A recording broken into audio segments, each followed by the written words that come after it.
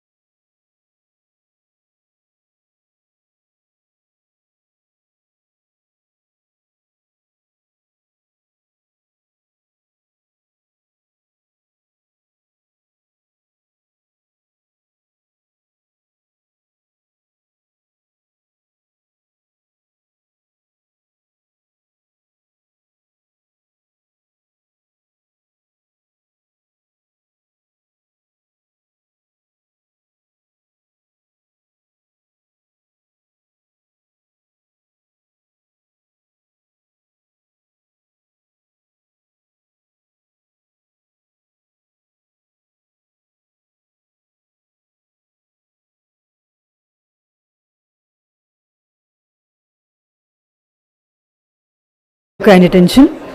I would request everybody to kindly settle down. We are ready to go ahead with the proceedings of our workshop. Ladies and gentlemen, requesting everybody to kindly settle down as soon as possible. I would also request for all mobile phones to be kept on to silent mode.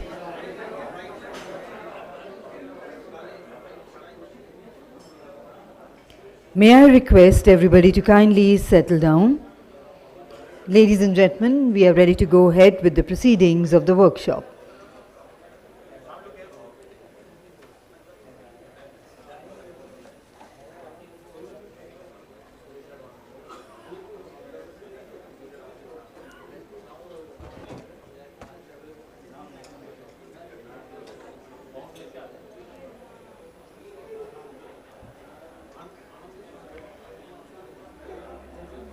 May I also request for the exit doors to be closed and all mobile phones kept on to silent mode. Thank you. Namaskar and good morning. Honorable Chief Guest, Dr. P.K. Singh Ji, Agriculture Commissioner and Chairman, Registration Committee, Ministry of Agriculture and Farmers Welfare. Our guest of honor, Dr. Amit Sharma, Director Science and Standards, FSSAI, Ministry of Health and Family Welfare. Eminent dignitaries, special invitees, senior officials, our international experts, industry members from agrochemicals and agriculture sector, experts and stakeholders, ladies and gentlemen. A very warm welcome to the workshop on the crop grouping principles for establishment of national MRLs, organized by CropLife India. Ladies and gentlemen, the CropLife India is committed to advancing sustainable agriculture, and it is an association of 70 R&D driven member companies in crop protection. It is a leading industry association of both Indian and global R&D driven crop science organizations. Today, we have gathered here for this important workshop on crop grouping principle for the establishment of national MRLs. The concept of grouping aims at combining the crops into a group or subgroup to facilitate the use of agrochemicals in as many crops as possible. And now to begin the proceedings of the inaugural session, may I invite for the lamp lighting our Honorable Chief Guest, Dr. P.K. Singh, Agriculture Commissioner and Chairman, Registration Committee, Ministry of Agriculture and Farmers Welfare. Our guest of honor, Dr. Amit Sharma, Director Science and Standards, FSSAI, Ministry of Health and Family Welfare. Dr. Archana Sinha, Secretary General, Insecticide Board and Registration Committee, Ministry of Agriculture and Farmers Welfare. Dr. J.P. Singh, Plant Protection Advisor, Ministry of Agriculture and Farmers Welfare. Mr. Ricky Ho, Director Science and Regulatory Affairs, CropLife Asia. Dr. P.G. Shah, Chairman Scientific Panel on Pesticide Residue, FSSAI, Ministry of Health and Family Welfare. Mr. Rajbir Rathi, Director, CropLife India, Head Public Affairs Science and Sustainability Biocrop Science. Mr. David Lunn, ex-JPMR Assessor, ECChem Residue Scientist, Ministry of Primary Industries, New Zealand. And Sri Rajesh Dhawan, Lead RAG CropLife India Head, CP Regulatory India and Senior Regulatory Expert, Syngenta. And let's put our hands together on the ceremonial inauguration of today's workshop.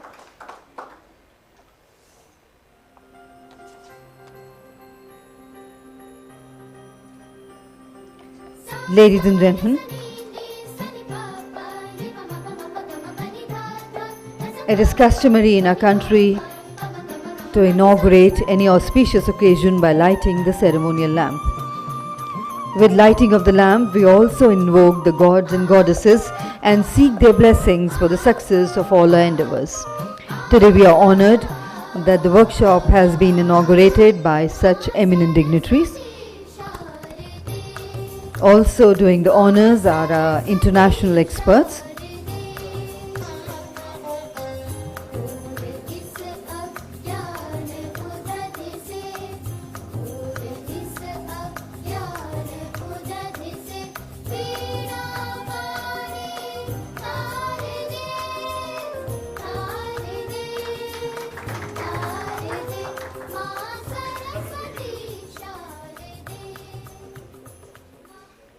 And let's once again put our hands together on the ceremonial inauguration of today's workshop. Thank you. I invite our dignitaries to kindly take their seats on the stage. Honorable Chief Guest, Dr. P.K. Singh. Guest of Honor, Dr. Amit Sharma. Dr. Archana Sinha. Inviting Dr. J.P. Singh. Inviting Mr. Ricky Ho. Dr. P.G. Shah. Inviting Mr. David Lunn.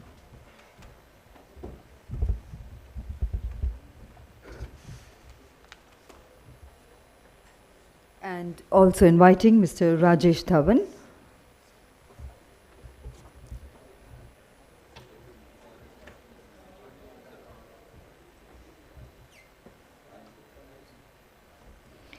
And I would also invite Mr. Rajiv Rathi to kindly join our dignitaries on the dais, please.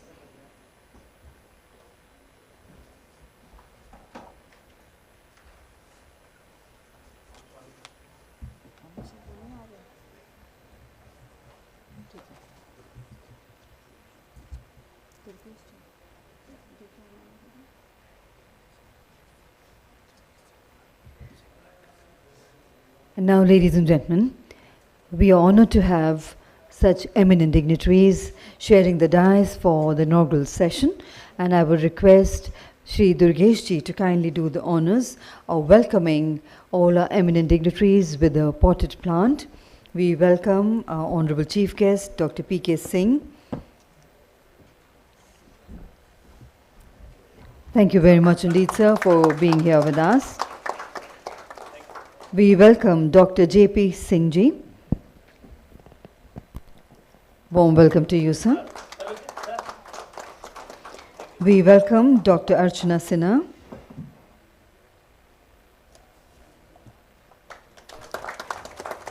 We welcome Mr. Ricky Ho.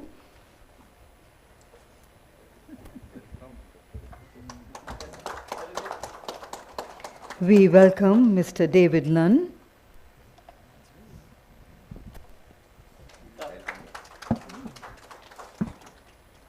We welcome Dr. P.G. Shah.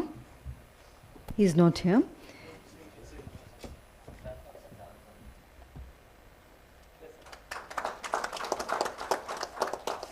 And we welcome Mr. Rajiv Rathi, sir.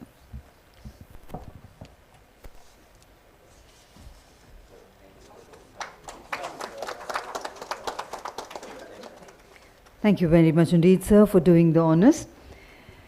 And now, ladies and gentlemen, to begin the proceedings of the workshop with his welcome address, I would like to invite Mr. Rajbir Rathi ji, Director CropLife India, Head Public Affairs, Science and Sustainability, Biocrop Science. Let's put our hands together to welcome sir.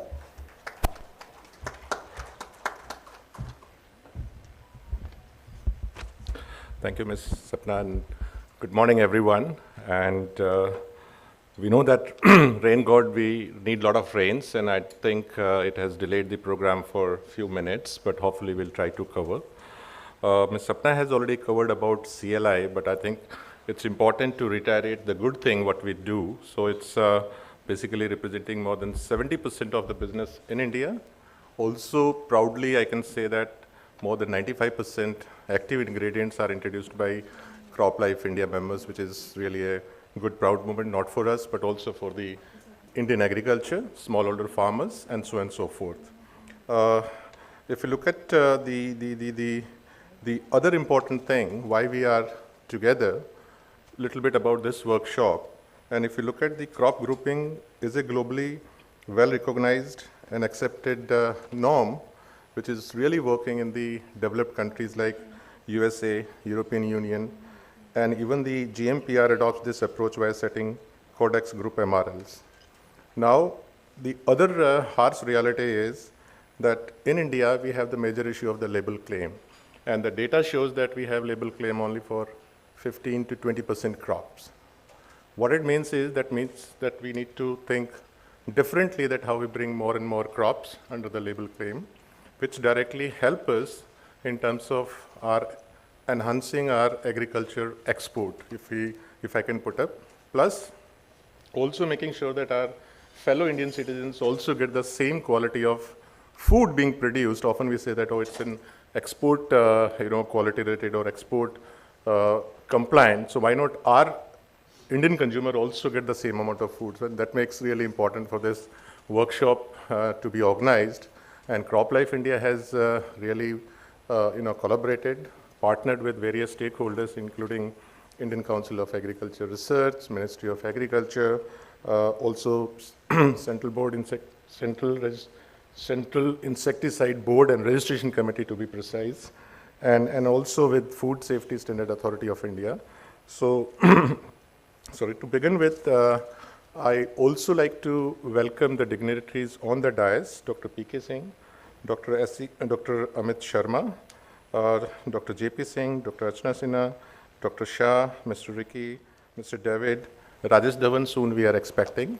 And also I would like to welcome the directors from various institutes like Indian Institute of Pesticide Formulation Technology, other scientists as well from IPFT, Director and Scientist of Toklai Tea Research Institute, who has come all from the Far East, Director, United Planters Association of South Asia, Tea Research Foundation,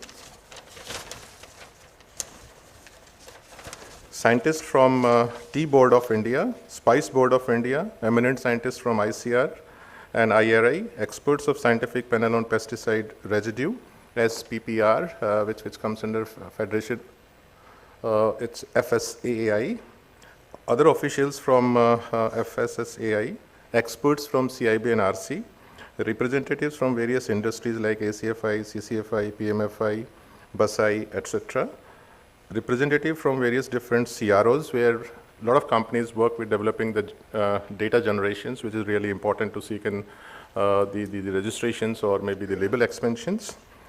Friends from media and my industry colleagues from the different companies. And I think it's a really good time, and no time is late for such important topic, and we have the galaxy of the eminent scientists. And throughout the day, let's try to deliberate on the key issues and what needs to be done, more specifically on how we achieve the objectives of the workshop today. So with that, I again welcome everyone, experts on dais and people in the audience. Sapna, back to you for the next proceeding programs. Thank you very much indeed, sir, for those warm words of welcome and for setting the tone for today's workshop. And now, to present and highlighting the importance of crop grouping concept, I have the privilege in inviting Dr. P.G. Shah, Chairman Scientific Panel on Pesticide Residue, SPPR, FSSAI, Ministry of Health and Family Welfare, to kindly give his introductory remarks. Let's put our hands together to welcome sir.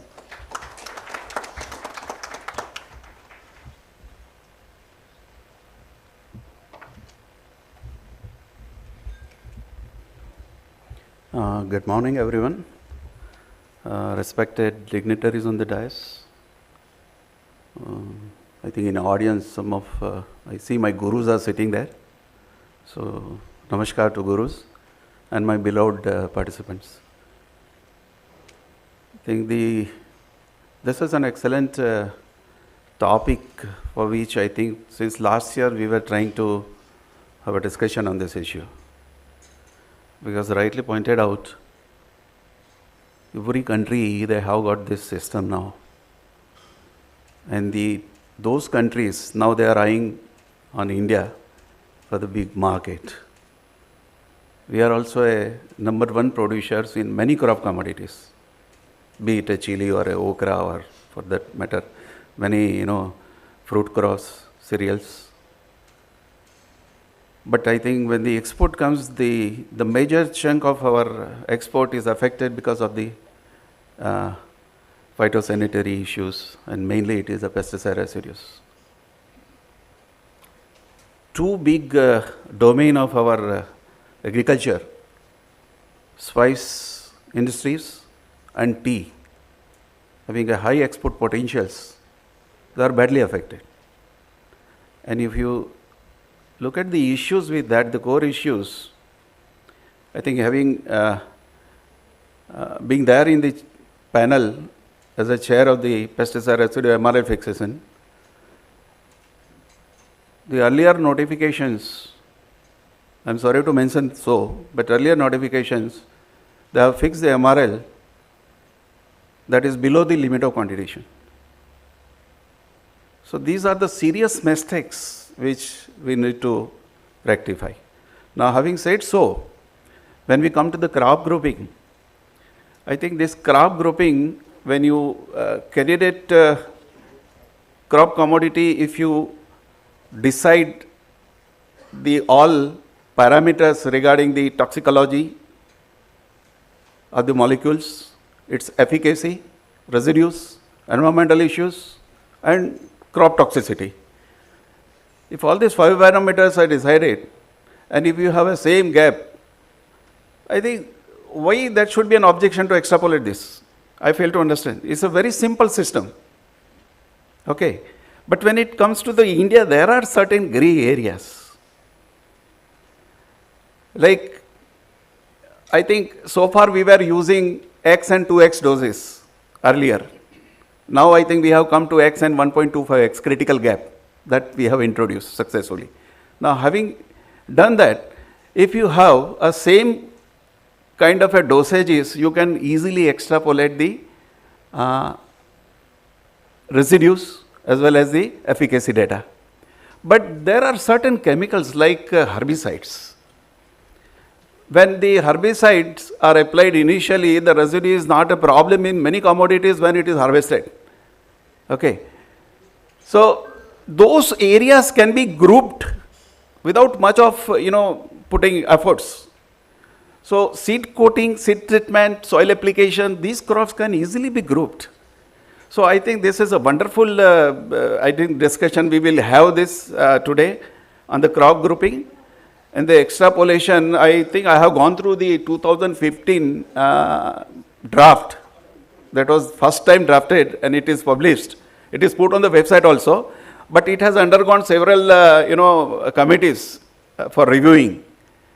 Now, if you look at that crop grouping draft, they have nicely grouped the things, but modalities are not reflected in that. I mean, what crop grouping for insecticide, for fungicides, for herbicides, there should be a check parameters, whether candidate commodities can, if it is find out the efficacy and the residues, what are the parameters which can be extrapolated for? So those modalities has to be done it, and once we do it, I think we should not have, because it is almost a decade. It's going to be 10 years. And any standards, I think my granddaughter has gone to the school and she knows what is pesticide now. When the draft was prepared, she was not born. So such a long time, I think it is very easy because India has not revealed any single molecule for pesticide. Those countries, what they have done for so many years, the standards can easily be adopted with the perspective of our conditions agriculture scenario. And why it should take so much of time. So my humble request will be now onwards, I think we don't have to wait. We have got a positive signal also. We'll be justifying that implementation. Once we do it, I think our panel job will be very easy. Our panel job very, very easy to extrapolate the things. And today, most of the universities, they are struggling. Like, for many crops, there are no, label claims. So how to justify? And as per the rules, we cannot, give in writing also. We cannot brief them that you go and spray this if you have these problems. So these are certain issues which needs immediate attention. So I hope with the August gathering, we will be able to justify this today. Thank you. Thank you very much. Thank you very much indeed, sir, for sharing the importance of crop grouping concept. And now, ladies and gentlemen, to present the objectives and agenda of the workshop, I have the privilege in inviting Mr. Ricky Ho, Director Science and Regulatory Affairs, CropLife Asia. Let's put our hands together to welcome sir.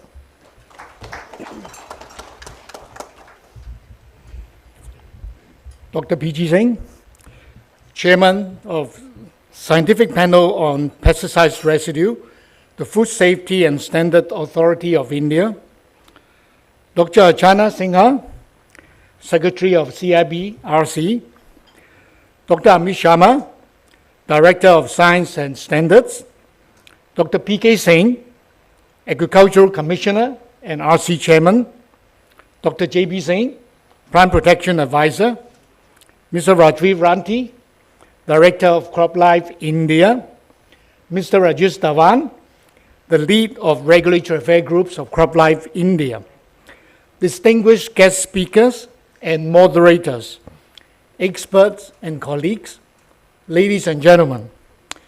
A very good morning to all of you. Together with my colleagues from CropLife India, I would like to welcome you to the workshop on crop grouping principles for the establishment of national MRLs hosted by CropLife India in close collaboration with CropLife Asia.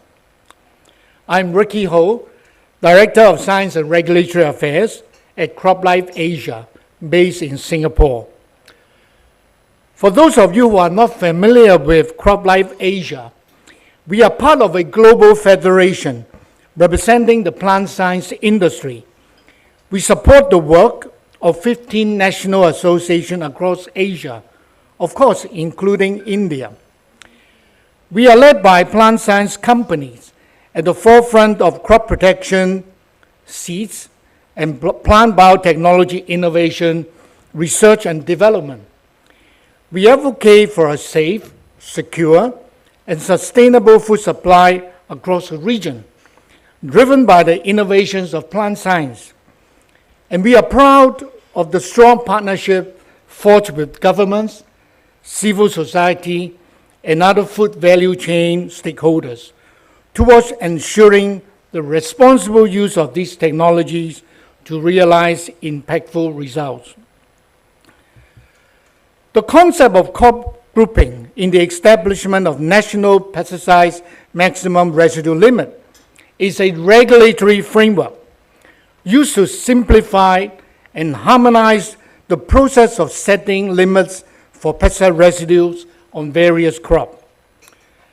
Crop grouping involves categorizing similar crops together so that residue data from one or more representative crops can be extrapolated to all crops within the group. The approach is based on the similarity in growth habits, edible parts, and pesticide use patterns among the crops within the group. The key aspect of crop grouping for MRL establishment can include the following. 1. Representative crops. Within each crop group, certain crops are designated as representative crops. These crops are selected based on their similarity in residue behavior to other crops in the group. Residue data obtained from representative crops are used to establish MRLs for all crops within the group. 2. Groups and subgroups. Crop groups are often divided into subgroups to account for variation in pesticide residue behavior.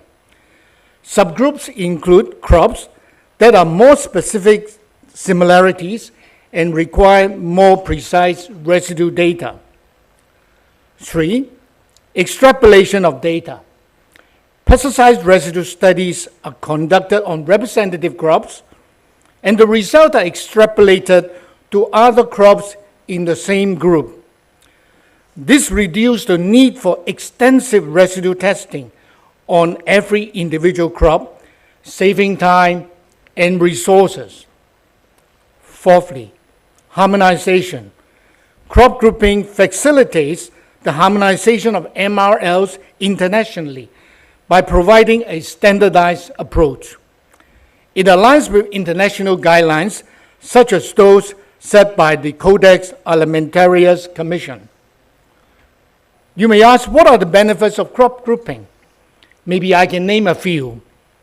1. Efficiency.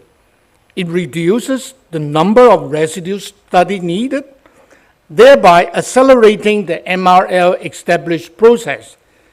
It helps regulatory authorities manage resources more effectively. 2. consistency. It provides a systematic approach to setting MRLs, ensuring consistency across different crops and regions. It also facilitates trade by reducing discrepancies in MRLs between countries. 3. Cost effectiveness. It lowers the cost of pesticide residue testing for regulatory authorities and the agricultural industry. And it reduces financial burdens on smaller producers who may not afford extensive testing. National regulatory authorities typically adopt the crop grouping concept in alignment with international standards, such as those from the Codex Alimentarius or other regional guidelines. In conclusion, the crop grouping concept is an integral part of the pesticides regulation framework that helps streamline the establishment of MRLs for various crops. It enhances efficiency, consistency, and cost effectiveness in pesticides residue management, benefiting regulatory authorities, the agricultural industry, and the consumer. So today, we are very pleased to have Mr. David Lun, who was an ex-FAO Codex JMPR assessor, AgChem residue scientist, Ministry for Primary Industries, New Zealand, to share with us how in practice in JMPR is actually using the crop grouping concept in setting Codex MRL. He will also run some case studies to create a better understanding. In addition, we also have Mr. Alan Nordin, who has worked as the former Executive Director of Registration Management in the Australian Pesticides and Veterinary Medicine Authority. During Alan's time with the Australian Regulatory Agency, or what is known as APVMA, he worked with many agricultural industries seeking crop protection solutions for minor crop and providing those industries guidance through the regulatory process. We are glad that today he will share his insights and some ideas on minor crop management from a regulatory point of view. We are glad to hear that India has been looking to implement the concept of crop grouping in the establishment of national pesticides maximum residue limits in India to simplify and harmonize the process of setting limits for pesticide residue on various crops. Many scientific exchanges and discussion have been done in the past couple of years. We hope that through further exchange today, we can help support India to progress in implementing the concept of crop grouping in the establishment of national pesticide residue limit in India. In this regard, we from CropLife would commit ourselves to work alongside you for the ultimate benefit of the farmers we serve, the consumer whom we protect, and the global crop trade that we facilitate. So with this, may I wish all of us a very productive meeting and interaction today. Thank you very much.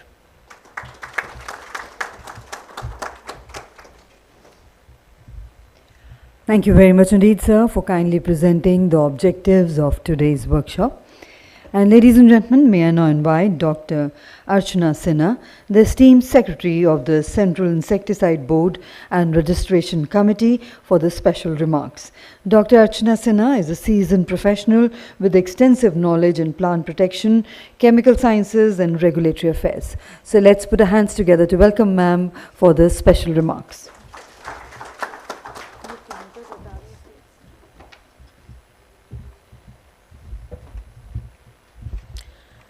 Good morning, dignitaries on the dais and also in front of dais. First of all, I would like to congratulate CropLife India for this timely workshop on crop grouping for establishment of national MRLs. This is such a topic which was quite long pending, and it's a very timely workshop. And it seems regulators are also ready with their some reports and recommendation, which will be soon deliberated as and when it will be put up in front of registration committee. And as you all know, this whole registration process, this crop grouping is so important and for the MRL fixation issue, that even after completing the whole registration process, registration certificate is lifeless without MRLs. So definitely, by adopting this MRL, crop grouping report, we will be moving a bit forward in improving this regulatory affairs. And as you all know, as Mr. Hu also informed about the benefits of crop grouping. Definitely, it will address the issue of off-label pesticides, which India is facing, and also expedite the MRL fixation for minor crops. It will be taken care of. And one challenge I would like to pose from this platform, that it should be not kept as a one-time process. In fact, this process should be dynamic, and in due course of time, in near future, say in a span of 5 years or 6 years, definitely the impact it is making, the impact of adoption of crop grouping should be assessed by all, keeping this in mind, that to add or delete in the process of fixation of MRL, and where exactly we are heading to. Like Dr. Shah also said, the moralities are also important to be kept in mind while data generation. So with this remark, I again congratulate CropLife India for this workshop. Thank you.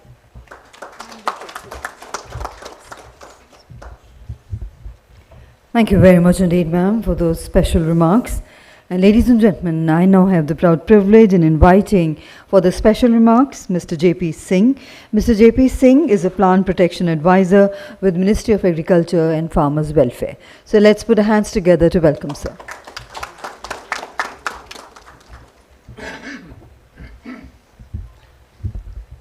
Very good morning, everyone. Respected dais, dignitaries from different departments and industries. This is a very, very important topic we are discussing since 1 decade. I think we have started this topic in back 2015 during 360 RC. Almost 9-10 years passed. Though we made a lot of progress into this, but now this is the high time to understand, because India is exporting almost 600 plus commodities to almost 150 plus countries, and similarly importing thousands of commodities, plant and plant materials from more than 160 countries. It includes 55 to 60 fruits and vegetables, cereals, tea, coffee, and medicinal herbs, other primary produce. And when we see the label claim, it is I think available on less than 100 agriculture crops or horticulture crops. So still there is a huge gap where we find that a lot of, you see, challenges, trade challenges are there. Not only trade challenges, but sometimes we need to face this as a technical barrier on trade. And most of the countries found it easy to put us in difficulty when we really want to make a progress. So, considering the scientific principles, of bioefficacy and safety residue, considering the safety of all these, this is the high time to extrapolate all these scientific data and expand this, you see, label expansion, because you know off-label pesticide, there are the great challenges in most of the states now. And farmers, when they, because as a farmer, if we see, if we don't have alternatives, what we do, where we go.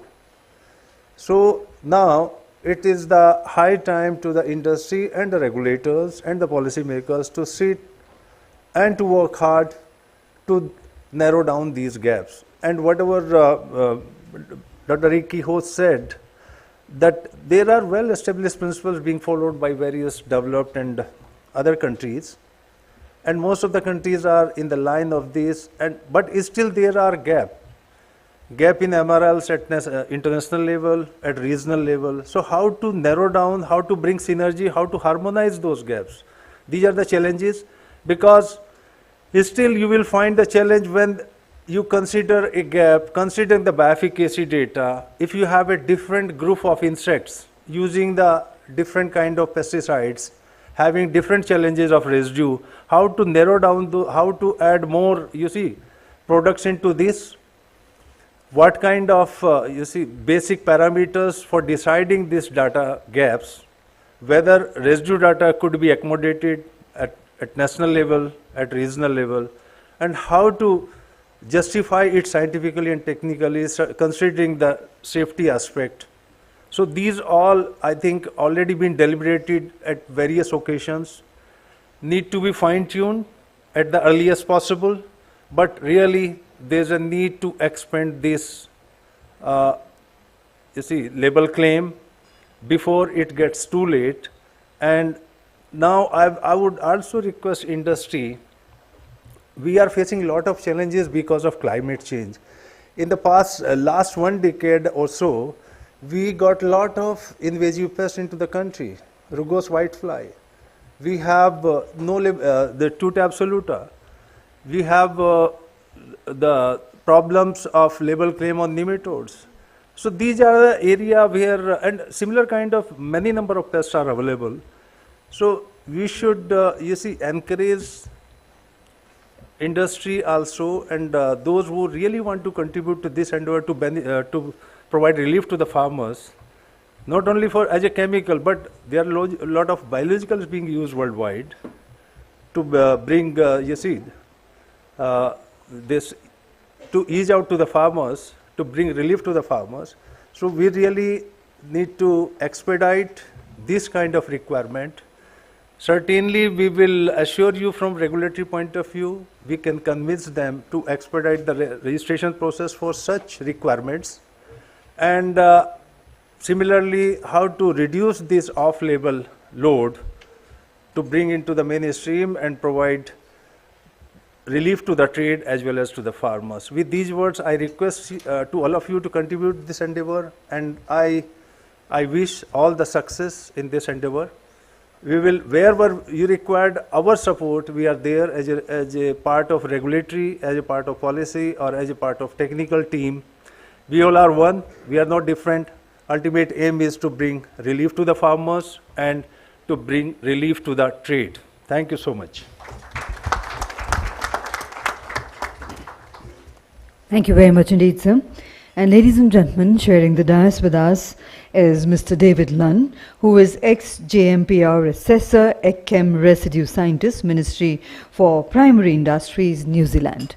And it is an honor to invite him to kindly address the August House. Let's put our hands together to welcome sir.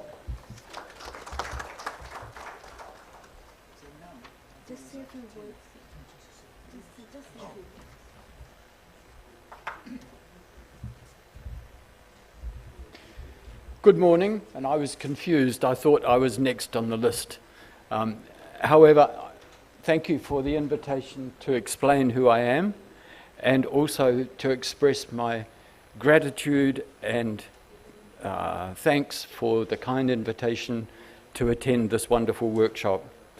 I think it's a privilege and an honor to be here, and I think I'm not sure what else to say except thank you so much. As a background, I've been working in the area of pesticides for nearly 50 years with the government departments in New Zealand. For the first 10 to 15 years, I was involved in the pesticide registration area. First of all, as a registrar, or later on as a registrar, so the official in registering the products. Then concentrating more on pesticide residue analysis, assessment, MRL setting in the New Zealand context. When I got a little bit bored with that, I switched over into just looking at the pesticide residue component, particularly for export crops. So a lot of my work was involved in checking export residue limits for from our trading partners and giving advice to our export growers as to what chemicals they should use and how they should use them in order to meet their trading partner requirements. And then I retired, and now I'm back again. I'm now back employed with the Ministry for Primary Industries about 1 day a month. So it's a very short employment to get around the difficulties with limits to contracting and consultancies. During my time with the Ministry in New Zealand, I've been involved in the Codex Committee on Pesticide Residues for nearly 30 years. And on the JMPR, the Joint Meeting on Pesticide Residues, which is the advisory group that recommends MRLs to Codex for adoption. And I've been on that panel for nearly 20 years. So I've seen the development of the Codex crop grouping system. I've seen how the representative commodity approach is working, and I've worked with JMPR to elaborate and to use as much as we can that concept of representative crops and crop grouping for setting group MRLs. So hopefully later on today I'll be able to share with you some of my experiences, and perhaps in the case studies later on we can get together with the workers down the back to talk about all the nuts and bolts and how it works. So with that brief introduction, once again, my thanks to my distinguished officials and colleagues, and I look forward to a wonderful day in New Delhi. Thank you.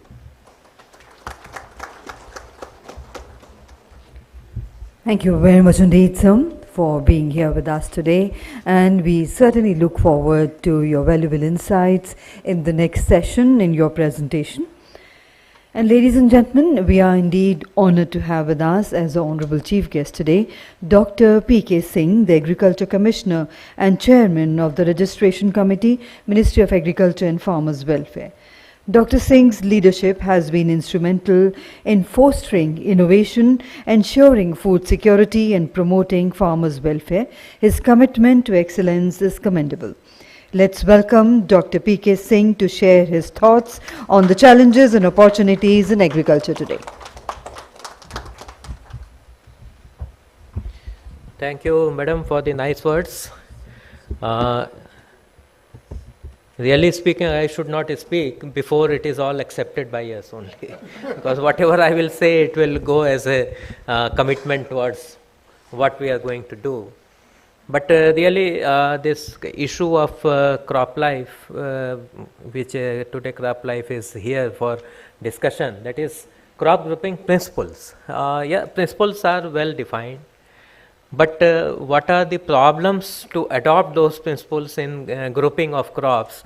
That is more important, and I think those discussions are much more needed here, because in India, as we all know, that we have a number of climatic conditions, right from temperate to tropical and subtropical, more rains, more than 3000 mm rains to 500 mm rain. So, lot of conditions are available.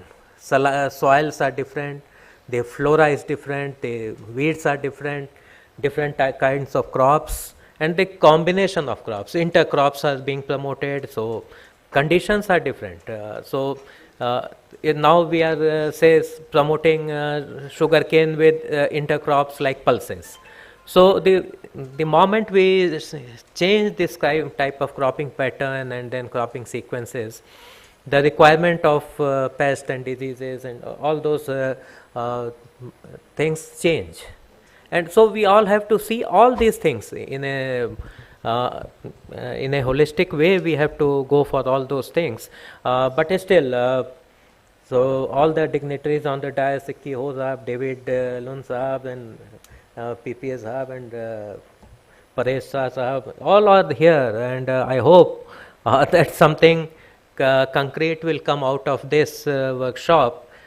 Although we have done a lot in this direction, and there was a committee under the chairmanship of former ADG Plant Pathology, Dr. Dubey Saab, and now he is Vice Chancellor, so that the things are a little bit delayed due to his joining as Vice Chancellor.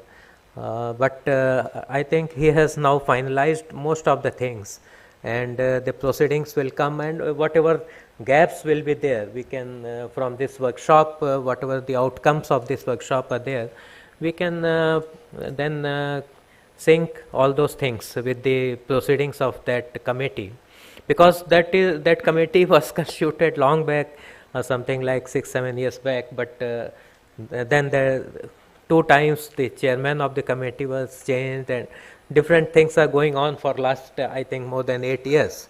So, but yeah, it is important. Then some I think issues will be coming up, like how we are going to legally adopt all those things. I think FSSAI is here, so they can say that yes, we will take up all those things. Actually, they have to adopt whatever the commitments we are making here. FSSAI has to adopt that. That MRLs, no, still it takes a lot of time to get the MRLs from that panel and all those things. But we hope that in future all the things will be aligned, and then this process will be more smoother, and the certificate issuance of certificates along with crop groups. There also one day we had a meeting at NAS, and someone raised that issue that if the applicant company applies for only one crop, then what will happen? So such kind of subsidiary issues are going to come. Whether the applicant company wants to adopt all the groups, he wants to go for all the crops in the group, or they want just one crop out of that. Yeah, the cases may be there. So let us see how we are going to resolve all those. But it is high time to adopt the proceedings of the crop grouping committee along with such workshops. I think number of workshops have been organized earlier also, and then let us sync all those and make a final whatever is to be adopted by the registration committee. So I hope that by the evening we will be more intelligent, we will be more knowledgeable, and then these groups we can be able to adopt by the next RC meeting. So that commitment I can give, that the moment these things will become in the next meeting, definitely we will discuss it and then try to adopt it, so that now no more time is wasted in such kind of studies and such kind of investments. And return to investment should be much more once these things will be adopted. Thank you all for that. Thank you very much indeed, sir, for that insightful keynote address, and also for the inspiration and motivation we got from you. And now I would like to invite Mr. Rajesh Dhawan. Mr. Rajesh Dhawan is the lead RAG CropLife India and head of Regulatory India and senior regulatory expert with Syngenta. May I invite you, sir, to kindly close the proceedings of the inaugural session by proposing a few words of thanks.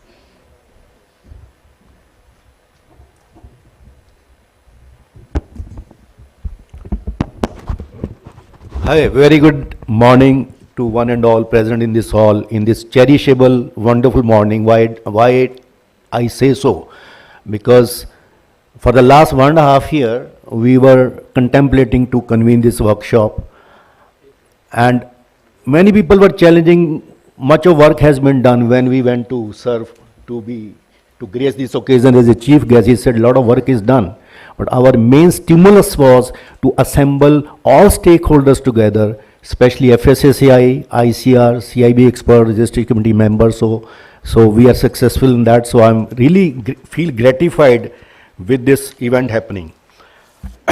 Now, this job of extending vote of thanks sometimes looks exciting, but very, very delicate. You can annoy anybody very easily if you miss out that name, which I will try to avoid that. And it's my proud privilege and pronounced pleasure that this opportunity given by organizing committee to extend vote of thanks. Firstly, I thank Dr. P.K. Singh ji, who has kindly agreed to be the chief guest of this event. He is handling multifarious functions. Agriculture Commissioner, he is chairman of Registration Committee, he is chairman of Central Biostimulant Committee. Still he could spare his time, sir. Thank you very much. Out of a very, very damn busy schedule. And you rightly mentioned there are going to some teething issues in the beginning. When any dispensation, any policy comes into, there will be some issues which will be country specific, but we have international experts, especially on dietary risk assessment, how it is done for Crop Group MRLs. So we are going to be enlightened, and we are there to handle in future whatever issue will come up. We are highly grateful to Dr. J.P. Singh ji, who could make it in spite of his very, very busy, tight schedule, and he has been always urging us to bring data bridging in a very, very rationalized manner, specifically bioefficacy. When you bridge data from representative crop to member crop, how bioefficacy data can be bridged. So his inputs have been always very, very valuable, sir, and thank you very much that this blueprint is ready, and finally it is needing the stamp of registration committee, and we are looking forward to that. Heartfelt thanks to Dr. Archana ji, Secretary CM and RC. We know she is always under tremendous pressure from industry, from different nook and corners to deliver license to sell. Everybody want it yesterday, not tomorrow. And in spite of that, she has made it feasible to grace this occasion. We really feel honored, madam, with your presence. And I know you are regretted for the afternoon session because of your busy schedule.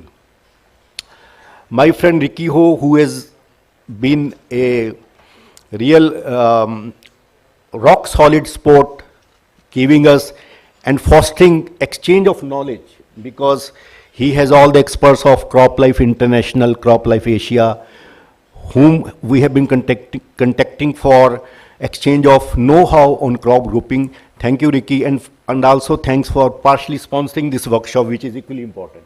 Thank you.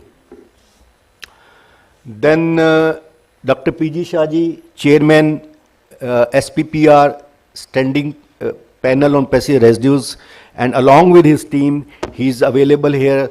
Thank you, Dr. Shah. We always cherish your thought-provoking builds and insights. We cherish that, and it becomes a food for thought, and we definitely look into, because your team is finally going to play important role on dietary risk assessment on crop group. Until now it was individual crops, so how it will be done, that David Loon is there with us and he will be guiding us. Then thanks David, coming all the way from New Zealand, and you have specially flown from there, and we have seen your presentation. It is very, very enlightening, and we know a lot of new principles of data proportionality, etc. You will be giving these new elements to the group, and that is going to be very, very useful.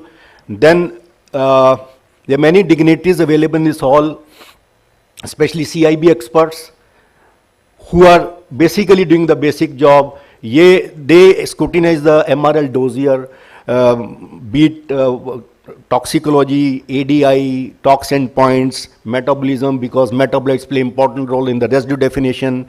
So thank you very much for making it possible, making it convenient to be here with us, sir.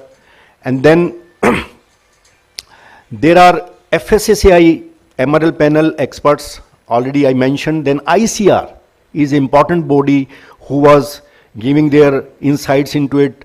We are happy that Dr. Vandana ji, Dr. Sharma ji, who has I think contributed quite a lot when committee was formed under Dr. T.P. Rajendra, Dr. A.K. Banerjee. So directly and indirectly he was sharing his inputs, and Dr.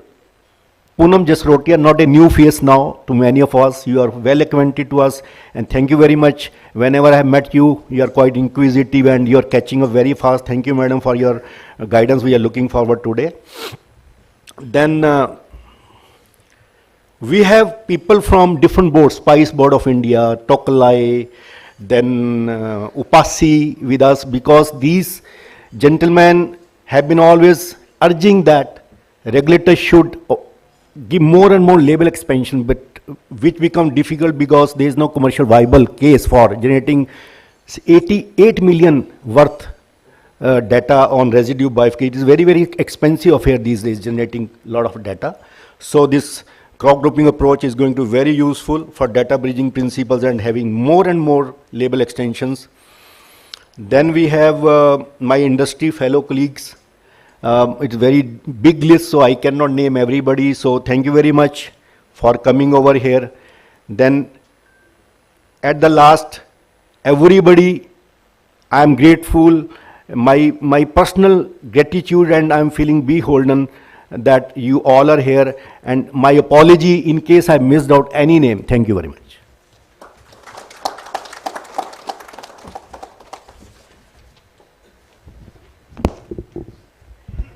Thank you very much indeed, sir, for proposing the vote of thanks and conveying your gratitude to each and everyone present here. Thank you once again. And now, ladies and gentlemen, as a token of gratitude and appreciation for all our eminent dignitaries for sparing their valuable time, for being here with us, and for sharing their valuable insights with all of us, I would request Director CropLife India, Mr. Rajveer Rathi ji, to do the honors of presenting a memento to our Honorable Chief Guest, Dr. P.K. Singh. Thank you very much indeed, sir. I would request you, sir, to also do the honors of presenting to Mr. J.P. Singh. Yes, sir. Thank you very much indeed. I would now invite Mr. Rajesh Dhawan to kindly do the honors of presenting a token of gratitude to Dr. Archana Sinha.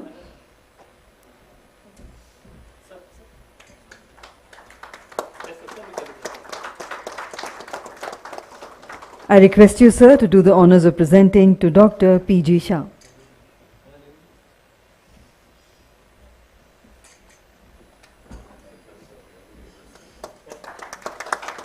Thank you, sir. May I invite Mr. R.D. Kapoor to kindly do the honors of presenting a token of gratitude to Mr. Ricky Ho.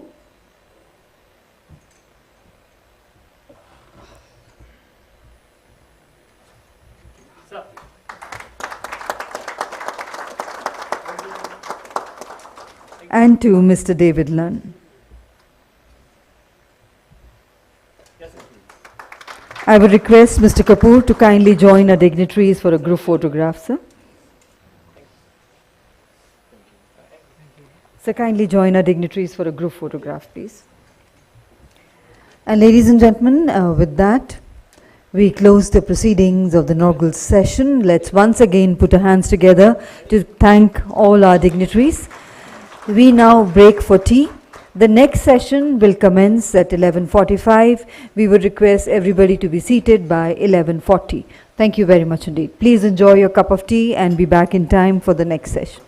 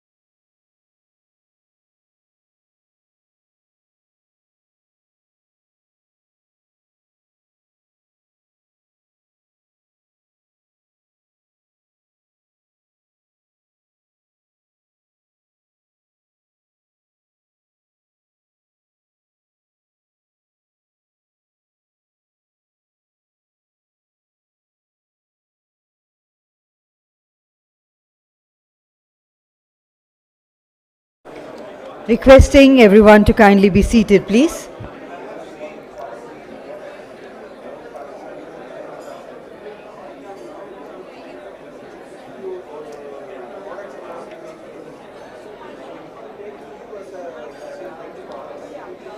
Ladies and gentlemen, requesting everyone to kindly be seated. We are ready to go ahead with the proceedings of the next session.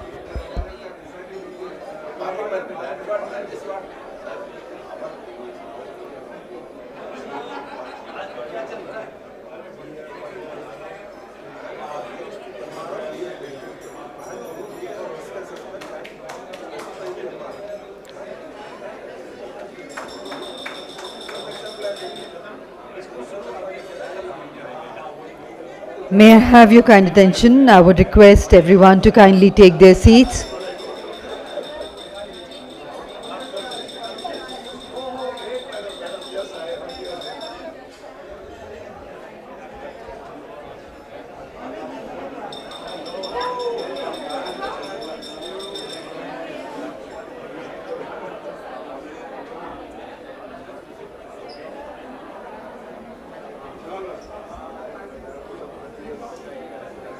May I once again request everyone to kindly be seated.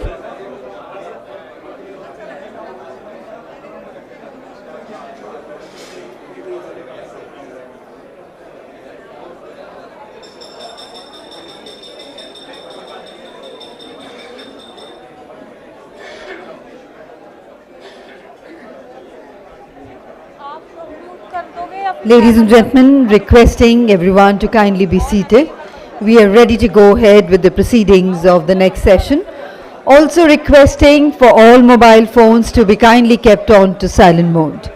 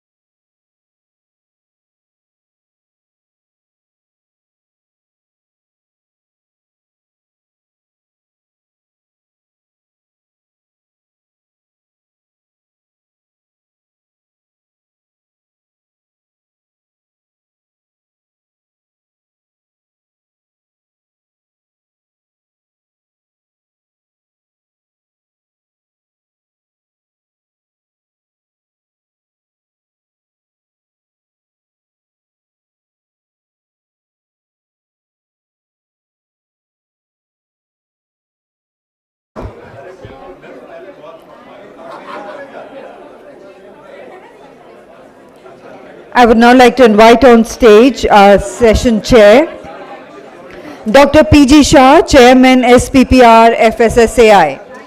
Let's put our hands together to welcome Dr. P.G. Shah on the stage, our distinguished chair. Also inviting eminent co-chairs, Dr. Kaushik Banerjee, Director, National Research Center on Grapes, ICAR. We invite our co-chair, Dr. T. Sunai Rajan, Assistant Director, ENTO, CIB and RC. Dr. Rajan is also one of our speakers in this session, and he will be speaking on Indian journey on crop grouping. And I would like to invite our eminent speaker for this session, Dr. David Lunn, ex-JMPR Assessor, Ag-Chem Residue Scientist, Ministry of Primary Industries, New Zealand. Warm welcome on the dais once again. And we also have a special speaker on this session, Dr. K.K. Sharma, ex-National Coordinator, ACR&P, in Pesticides Research, ICAR.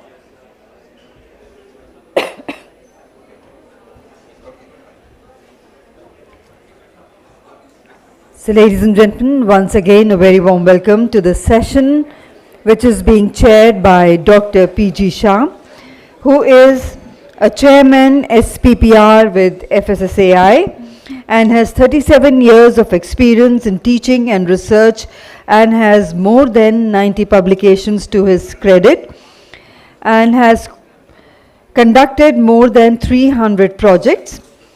And ladies and gentlemen, I would like to inform the time duration for the session is approximately 1 hour 30 minutes, which includes the opening and closing remarks by the chair, remarks by co-chair, and presentations by all our eminent speakers.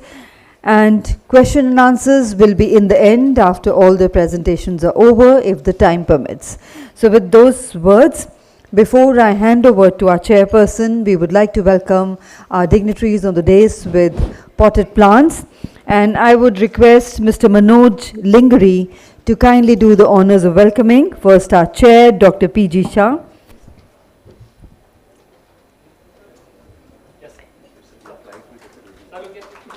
Thank you very much indeed, sir. We welcome Dr. Kaushik Banerjee.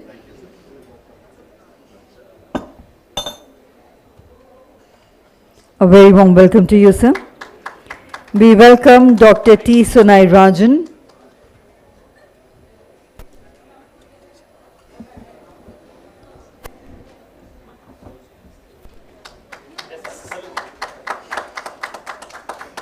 We welcome Dr. K.K. Sharma.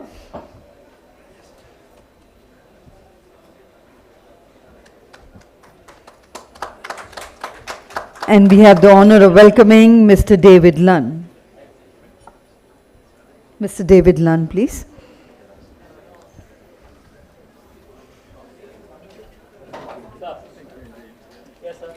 Thank you, Mr. Lingri, for doing the honors.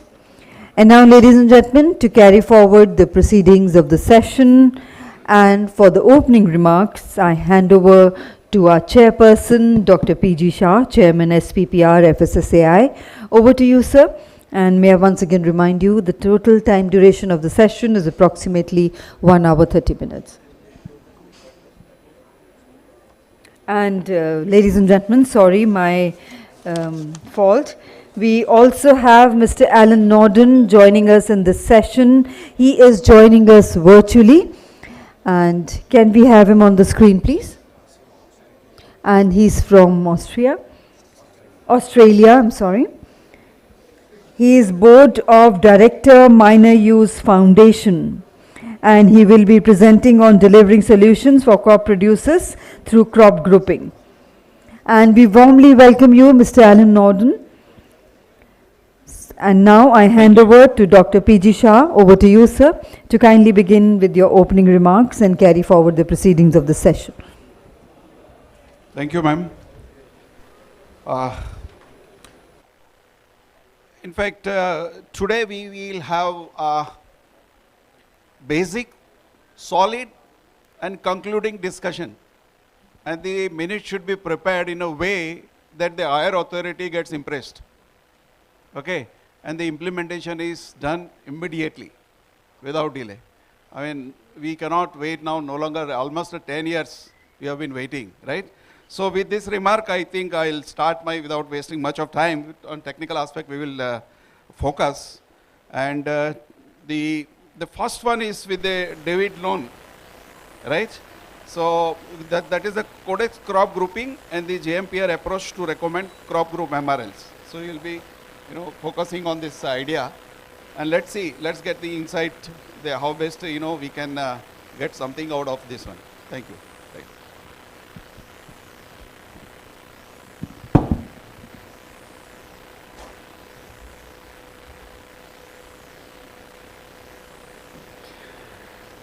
First of all, can I repeat and say thank you very much to the organisers for inviting me. It's a privilege and an honour. When I was asked to join this meeting, I thought there would be about 20 people in a small room, all talking technical MRLs and ADIs and ARFDs and NOELs and all those other wonderful abbreviations that we use in the pesticides area. To arrive here today, it's what we call in New Zealand gobsmacking. It's just astounding, and I just hope that I can meet your requirements, or at least try to. So, in my presentation, I will very, very briefly talk about crop grouping as such, because most of you are aware of that already. You've been working on it for 8 years. So what I would like to do is to touch very, very briefly on the crop grouping system as used in the Codex area, but then concentrate much more on how JMPR uses all the available data that we have in order to elaborate as many MRLs as possible by using the crop grouping system. And so if we could turn on to slide number 1, which was on the screen before.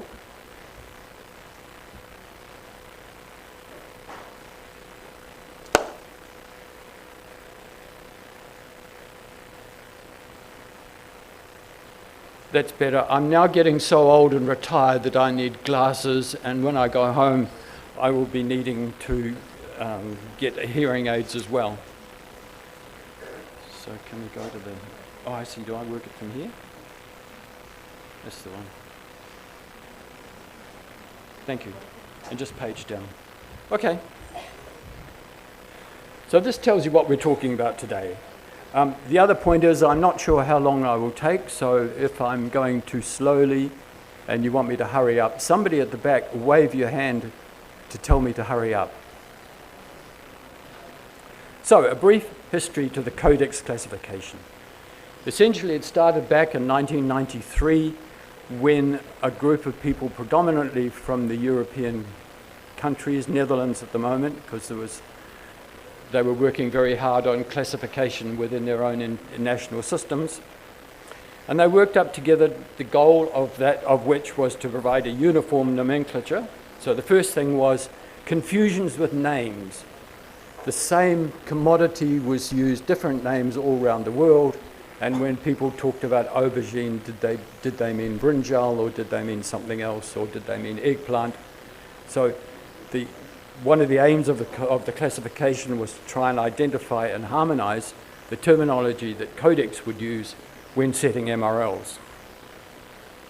The other key important thing that the CCPR and the Codex groupings tried to do was to describe the portion of the commodity for which the MRL should apply, whether it is the whole fruit, whether it's the whole fruit without the stone but calculated back as the whole fruit, whether it's edible portion only, whether it's with or without peel, all those various classifications, particularly so again there would be less confusion internationally when it came to testing and enforcing for MRLs.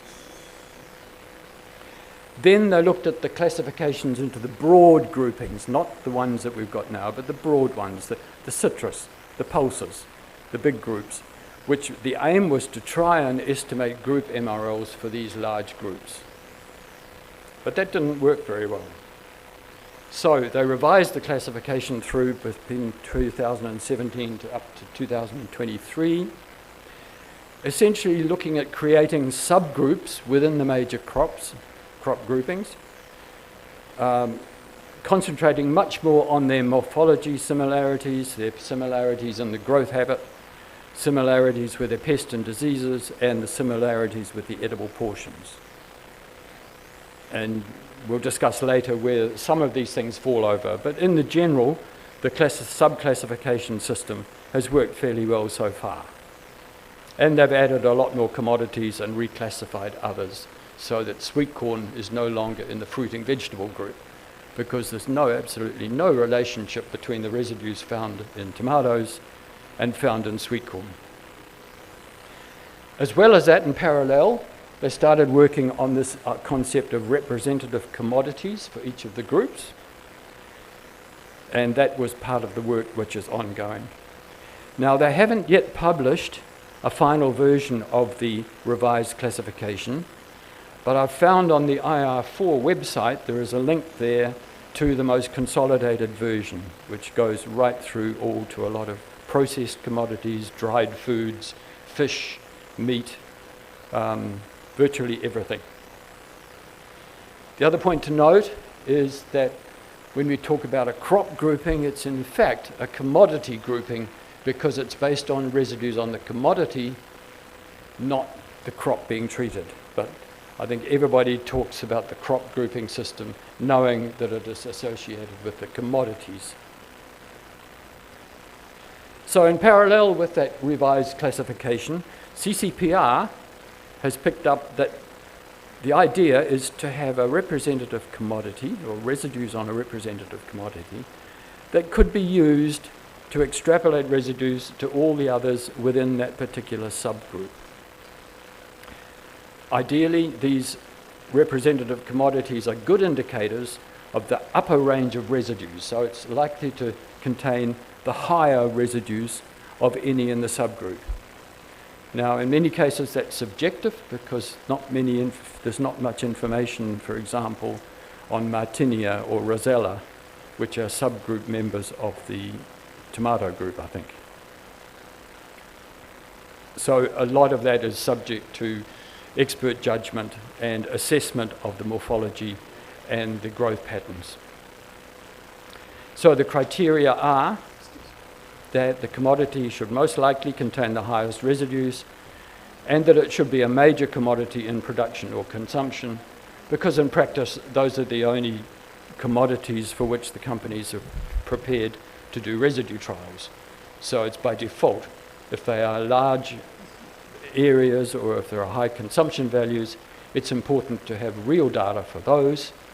And for those other minor commodities for which the consumption is relatively small, or the areas are relatively small, then the residue data can be extrapolated with an acceptable degree of error. However, in all cases, CCPR has said that the option for JMPR, we can use different representative commodities if we think it important. Now you'll see on the sample, on the table on the side of the screen there, I've highlighted kumquats in the lemons and lime subgroup.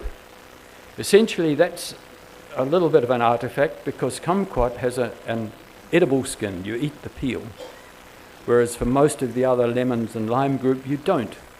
So that consistency with the edible portion has fallen over in this particular case.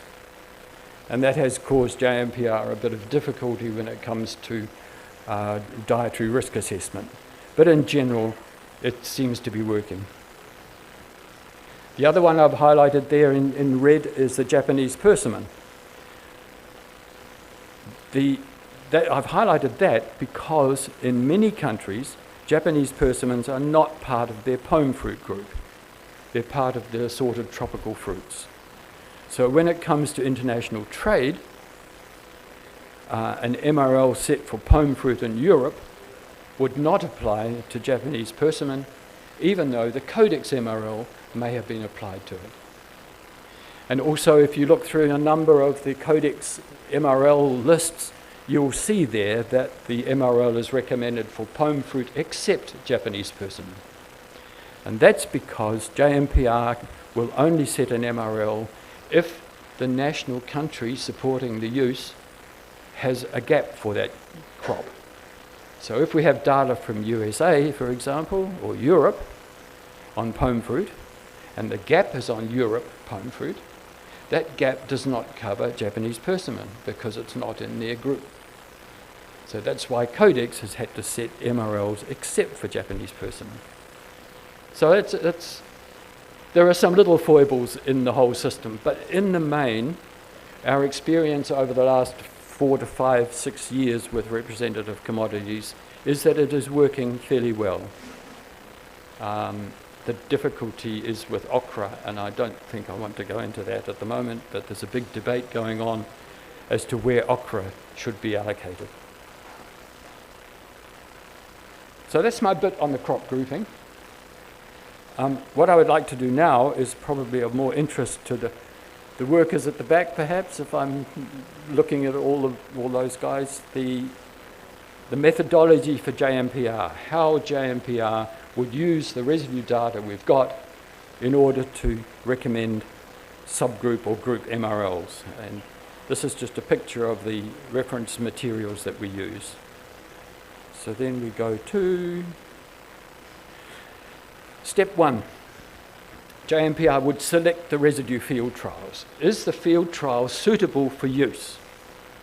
And that requires a vast amount of expert residue judgment by the assessor and also by the data generator to assess whether the available trials are representative, meaning do they cover the range of crop production areas and different climatic conditions, such as use in the wet season or use in the dry season?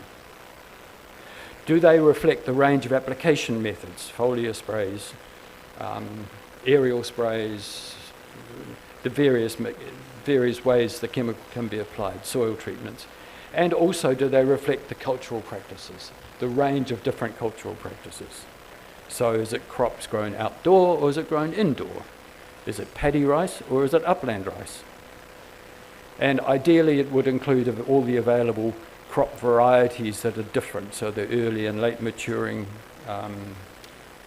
varieties of apples, for example, cherry tomatoes, field tomatoes.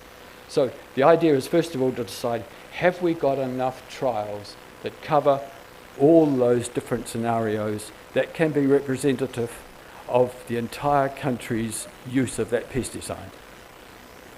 And that is a big challenge to everybody, and I think it's one that each national organisation, national government, needs to make its own value judgment as to how many trials or whether the trials are representative or not. Also important is that the residue trials are independent, meaning are they conducted at different locations. If you have a same trial and 2 trials in one location, they're not really independent because they're probably treated at the same time, the same day, with the same chemical, with the same calibration equipment, and the environment is virtually the same. So there are some exceptions to that if they are planted more than 30 days apart or treated 30 days apart, and if the crop varieties are such that the morphology is different, such as a very, very small mini apple or the large Granny Smith apple. More importantly, and most important, is that do the trials reflect the proposed gap?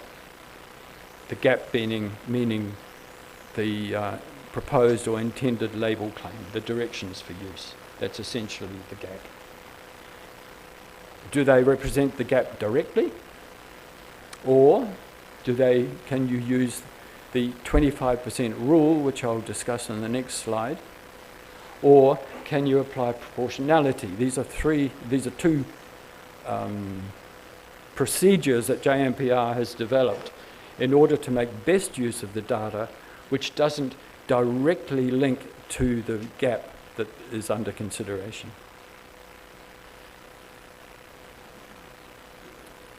So, if we have all these residue values, Essentially, JMPR will select one residue value from each trial where the treatments directly reflect GAP. The sampling interval matches the PHI, pre-harvest interval.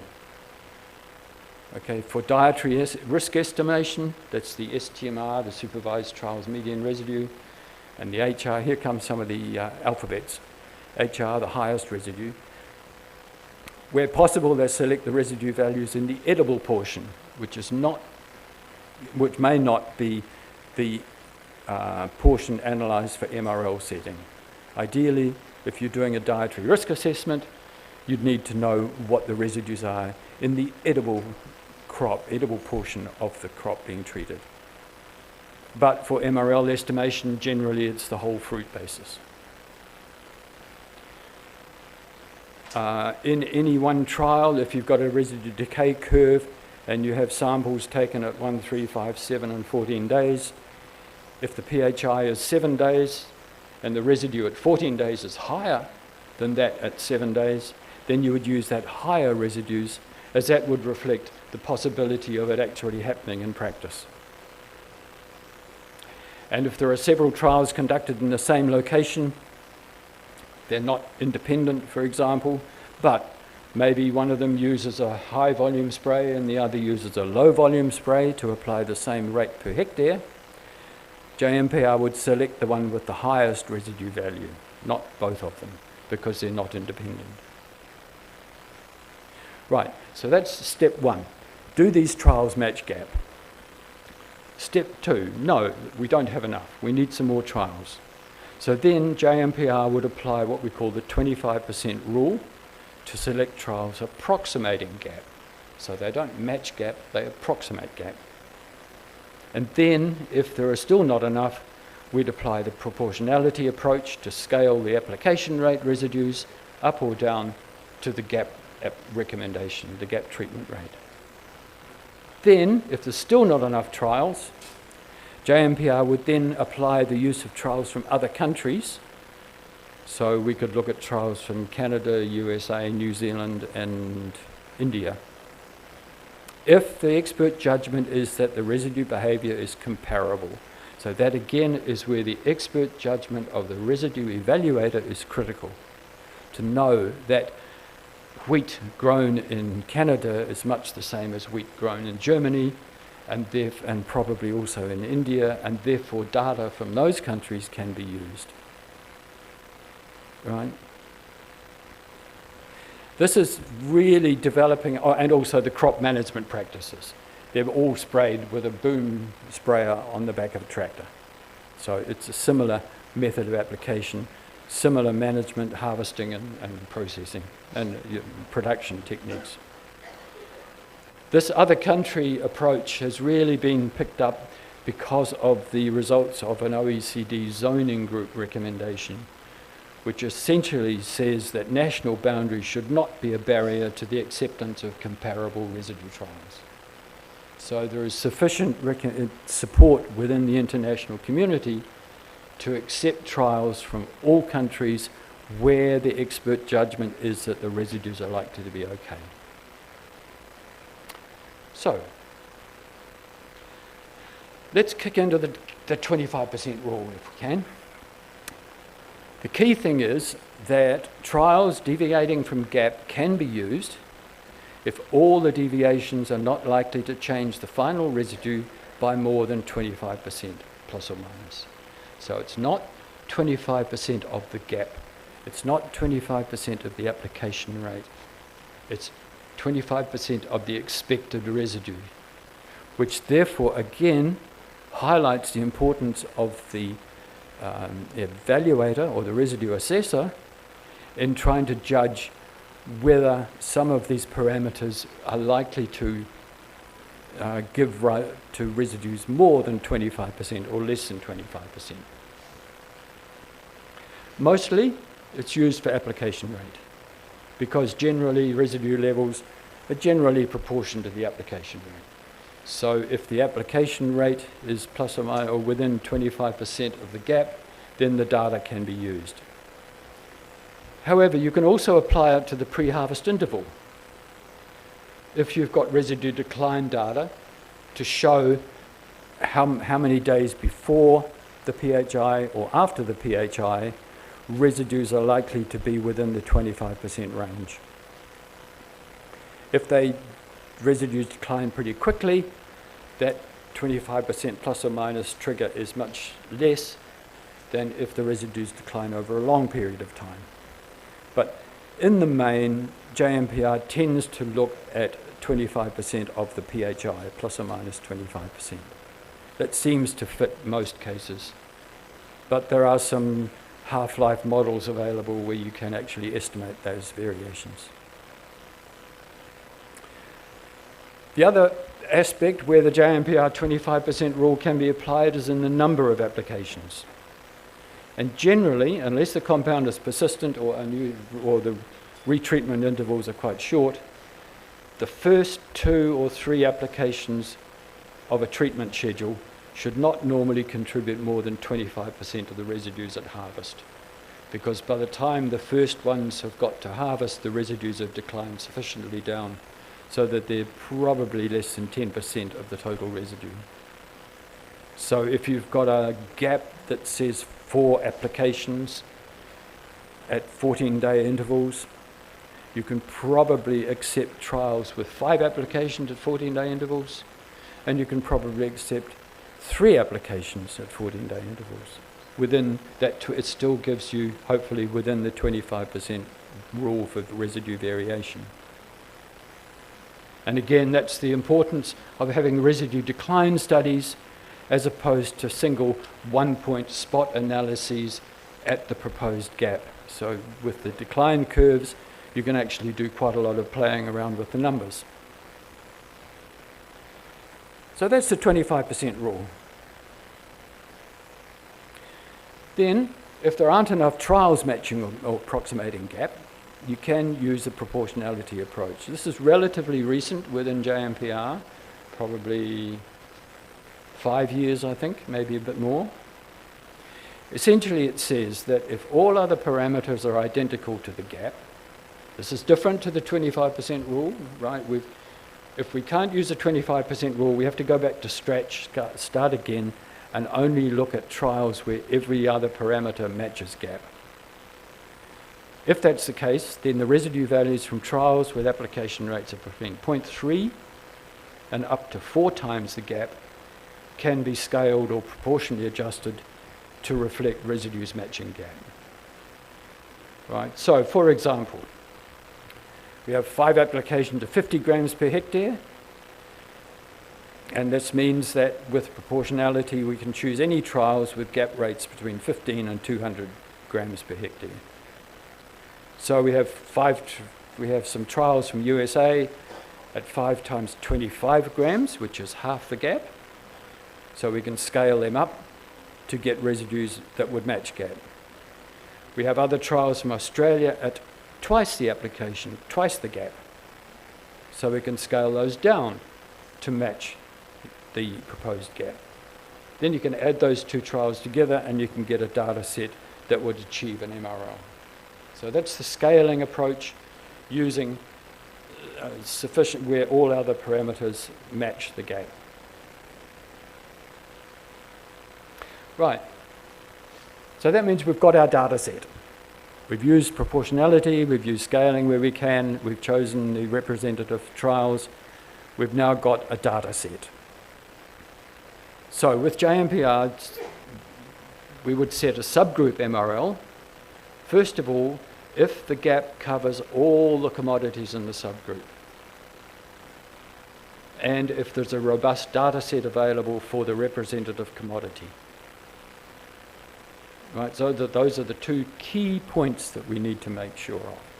The gap covers all the commodities, and there is a data set for one commodity, for a representative commodity, or 2. For example,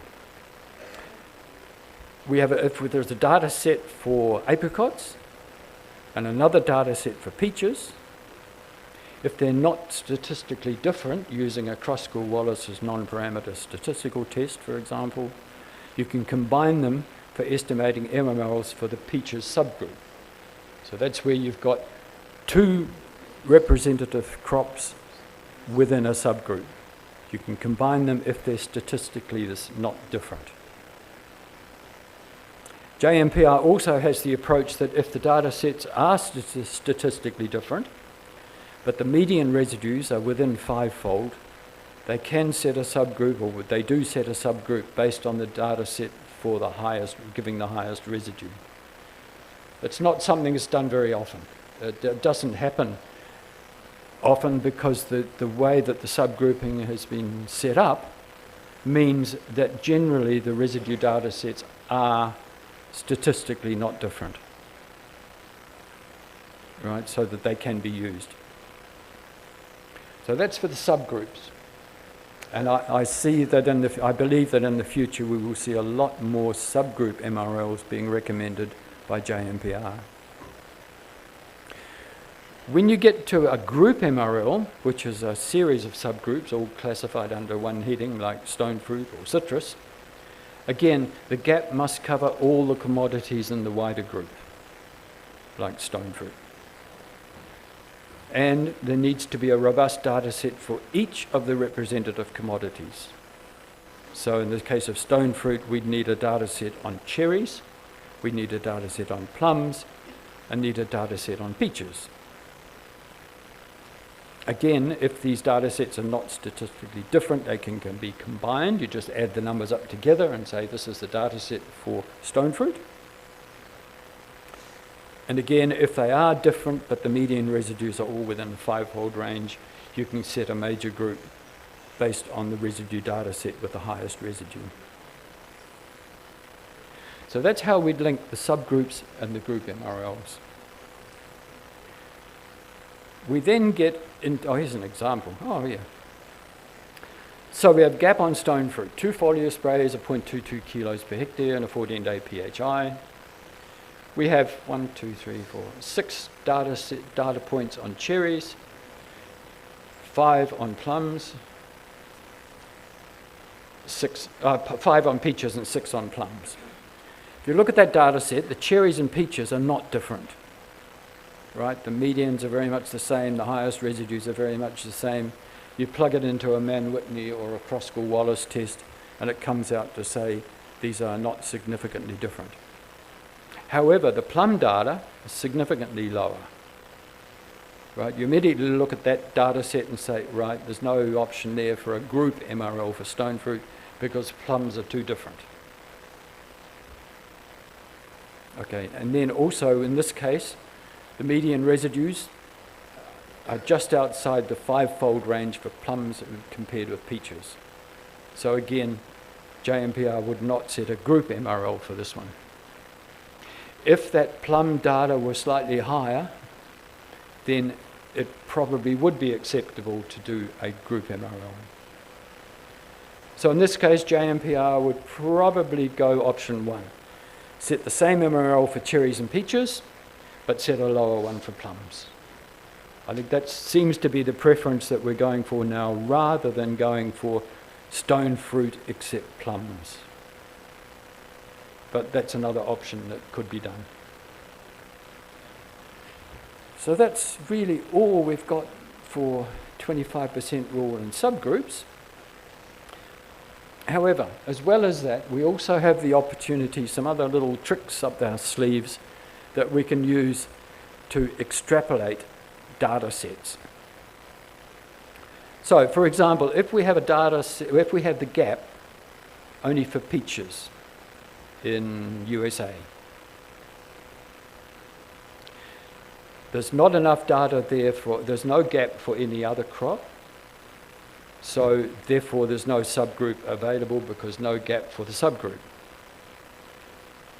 We've got some data on peaches there, listing residues, giving an MRL of 0.05. However, in this particular case, the EU defines a nectarine as a peach. So, again, this is where, again, we can pick up on these little things to say, right, so nectarines are covered in the European gap. So therefore, we can extrapolate the residue data from peaches to nectarines because they are within the same subgroup, and we have a robust data set for peaches. And the gap covers nectarines, so we can do peaches and nectarines. A similar one, we have gap in the USA for apples and pears. We only have trials on apples matching gap. However, because the gap is for apples and pears, we can extrapolate the apple data to support an MRL in pears, but not do a subgroup MRL because the gap in the US is not for the subgroup, it's only for apples and pears. So that's the extrapolation option if you don't have gap for the entire subgroup or crop group. Then the final option we can do is that if the gap only covers some commodities in a subgroup, and we've got data on 2 of those commodities already, we can combine them if they're the same, statistically. So this is where each individual one may not have a sufficient representative trials on its own. So, I mean, there's one example here, we've got beans, we've got 7 trials, and dry peas, we've only got 3. Now, 3 in the JMPR approach would not be a robust data set to recommend an MRL for dry peas. However, because both dry beans and dry peas are both within the same pulses subgroup, pulses group in Codex, we can use these data to mutually support MRLs for dry peas and dry beans. And in this case, we've also got some additional data on soybean as well. We've got 9 trials there. And because they are statistically the same, not different, we can combine them to set a whole group MRL. But the key point is that where you've got a limited number of data for one representative crop, and you have more data for another crop within the same group, you can, under certain conditions, combine those data together to get a robust data set to support each other rather than the subgroup, if you need to.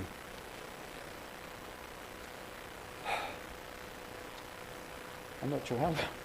I haven't checked the time, so we'll see how we go. So that's the issue with the residue data set and with the crop grouping and how we use the crop grouping system to its best advantage by stretching the data to make it fit as much as possible. Now, the other component of a JMPR assessment is, of course, the chronic dietary risk assessment. JMPR also does the acute short-term risk assessment as well, but I thought I'd concentrate here on the chronic assessment. So to do that, we need information on the expected residues in all foods, which is essentially based on the median residues in fresh and processed foods. Also coming into account would be the rotational crop residues and the residues in animal products as well. So it's essentially, where is it possible that this residue is likely to come from in our food? On the other hand, we also need the chronic toxicity endpoint, the ADI, which I'm sure everybody knows about here. The amount that can be ingested daily over a lifetime without appreciable risk. And it comes in from the toxicologically long-term chronic feeding studies. In the US, it's known as the CPAD for some reason. And then as well as that, we've got those two things. We know what the residues are in the food. We know how much is the ceiling above which we shouldn't go, if you like, the ADI. And we need to know then how much of each individual food is consumed by consumers within your country or within the globe. And JMPR at the moment uses the GEMS food cluster diets, and I've put a link there as to where you can find that. However, they are looking now at a GCEDC system which has some slightly more refined consumption figures. That's being worked on at the moment. Where does India fit? India is in Group 5.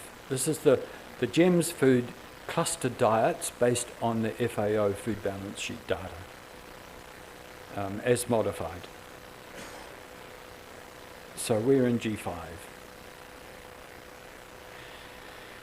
JMPR has quite a simple little model that they use. It's quite straightforward, and you can actually download that off the WHO website there. It's quite relatively straightforward, and maybe the exercise this afternoon, if we have time, we could probably try playing with it.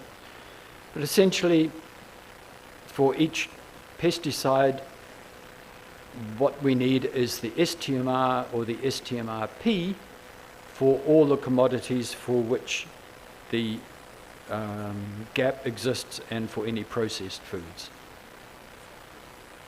And it's relatively straightforward that if we have an MRL for the subgroup of lemons and limes, and we have no data on kumquats, or we have no data on juices or anything, we'd simply enter the single figure for the STMR in the subgroup, the grade shaded line there, 0.2. If we had additional data on lemon juice process, on the residues in lemon juice, for example, through a processing study, that would be able to be added as a separate item down the bottom, and then you would choose one of the other alternative lines for the subgroups except juice. This is something that really is, the only way to do work with this is to actually sit down with the spreadsheet and play with it. It's so much easier than trying to explain it up on the screen like this.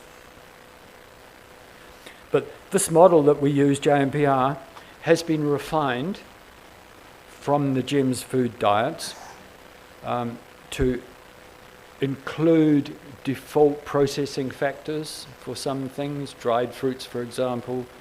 It also includes a splitting of the ratios of the major groups. So, for example, if the GEMS food only says citrus consumption for a certain person or in a certain region, there is information in the FAO stats database which gives you the relative proportions of lemons, orange, mandarins and grapefruit that are consumed either in the world or in each country. And this model has then split out that generic group information, citrus, and re-entered it as subsets of the subgroups. So it's not the same data that is used directly published on the GEMS food database. It's been refined, and I think it's much easier to work with, I think. So in this case, we've got MRLs or STMRs for the citrus fruits, the apples and the dry beans and dry raw peas, and we've got some intake values there, and it comes down to 1% of the ADI. I think I've gone pretty quick at the moment. I'm nearly finished, unfortunately. Okay, the last one is just to impress on you and make sure that what we talk about and how it links to the national authority. For a start, JMPR is a risk assessor. And I think at the national authority you have both risk assessors and you also have risk managers and policy makers. So there is a difference there, that JMPR can only do the risk assessment, which would then get passed up to the CCPR, the Codex Committee on Pesticide Residues, as the risk manager, who would then make the policy decision and the risk management decision to get the MRL adopted by Codex. JMPR also looks at the critical global gaps, so we may receive information on gaps from 10 different countries for apples. So JMPR would look at the one that likely to give rise to the highest residue and say that's the critical gap, the global critical gap. At the national level, you're essentially looking at the national gap, your own national gap, the proposed use that the manufacturers or the companies have proposed to you for assessment. Under the JMPR system, the MRLs are essentially to support international trade of safe food. So we're not involved in enforcement or penalties or anything like that. Whereas at the national level, that is your key responsibility, is to use the MRLs to enforce national GAP, which would then mean that the food is safe. Okay, again, Codex limits, CXLs, are WTO SPS trade standards. They're not mandatory. Countries can say, no, I don't accept this. Whereas MRLs at the national level are legal binding, both for domestic food and also for imported food. The JMPR data requirements essentially reflect OECD guidelines, and they're a little bit of a consensus by CCPR members, so they are aimed at meeting the requirements of the more stringent markets, such as the EU and the US perhaps, and also accommodating to some extent the emerging nations and the developing countries and those that are working up to that level. So it's a little bit of a consensus of the data requirements. On the other hand, the national authority, the data requirements reflect your national policies and also the resources available. So again, there is that difference of approach, so that JMPR requirements may not be valid for all countries, for example.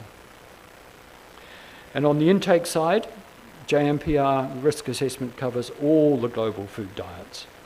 So we look at the 17 different cluster diets, and if there is an exceedance in one of those cluster diets, the MRL is not likely to proceed. However, at the national level, you're looking at the intake residue risk assessment using national diets only. So, with that, can I ask for questions, or have I run out of my time? Somebody was keeping time? Thank you. David, I must congratulate you because our 70% doubts are clear by saying this. Really, it is really fantastic. You know, yeah. The point, I just come, sir. The point which were concerned to us is the gap. Now you say that 20% critical gap is applicable, but proportionality constant, if you use 0.324 factor range, even that also gives a wider gap for the dose to accept it. So that is another issue which will be resolved, at either level. And third and very important point, as a risk assessor, we are very clear because the groups are given there in the GEM. And simply the group MRL can be put there and then you can carry out the risk assessment. Earlier, we had an idea that all 15 crops, if you put that, the risk will be put with single group only. So this is a wonderful presentation, and I invite two quick questions, so that we can save the time. Thank you so much. Okay. Please. And sorry, and if there are more questions, I'm certainly happy to talk over lunch. Yeah, sure. Yeah. But we can take one or two. You can use this one.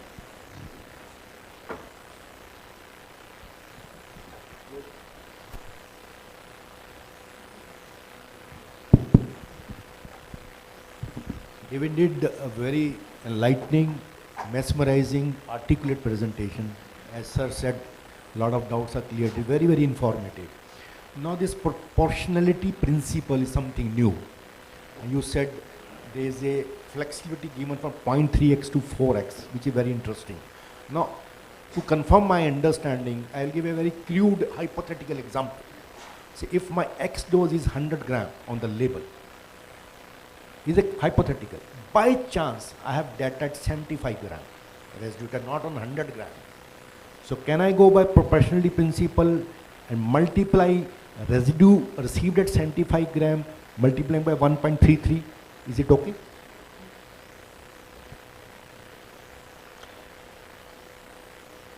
Oh, okay. We're in the yes.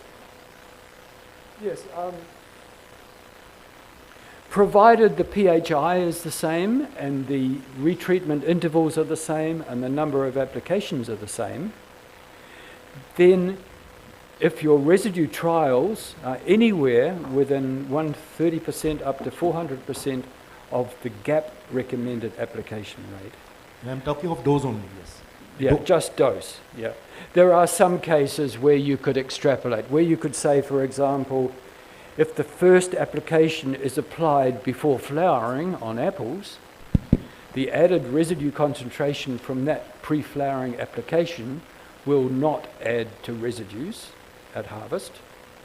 Therefore, you can use proportionality in that case. Right? So there are some examples where you can, yes. So same way if it is residues done at 150 gram overestimation, so you could divide by 0.67. Sir, I'm sorry to interrupt. We have already initiated this process. Already doing? Yes. Okay, thank you. Last meeting, because 4 trials is the limitation for a major crop. So in that case, what we did, other values in the same group, we considered that trial and then we put together at 8 trials and we use the proportionality constant to compare the residue values. So your minutes are not in the public domain, so we have no idea about it.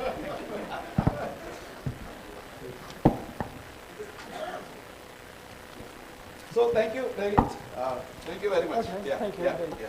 Yeah, during lunch also, I think we can clear the doubts if anyone has doubt. Yeah. Thank you very much. Excellent presentation. Just in one of the slides, you showed that the group MRL, if we want to, extrapolate for the group MRLs, then the data has to be generated on each of the representative crop of the each subgroup. And then we will be able to do. So, means that of course is a mandatory requirement, or there are ways, in which some kind of, some other principle is applied. Is there a weasel way of getting around it? No. No. You must have all the groups, all the subgroup data. Okay. Yeah. Thank you very much. So that's only at the JMPR level, right?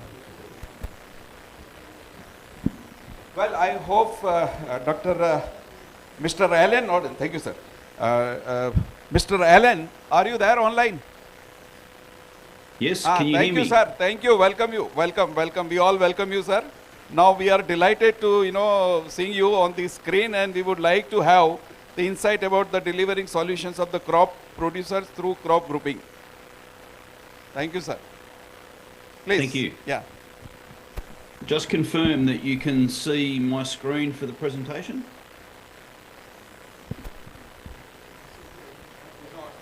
No, we cannot see. We can see you, but not your presentation. Okay, hang on. Now hopefully we're It's better. okay now. It's okay. Thank you. Excellent, thank you. Hi, firstly I want to thank the organisers for inviting me to speak here today. It's a great pleasure and opportunity to be with you.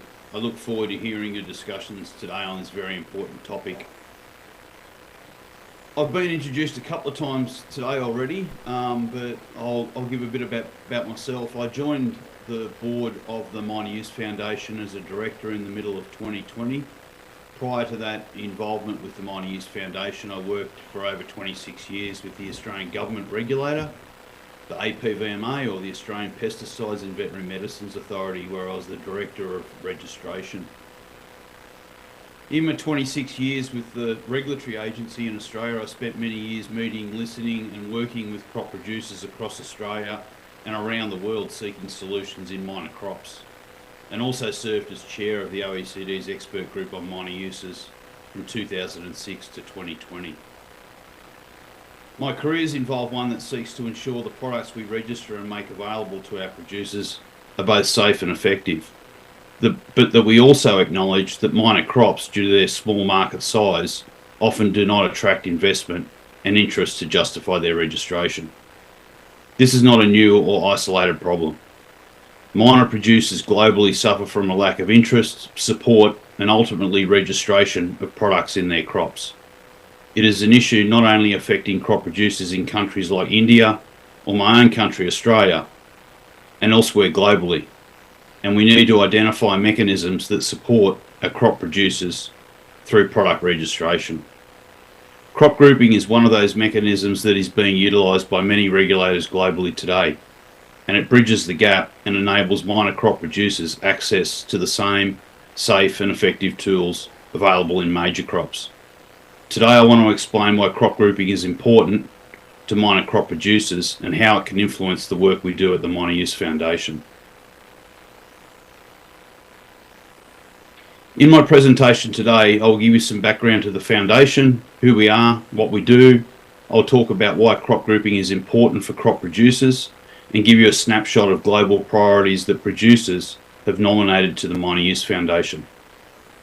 Then I'll turn to how at the foundation we are seeking to broaden the impact of our work through strategic identification of where we conduct our studies, and finally talk about the importance of enabling regulatory frameworks in delivering solutions for minor crop producers. So who is the Minor Use Foundation? We're a small not-profit organisation whose vision is where fruits, vegetables, nuts and spices are plentiful and affordable, and where we seek to build global partnerships to leverage access to crop protection technologies for the cultivation of those crops. We're a small team. Our board consists of 5 people, of which I'm a member, and all of us on the board are volunteers. But we also have staff working across the globe in Africa, Asia, and both North and South America. Both our board and staff all share a passion for working with and delivering solutions for minor crop producers.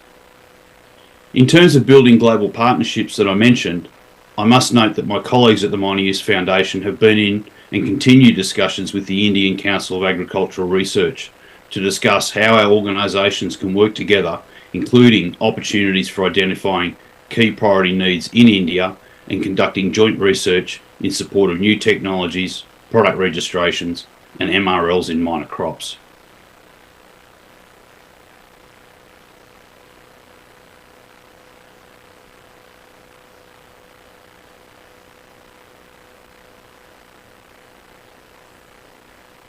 A key goal of the Minor Use Foundation is facilitating producer access to new technologies, supported where necessary by obtaining more Codex MRLs for minor crops to minimise potential barriers to trade. We do this by seeking nominations from producers for their top priority pest and disease challenges, where they may have no or limited existing solutions, or where they require assistance for existing solutions in obtaining import or Codex MRLs. We then conduct prioritisation processes to identify the highest ranking needs, where we'll conduct field trials to generate the supporting data necessary to achieve label registration and a Codex MRL. To achieve this, we form field teams in locations where we are to conduct field studies and undertake subsequent laboratory analysis. Once the trials are completed, our teams then assess the results and write final reports. We then use those reports to support label registration where necessary, and then utilise both the registered label and the data generated to seek a Codex MRL. An important point I would like to make is that following residue data generation, it's not simply a process of then seeking a Codex MRL. There are 2 critical outcomes required from this work. Not only the generation of the residue data, but also a domestic registration with a product label. Therefore, both the residue data plus a registered product label is critical to seeking a Codex MRL. As the Codex procedure requires, the Codex MRLs will only be established for approved or registered uses. In other words, you cannot obtain a Codex MRL with data alone. I'll come back to this point in the coming slides and the important role registered product labels and crop grouping plays in that. So why is crop grouping important for producers of minor crops? Firstly, we all know that minor crops have fewer registered options as their major crop counterparts. For some very minor crops, they have no registered options at all. This is principally due to a lack of return on investment to the private sector that does not justify to them the cost of generating data and seeking registration in crops grown on small acreages. Minor crops suffer from the same pests and diseases as those that occur in major crops. and minor crop producers are often seeking registration of the same product solutions. Crop grouping facilitates the use of data from representative major crops to also deliver those registrations in minor crops. Ultimately, those registrations then also provide minor crops with broader coverage of MRLs. In the absence of crop grouping in regulatory schemes, many minor crop producers will continue to remain without adequate registered options required to protect their crops from pests and diseases, and inability to trade due to a lack of MRLs. In the absence of registered products, producers may elect to use products not registered on their crops, presenting unknown risks to consumers, the environment, and themselves. Registered products in minor crops provide producers with known safe and effective options and ensures responsible use. It is not only the producers that benefit, but also regulatory schemes, governments, and consumers, knowing that producers of minor crops can safely use products to both produce and trade their commodities that have been scientifically assessed and duly registered.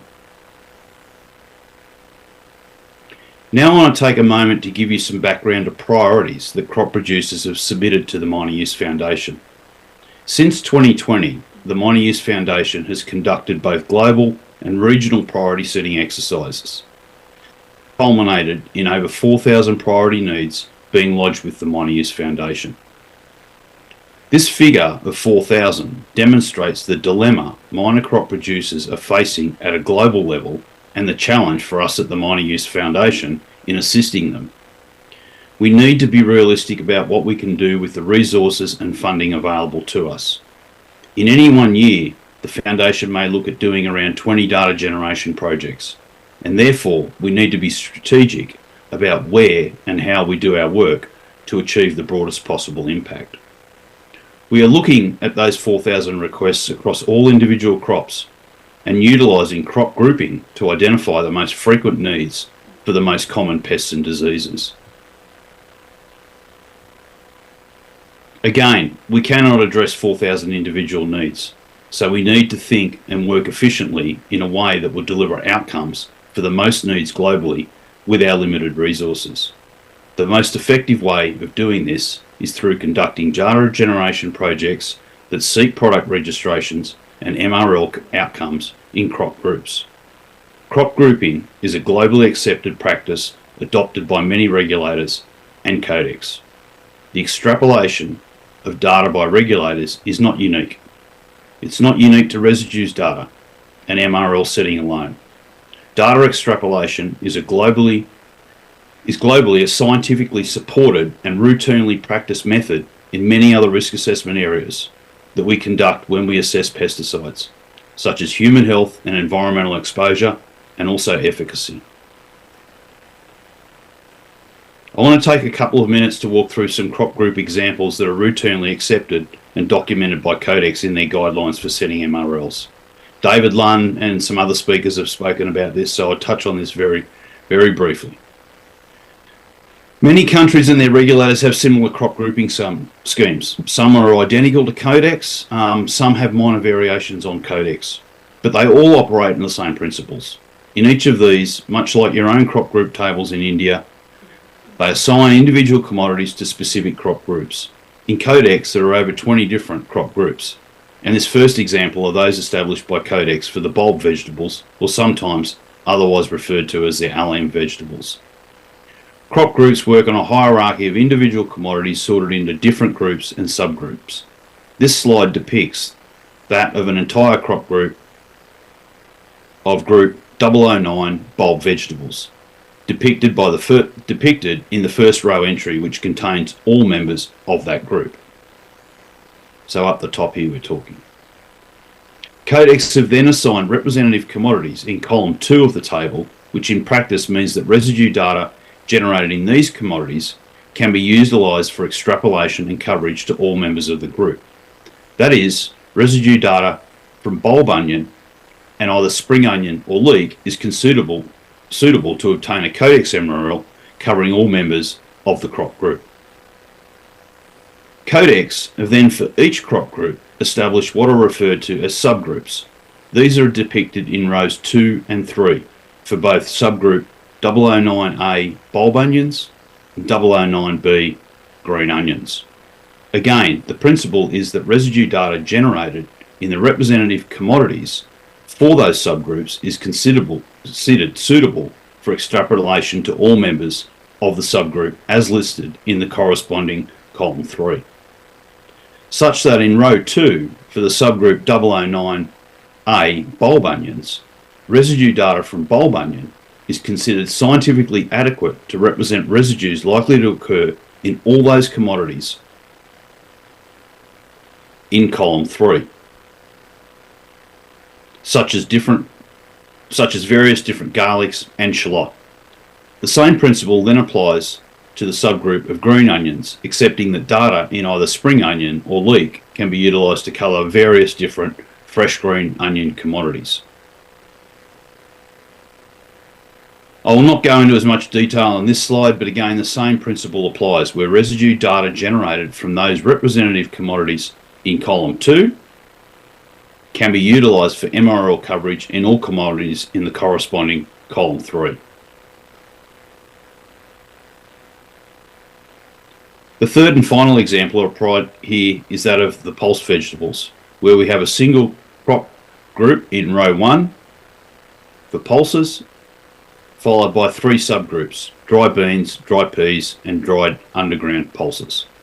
Again, the same principles apply where the data from those representative commodities can be utilised to establish MRLs for either the crop group or the subgroups. You'll note on each of the previous slides I had this comment at the bottom which states the Minor Use Foundation may target its studies in these crops. I'll come to this in my next few slides and explain why. In doing so, I want to come back to this diagram I displayed earlier about our process from priority setting all the way through to achieving domestic registrations in Codex MRLs and discuss what does this all mean for the selection of commodities and locations where the Minor Use Foundation may elect to conduct its studies. Again, appreciating that we have over 4,000 requests from producers globally, we are looking closely at nominations we receive to identify trends. We've been grouping requests into each of their relevant crop groups to see if similar needs exist in like crops and for the same pests and diseases. For example, we may have individual requests coming into the Foundation for priorities to control downy mildew in bulb onion, spring onion, chives, garlic, leeks, Chinese onion, Welsh onion and shallots, just as an example. So to create efficiencies and possibly address a disease challenge for many producers globally growing different allium commodities, one approach is to group them and conduct a data generation project that achieves outcomes for all and at the same time. Therefore, where the Minor Use Foundation identifies these similarities amongst related crops of the same crop group, we are likely to conduct targeted trials in those representative commodities identified by Codex as discussed earlier, and where that data once generated could be utilised to support registration and MRL setting for all members of the crop group or subgroup. This approach also not only addresses needs in those commodities who made nominations to the Minor Use Foundation, but also many other minor crops within the same crop groups, who are likely to suffer from the same pests and diseases.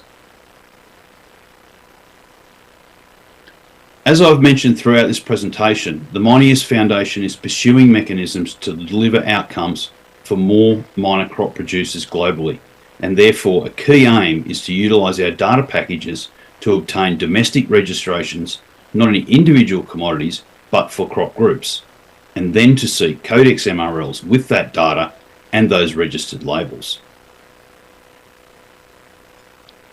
Earlier I mentioned that to obtain a Codex MRL, one must not only present the residue data, but also submit to Codex a registered product label, and that Codex will only establish Codex MRLs for crops that are on a registered label. A Codex MRL for a crop group therefore needs a label with a corresponding crop group on it.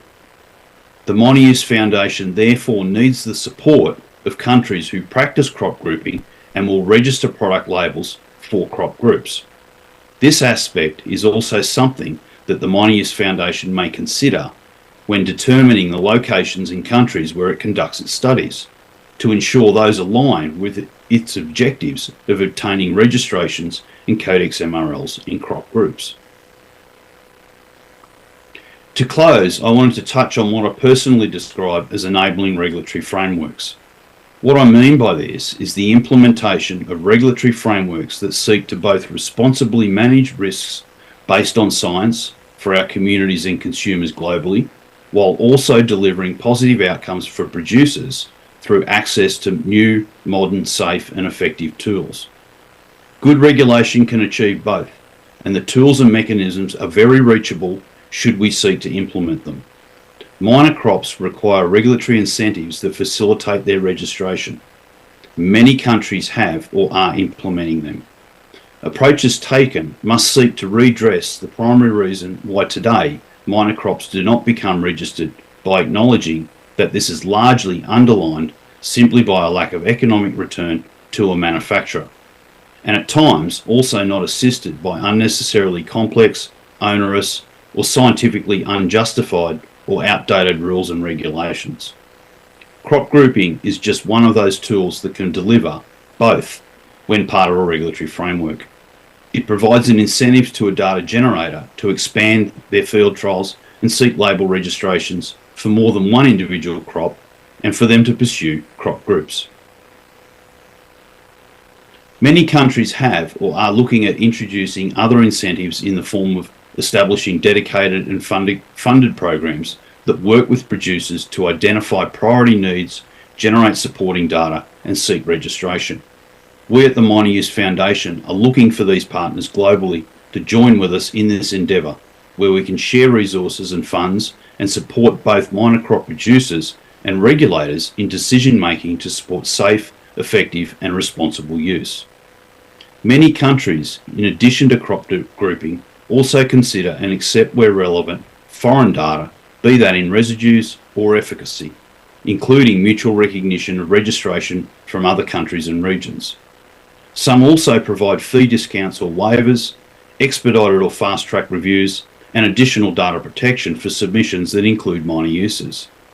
However, I must stress that not one of these mechanisms alone will solve the issue of minor uses, and a multifaceted approach is needed for success. If you would like more details about regulatory incentives and other guidelines on minor uses, I would encourage you to take a look at a number of OECD guidance documents and also an extrapolation and data waiver document that we developed in Australia based on risk assessment practices utilised over 20 years of approving uses in minor crops in Australia. These documents are available at the links at the bottom of this slide. Finally, I would like to once again thank the organisers for inviting me to speak to you today, and thank you for your attention, and I'll close by saying your minor crop producers need your support. Thank you.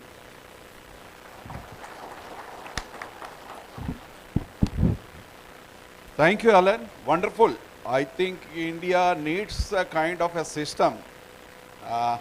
I tell you, in our country, we are facing issues with the minor crops like spices.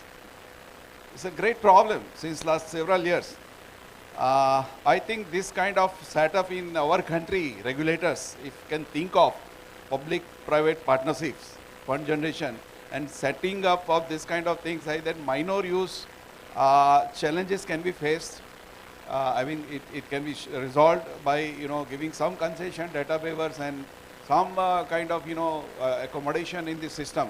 So this is really a useful one, because, after even crop grouping also, some issues are going to be there. Because say for minor crops, you need one or two commodities, right? In a seed spices, say for example, for cumin, right? So there again, maybe there may be a few takers. So these problems are going to be there. In that case, the minor use, crop foundations, the system they are working, I think that could help the country. So thank you, sir. But can you take one or two questions, sir, from the audience? Yeah. Yes, thank you. Hello, Ellen, you can hear me. I am Rajesh from CropLife. Yes, I can. I think you brought another element of minor use. Hello? Hello? Yep. See, minor use, I think, is different from minor crop. I'll give a classic example. Where mealybug, if we remember 4 or 5 years ago, sir, it became major on major crop cotton. We were contemplating to make investments for label claim because it was a very attractive business segment. And population was so high, even adjoining vegetation, weeds were inundated with mealybug. It was such a big pressure. By the time we were thinking of generating data, investing, it disappeared. So minor pest on major crop, unless we have some data collection, even data mining, sir, regulators are sitting here, many countries, they encourage data mining.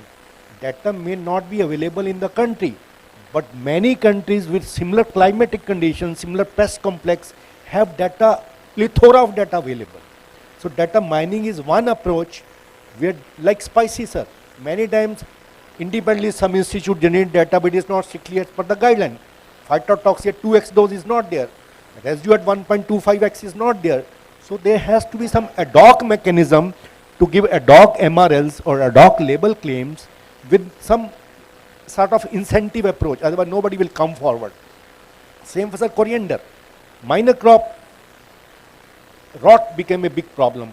Regulator was searching for a label claim. We were thinking of developing a deoxystrobin. It's not a regular problem. Unless there's some data relaxation, some incentive, nobody will come forward. So minor use is another element which is linked to sometime minor crop, sometime minor pest on major crop. Thank you. Agreed, sir. I think one more from Jacaranda,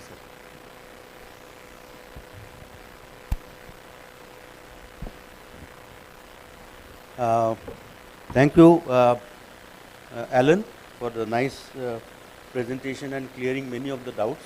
We in India, we are also engaged in such kind of data or MRL development, group MRL development, in order to qualify most of our crops. In fact, we have 554 crops, and it is, as my colleague said, that if a pesticide is also effective in all the crops, it is not affordable for the registrant to register the same molecule on 554 crops.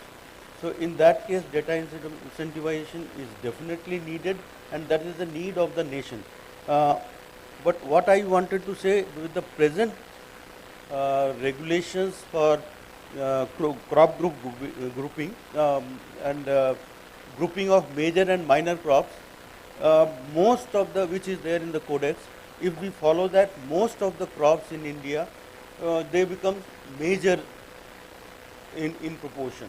However, in this case, if we follow GEMS cluster 5, which is for the Asia region, so in that case, what we had proposed was that if there are other acreage and those kind of things are also there, but we wanted that if something, if a food is consumed more than 2% per gram per person, so then it should be accepted, considered as a major crop.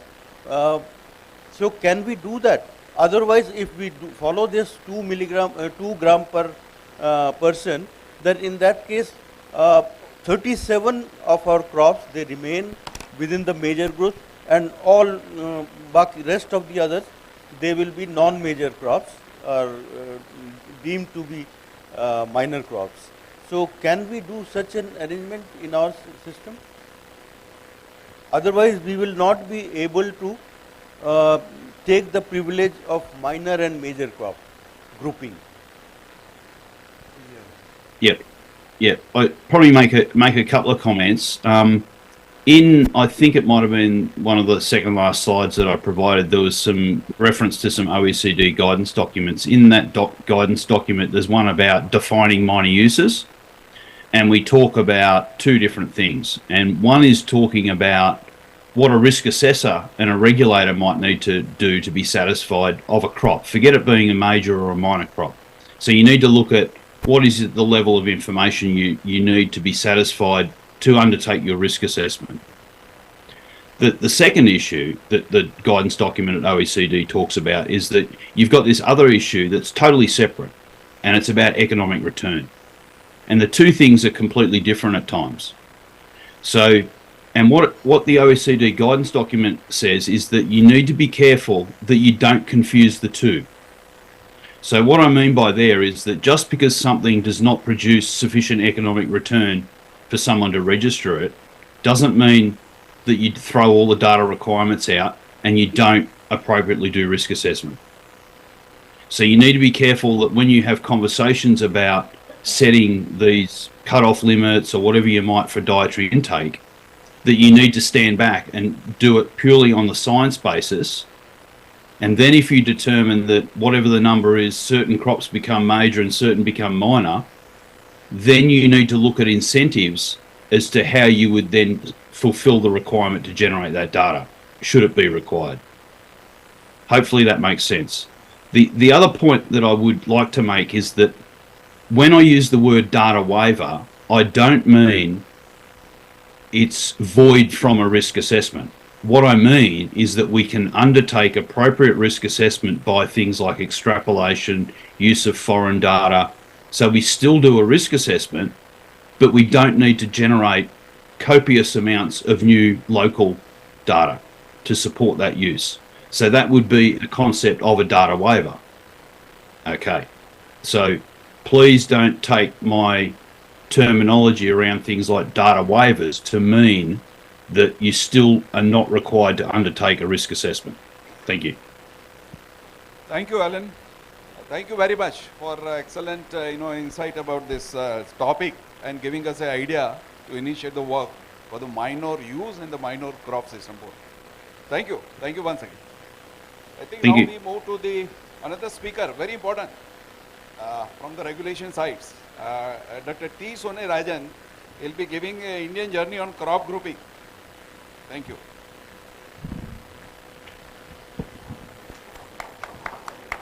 Thank you, sir. Thank you so much. Respected sir and ma'am, good afternoon to all. I'm just going to present about the Indian journey on crop grouping. So with this, I'm going to talk about when we started and what we discussed right now, where we are there in the concept of crop grouping. So before I'm going to start my presentations, I would like to give some background. So this will be, this background information will help you to understand about the crop grouping concept, where we are struggling and where we started. As we all know very well, and globally, the pesticides play a vital role in food security, especially for the management of insect pests and disease-causing plant pathogens and weeds. However, these pesticides are toxic substances. Thus, the registration of this pesticide is crucial for safeguarding the human being and environment. However, the registration process of a molecule on a crop is time-consuming. It usually requires 4 to 5 years, and at the same time, so the high amount of cost is required for the generation of bioefficacy, toxicity, and residue data. Because of this reason only, several crops like spices, leafy vegetables, and fruit, and some minor crops are not having the n number of label claim, and which ultimately leads to the limit of available or suitable pest management practices to the growers and farmers. And second thing is, the most important concern is off-label use of pesticides and pesticide residues. Ultimately, this problem also caused some problem in the trade barrier also.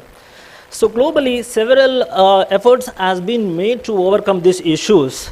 And later, so based on the food and feed consumption, I think 1968, but David sir has given a presentation. In that presentation, sir mentioned 1998. So before on that, there was a volume that 1968. From there itself, this crop grouping started.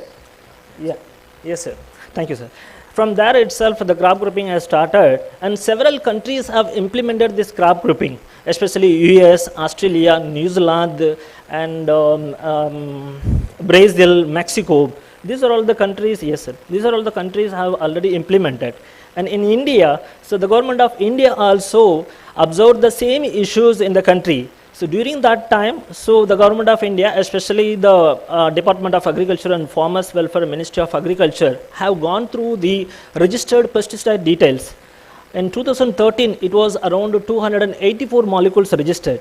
And all the 284 molecules are registered, and around 100 crops only, but totally 554 crops are classified during that time. It seems around less than 15 to 20% of the crops only got the registration during that time. And then the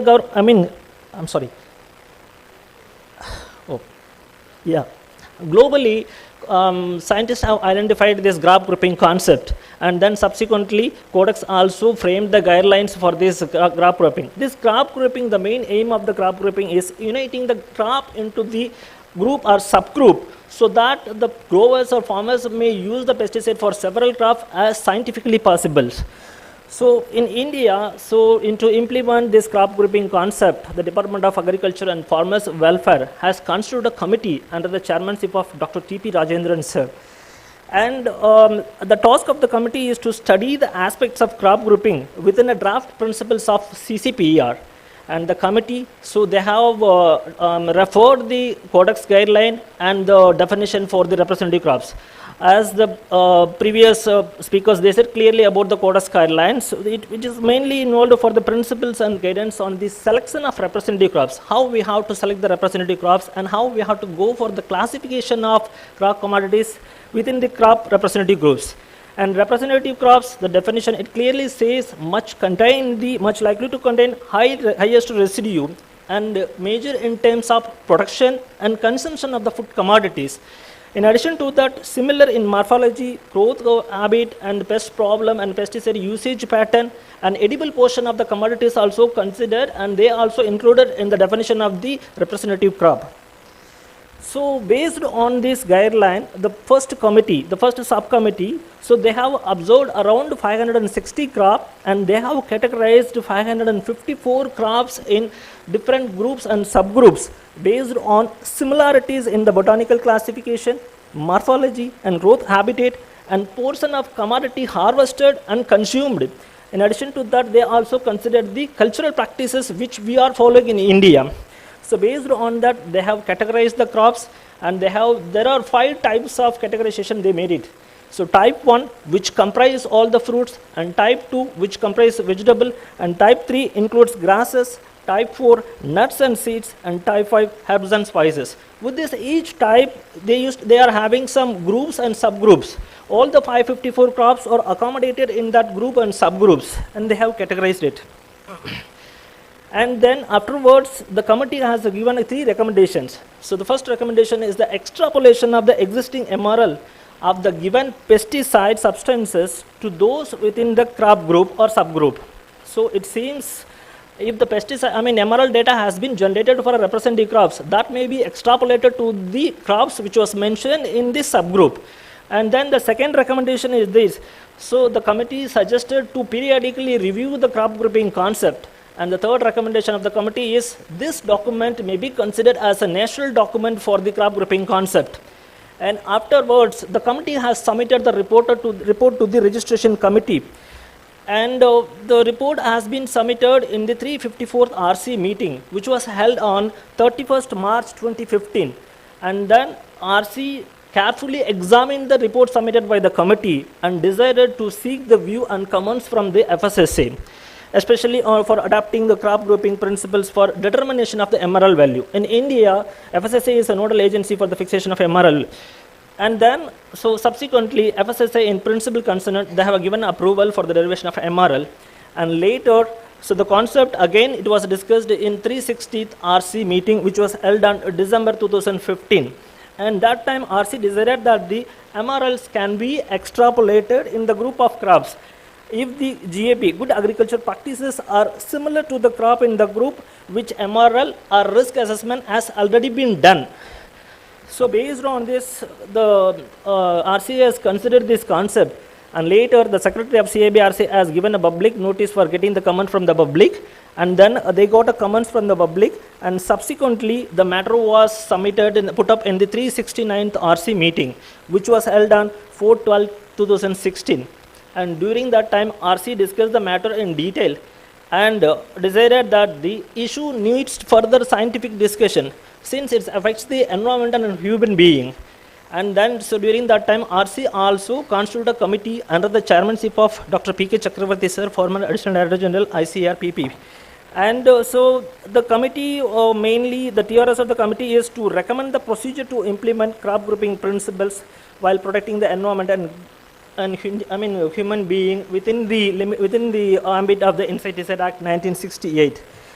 And further, committee re-examined the entire report, and they have improved and they have modified the existing crop grouping, and they have regularized the entire system in the crop grouping concept. And then the committee proposed the data requirement for the crop grouping concept, especially for the bioefficacy and residue data generations. So this is the recommendation of the committee. So with these recommendations, they said clearly, as in the case of representative crops, so the applicant, they should generate the data, bioefficacy data for 3 locations, 1 season. For as a residue, as in the case of insecticide, fungicide, and seed treatment and plant growth regulator, 4 location and 1 season. That is the regular practices which currently are there. And herbicide, it's a 3 location and 2 season. And the MRL fixation based on the highest residue or worst case from replicated crops or subgroup MRL to be set.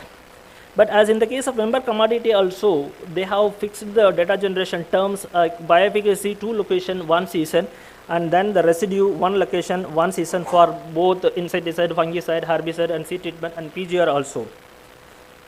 And in addition to that, the committee also recommended the bioefficacy and residue data must be generated for the representative crop for the recommendation of label claim and fixation of PHI by CABRC.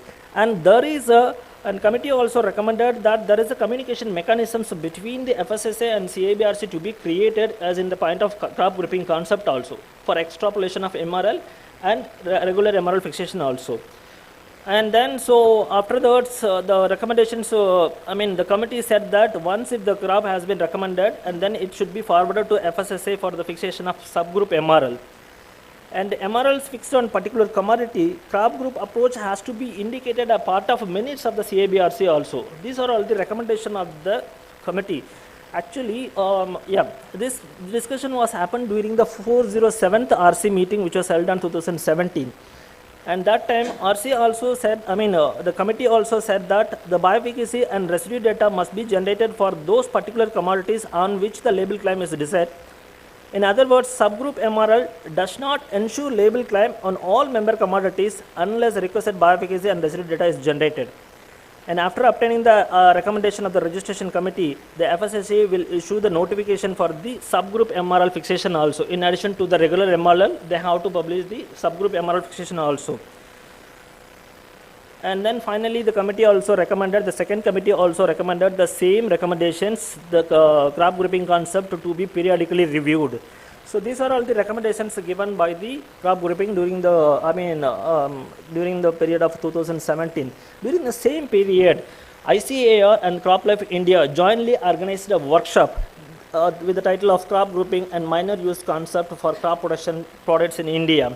So with this crop grouping, so the expert from ICAR, CABRC, and FSSA, and international experts from USDA and AgriFood Canada, and most of the pesticide representative industries also participated, and they have given their comments and view. And based on their comments and view, so that workshop they have given some representations. Recommendations. In that recommendations, they clearly said that to establish at the earlier guidelines for implementation of crop grouping for group MRLs and label claim expansion within the crop group or subgroup to define criteria for identification of minor crops in the Indian context. And the third one is the adoption of bioefficacy and residue data requirements for minor crops, as we discussed recently. So afterwards, in 2018, our earlier experts and our earlier Secretary Sir, as per the suggestion of Secretary Sir, and along with the MPRNL network coordinators, they have done some internal analysis. And with that internal analysis, they identified that how many crops and how many pesticides are registered on the particular pesticides.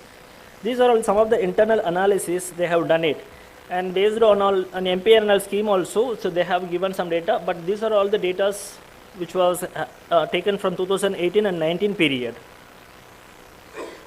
Okay, and afterwards, 2022, so we have received a proposal from CropLife India to revise this crop grouping concept. And with that concept, without proposals, they have proposed 4 different points. The first one is extrapolation of residue data. are dependent on comparable gaps, as we discussed recently, within a range of plus or minus 25%. And the second one is the extrapolation of bioefficacy data are to be determined based on pest climate. Right now we discussed the same things. And representative crop may be a major or minor crop, and refixation of MRLs may be considered necessary if residue limits exceed currently established tolerances. These are all the proposals given by the, these are all the points submitted by the CropLife India. And afterwards, in 2023, so the representatives from CropLife India, so they have visited CABRC and they have had interactions with our experts. And we, all the experts, we had a discussion with CropLife India, and we have given our suggestions to the CropLife India, and they have revised the proposal again. And afterwards, the representative from CropLife India, they have also attended FSSA meeting, and they have presented their view and proposal. And that FSSA meeting also, FSSA, they have given their suggestions. These things happened during 2023. And then, and then later, in 450th RC meeting, which was held on 31st August 2023, so we have submitted the proposal submitted by the CLI to the registration committee in its 450th RC meeting. And RC deliberated the agenda and decided to constitute a committee under the chairmanship of Dr. S.C. Dubey sir and former Additional Director General ICRPP. And then later in 452nd RC meeting also, RC deliberated the agenda and RC constituted a committee with the following members. A member from our respected PPA sir, and a member from MPRNL, Dr. Vandana Tripathi madam, and member from FSSA, and a member from, member secretary is the bioefficacy expert. In addition to that, we have also included the pesticide association, especially for CropLife India and CCFI. And then this committee, they have conducted two different meetings. The first meeting, which was happened on 11th May 2024 at Indian Agriculture Research Institute. It was a physical meeting. And during the meeting, so we have briefly discussed about the principles and guidance of Codex and what are all the proposals submitted by the CropLife India, and where we are struggling to settle these issues. So these are all the points we have discussed. In addition to that, also we have discussed the dietary risk assessment and global practices for the revisiting and reviewing of crop grouping concept. I'm sorry. Yeah. So now the committee has prepared the report. The committee report is awaiting for the approval. So hope soon it will be submitted to the registration committee for further approval. And then the another process is right now where we are here. So we are here. This is a second crop grouping workshop. So crop grouping principles for establishment. This is also one of the feather of this cap of this crop grouping concept. So in this meeting also, as of now, we heard two presentations, and this is a third presentation. So we got some information, and that would be highly helpful to all in the crop grouping concept. Thank you so much for giving these opportunities. Thank you, Ananda.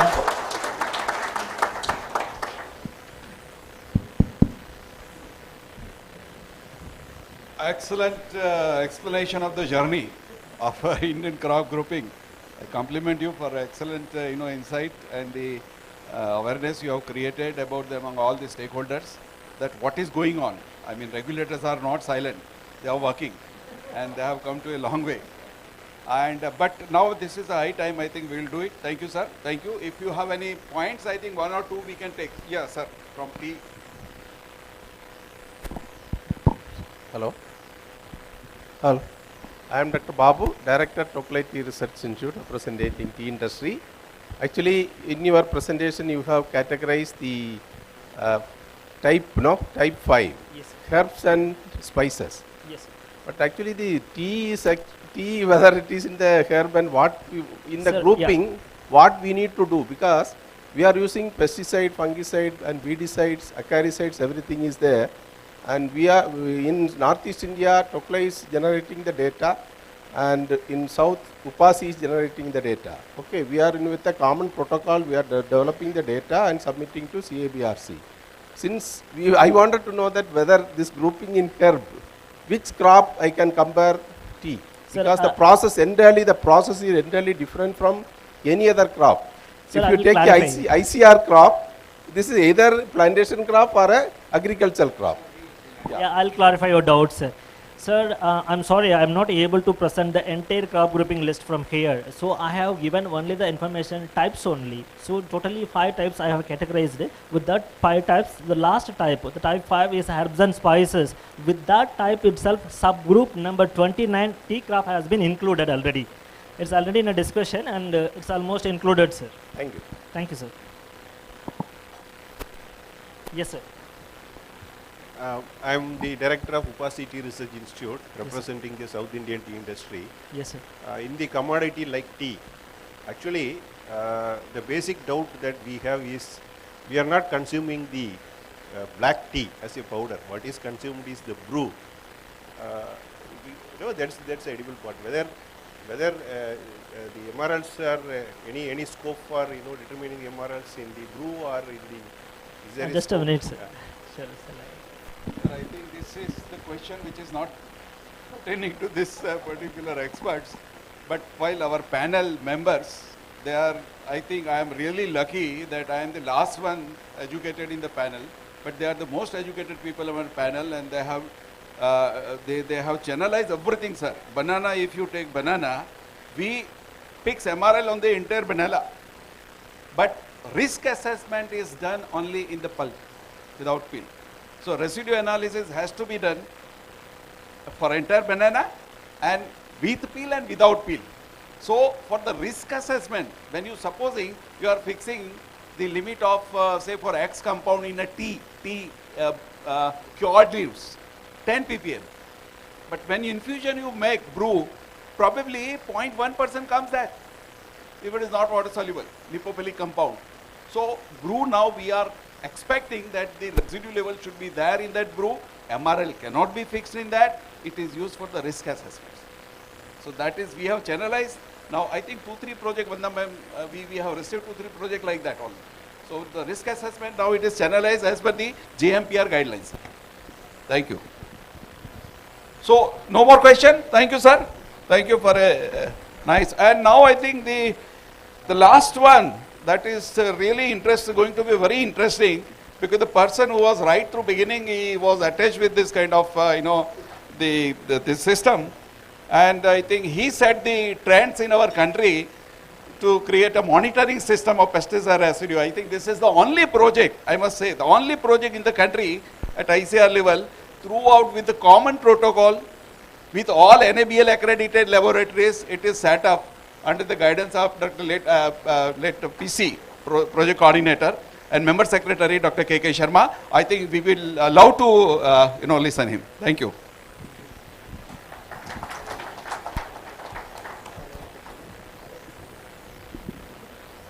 Thank you, Dr. Paresh.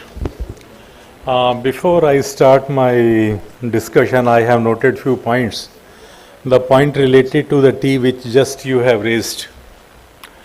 The MRL is on the trading commodity, means it is on the black tea.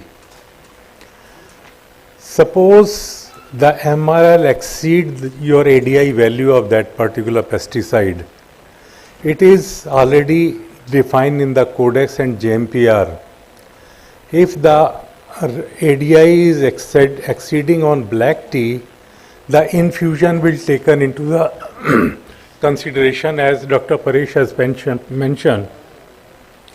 The solubility of the pesticide in water, they are 99% non-polar pesticide, and study has been done, lot of study has been done by Tea Research Association, and they have a research paper in this regard, and they have found that only less than 1% of the residue which is coming from black tea into the water. So there is no issue as far as this tea is concerned. If you see the Codex MRL on tea, they are at as high as 50 ppm. So that depends upon, there is no issue that it going to exceed the ADI value. Thank you. Well, Dr. Soni Rajan, he has already completed, he already presented whatever I am going to present. So little I have to fill little bit of gap. Now, how this concept of crop grouping is coming? We have to go back to 2013 2003-2004 when the JPC was constituted, and they want to what the data are available with various ministry, various department on that food commodity which is really consumed by the consumer. So later on that JPC found that though no relevant data, no authentic data is available in any ministry, any department, so that the consumer risk can be done. So then JPC, on the recommendation of the JPC, the Ministry of Agriculture, DAC, initiated monitoring of pesticide residue at national level in 2005 with the network of existing laboratory of the 6-7 different ministry, different department. And when this residue, they are gradually collecting the market sample, farm gate sample, and they detect the residue. The residue are of 3 different kind. One is whether the residue is below MRL, whether the residue is at MRL, whether the residue is above MRL, whether the residue is off label, whether the pesticide is recommended or not recommended on that particular crop. So all this data, when we are compiling for more than 4-5 years, we have found that more than 90% of our residue are off label, they are not recommended on the crop. When they are not recommended on the crop, because we have 550 crop, we have more than 300-400 pesticide, it is practically not possible to generate huge data set for the industry for this, have the label claim of each and every pesticide on each and every crop. As the Codex is struggling for that, that's why the Codex has come for this concept of the crop grouping. So this particular data we shared with that interministerial committee of the Ministry of Agriculture and also with the registration committee as well as the steering committee of monitoring of pesticide residue.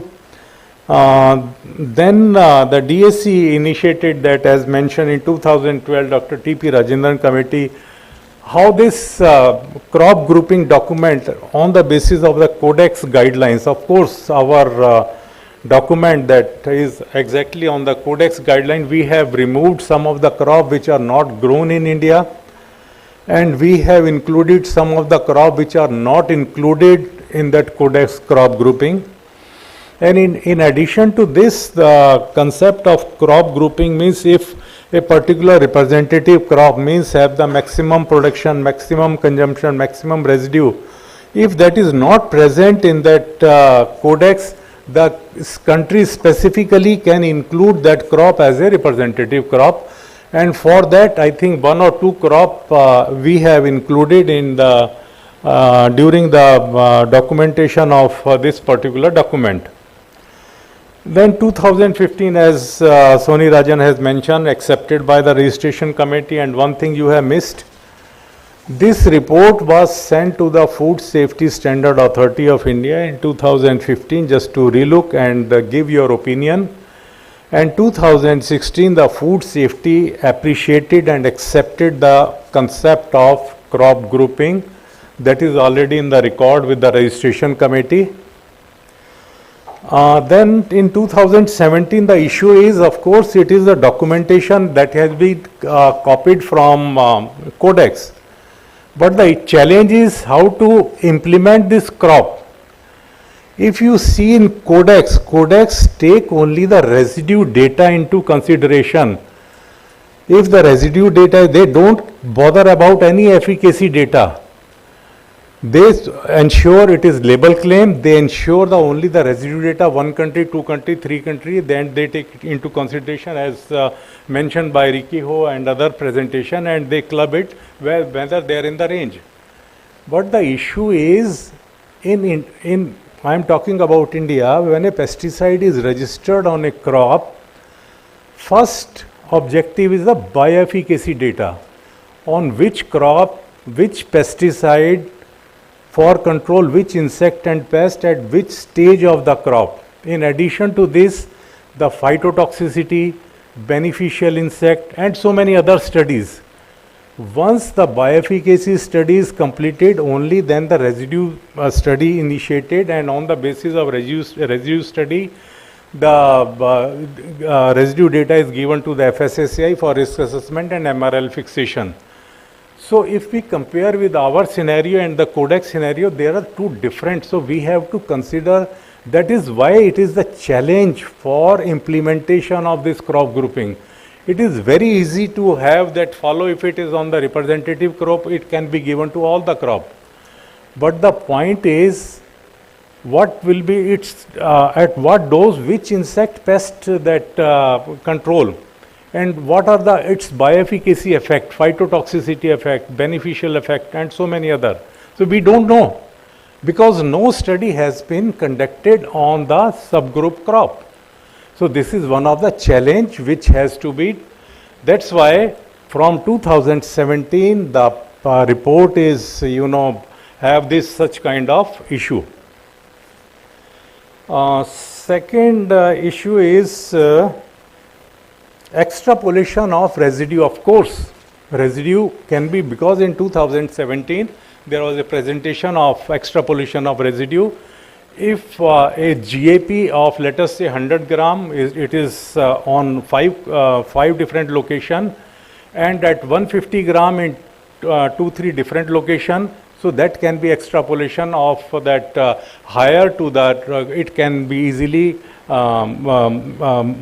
taken to the GAP by reducing that particular factor, how much it is more than the recommended, that is already in place.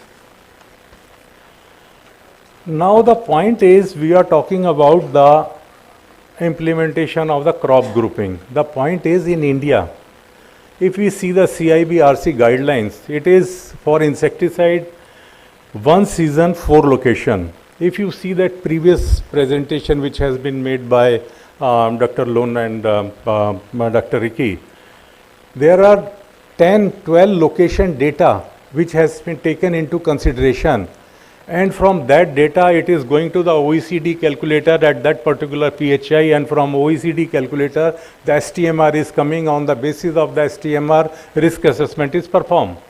Now the point is, 10 location, 10 data set and 4 data set, is it really scientific to adopt principle of crop grouping from Codex and not adopting the data set which should be done? That is the point that needs to be seen into this.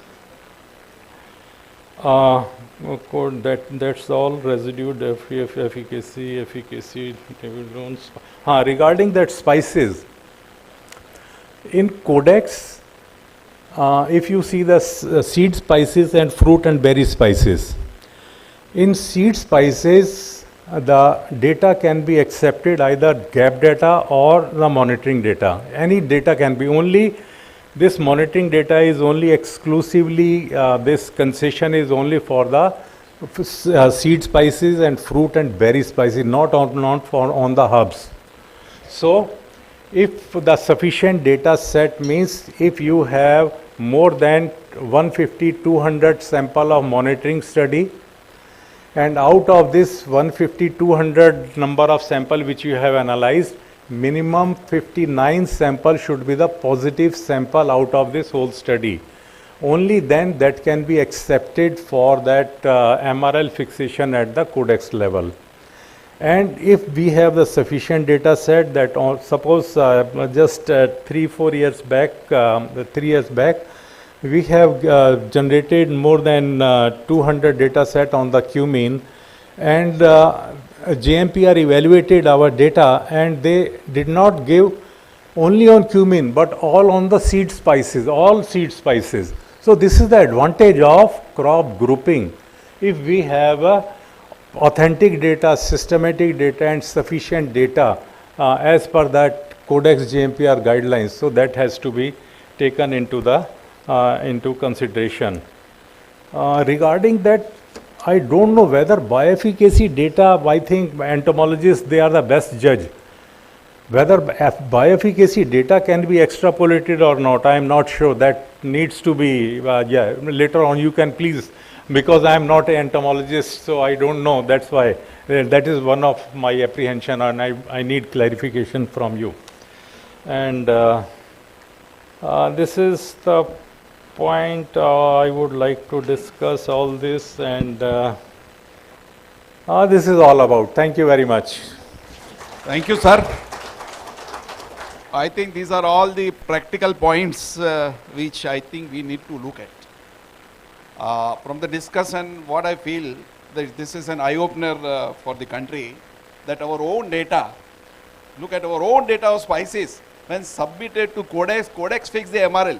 I think I'll cite one example, dithiocarbamate. Normally Mancozeb comes under that group. I think we had probably, if I am not wrong, it was 0.5 ppm FSSI. And Codex accepted 10 ppm in cumin. And that was extrapolated to seed spices. So I think, so that's the point. I think we have taken up this issue, and but this was a really good point. I think few points we can take up later on. Also, we can have interactions and we can decide on this. Sir, any clarification? Yes, sir. I think is a very pertinent discussion you mooted out. Actually, second committee when was formed under Dr. Chakravarti ji, data modalities was the major motto, because first committee formed just grouping, adding kinnu like it is not in the Codex list.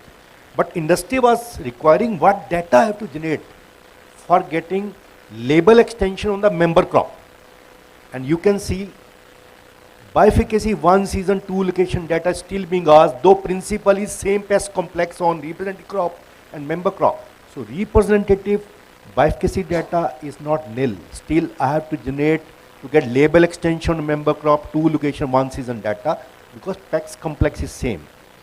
Residue data was 1 location 1 season is nowhere in the world is asked. That's why third committee was formed, Dr. Dubey, and it is highly confidential, though I was part of committee, so it is not fair to divulge that what is decision on that. So bifurcation data we need to generate. Number of locations is a very, very sensitive topic which David may supplement. So number of locations for Indian MRL cannot be compared with Codex MRL, which is international MRL, where data even from Canada, US is being accepted, but I am always relying upon my data. Why? I always challenge. Many countries accept data from data mining, which I was talking about.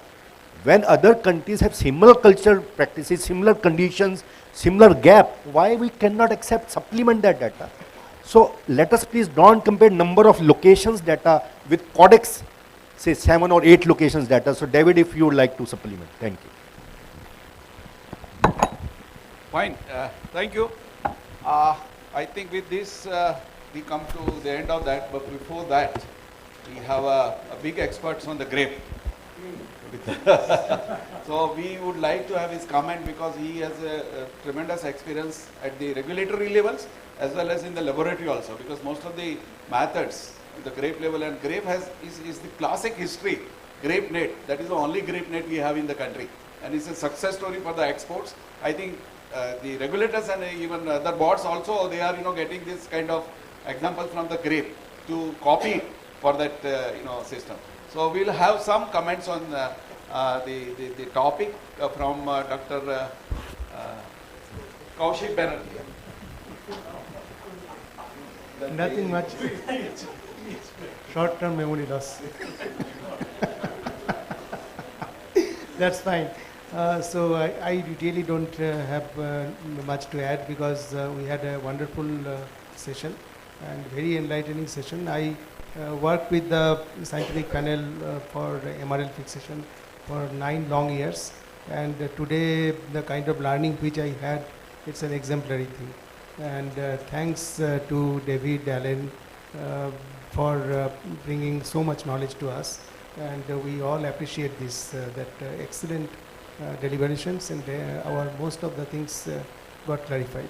And our own experts, Dr. Sonai Rajan, he delivered a very modest and nice presentation, history and our journey, entire evolution. So we understood that long way to go, but path is not really very tedious. We can definitely do good job, and with kind of advisories from CropLife experts, we can definitely do a lot of work in a very short period of time, because we have a very active scientific panel on pesticide residues in FSSA.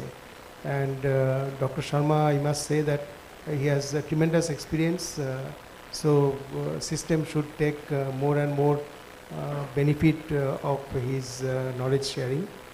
With this, I invite all of you to join for lunch on behalf of CropLife. Thank you very much indeed, sir. But before we proceed for lunch, I would invite Dr. Amitava Sanyal to kindly do the honors of presenting a token of gratitude and appreciation. We present to Dr. Kaushik Banerjee. Since we have already presented one to our chair, Dr. P.G. Shah, in the inaugural session, we present to Dr. Kaushik Banerjee. Yes. To Dr. T. Sonai Rajan.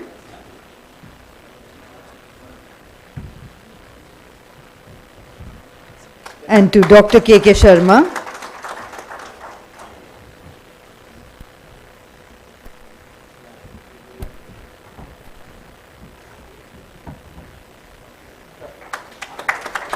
Thank you, and I would request Mr. Sanyal to kindly join the panel for a group photograph, please.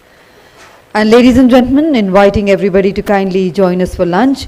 We would like to announce the next session will begin at 2:30. We request everybody to be kindly seated back in time for the next session. Thank you.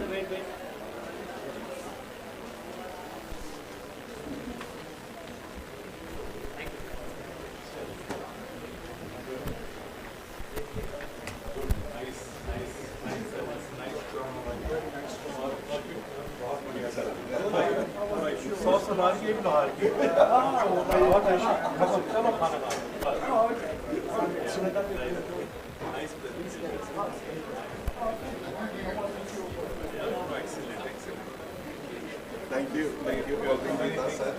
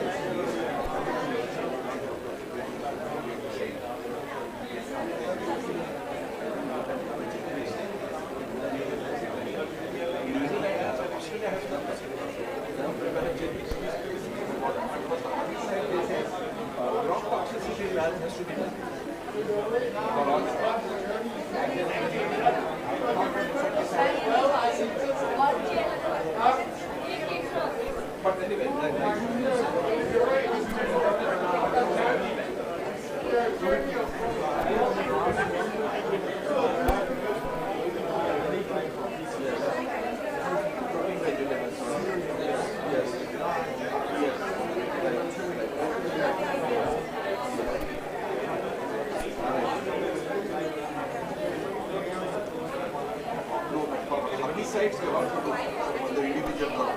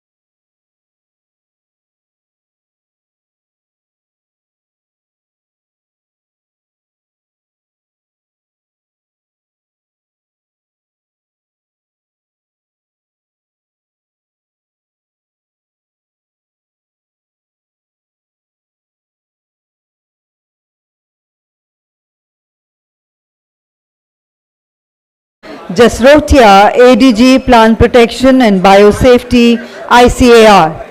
A very warm welcome to you, ma'am. Inviting our co-chair, Dr. Vandana Tripathi, Network Coordinator, AINP, and Scheme in Charge, MPRNL, at Indian Network Project on Pesticide Residues, ICAR.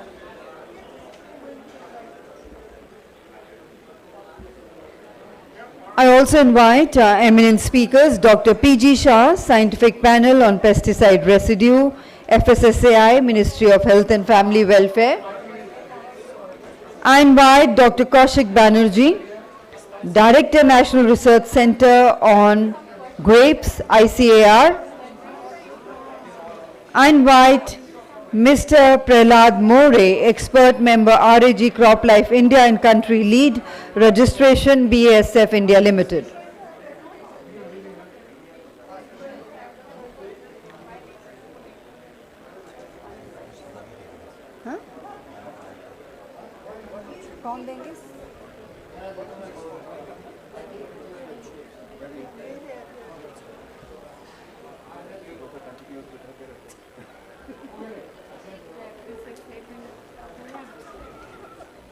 Ladies and gentlemen, please put your hands together to welcome our distinguished panel on the stage, please.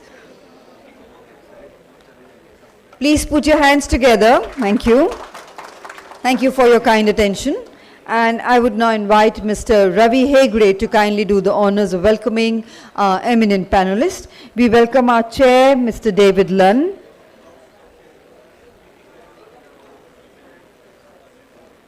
Once again, a very warm welcome, this time as a chair, sir. We welcome Dr. Poonam Jasrotia. Warm welcome. We welcome Dr. Vandana Tripathi.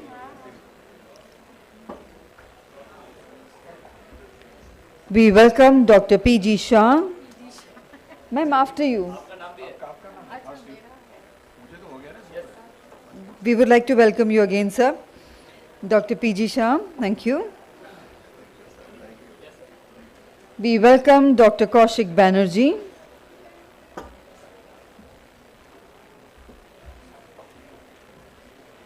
And we also welcome Mr. Prahlad More.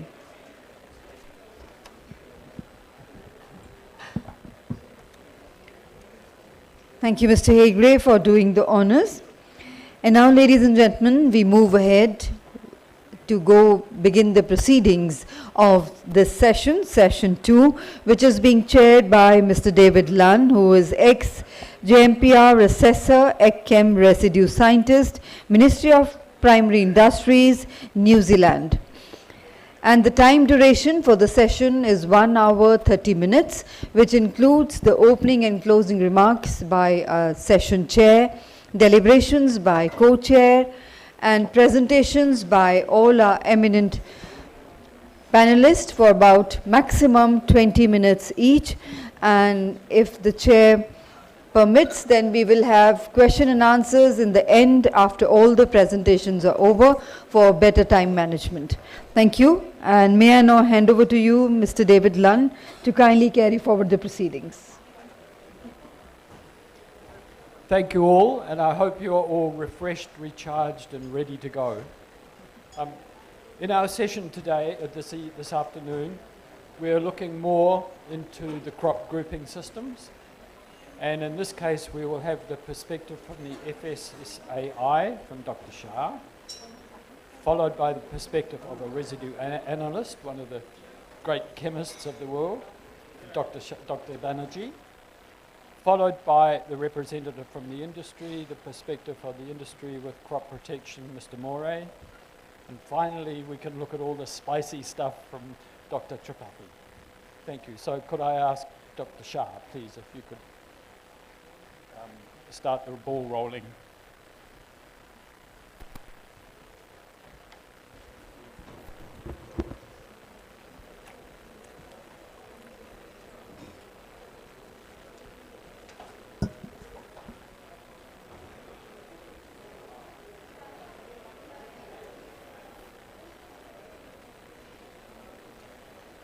Good afternoon, everyone.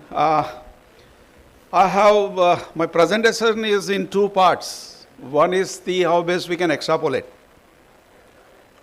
And another part is some of the suggestions, which is not directly, but indirectly it concerns to the crop grouping also, right? So pardon me if I am starting it from the school level, because some of the observations we have noticed in our panel. So based on those, some suggestions I will be making it. That is for the betterment of the, the system. Thank you. Why this slide 2015 and 2024? It looks almost 9 years, more than 9 years now. At, 3 months back, a minister had a discussion with the secretaries, and the minister assigned preparation of a protocol standards. Then after 3 months, when he was, going through the progress, there was only 1% progress. So then immediately he said, drop all these standards. Please adopt the standard which EU has, US has. Study that and finalize within 6 months. That is also applicable to this, because most of the crops they are there in the Codex crop grouping. Right? But having said so, we have certain gray areas in this. Like morning, I think in the earlier session, Dr. K.K. Sharma said that we have a doubt about the extrapolation of the efficacies and all that. Now, in that case also, we have the documents from the other countries. Now, if you look at this, as I said that most of the crops and the other crop grouping system is directly adopted from the crop, but based on our cropping systems, right? So these are some of the examples. The same things are reflected in the Indian crop grouping, the draft and the Codex crop grouping. Now, basically, residue extrapolation is the topic of the presentation today. Now, this is, they say that it's a process by which the residue levels on the representative commodities are utilized to estimate residue level on the related commodities in the same commodity group or subgroup for which residue trials have not been conducted. But I will not confine only to the residues, but I will speak also about the efficacy, occupational health, environmental and crop toxicity, right? So these are the parameters. Representative commodity, this I think a morning also, Dr. Devi, he explained this, that what are the requirement basic for the representative commodity. The two major requirement is the, should likely to contain the highest residue and measure in terms of the production and or consumption. So these are the two major criteria. But this may not always fit well with the growth habit or the pest problem and other things, right? Now, there are certain cases, as I think Dr. Shonai also presented something, here in the earlier session. And also, it is not within the crop group, but between the groups also extrapolation is possible in certain cases. Okay? So, some countries have done that. Now, there are the cases. Wider extrapolation is cases in case of the translation of the certain stones or palm fruit MRL to a tropical fruit, where residues are all at the limit of quantitation below LOQ for pre-emergence herbicide. This is a classic example. Straight away you can go for that, even between the groups. And third is the seed treatment for non-systemic pesticides, a case-to-case basis, of course. So these are the areas wherein, forget about the within the group, but between the groups also we can go for the harmonization, case-to-case basis. Now, when we take the risk assessment, this is the subject of our choice, because we are there in the FSSI and we are doing the risk assessment. Now, when you do the risk assessment areas, what are the areas? There are major 5 areas. One is the residues, then the occupational health, environment, efficacy, and crop safety. I think entire crop grouping document should be based on these 5 criteria. Okay? Why cannot we take up this criteria and have a checklist? That group number 1, group number 2, group number 3, and it can be extrapolated for the efficacy, it can be extrapolated for the residue, can be extrapolated or cannot be extrapolated for crop toxicity. Why I am saying so?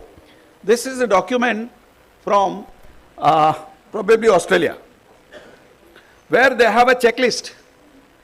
And I think morning we had a discussion, Dr. K.K. Sharma had a doubt that whether the, the efficacy can be extrapolated or not. Thumbs up if you agree with that. Then look at this document. There is a checklist. They say you can, for a citrus fruit, orange, lemon, you can extrapolate for the entire commodities in the group, for the residues, occupational health, environment, efficacy, fungicide, so and so, till crop safety. But there are certain cases like herbicides.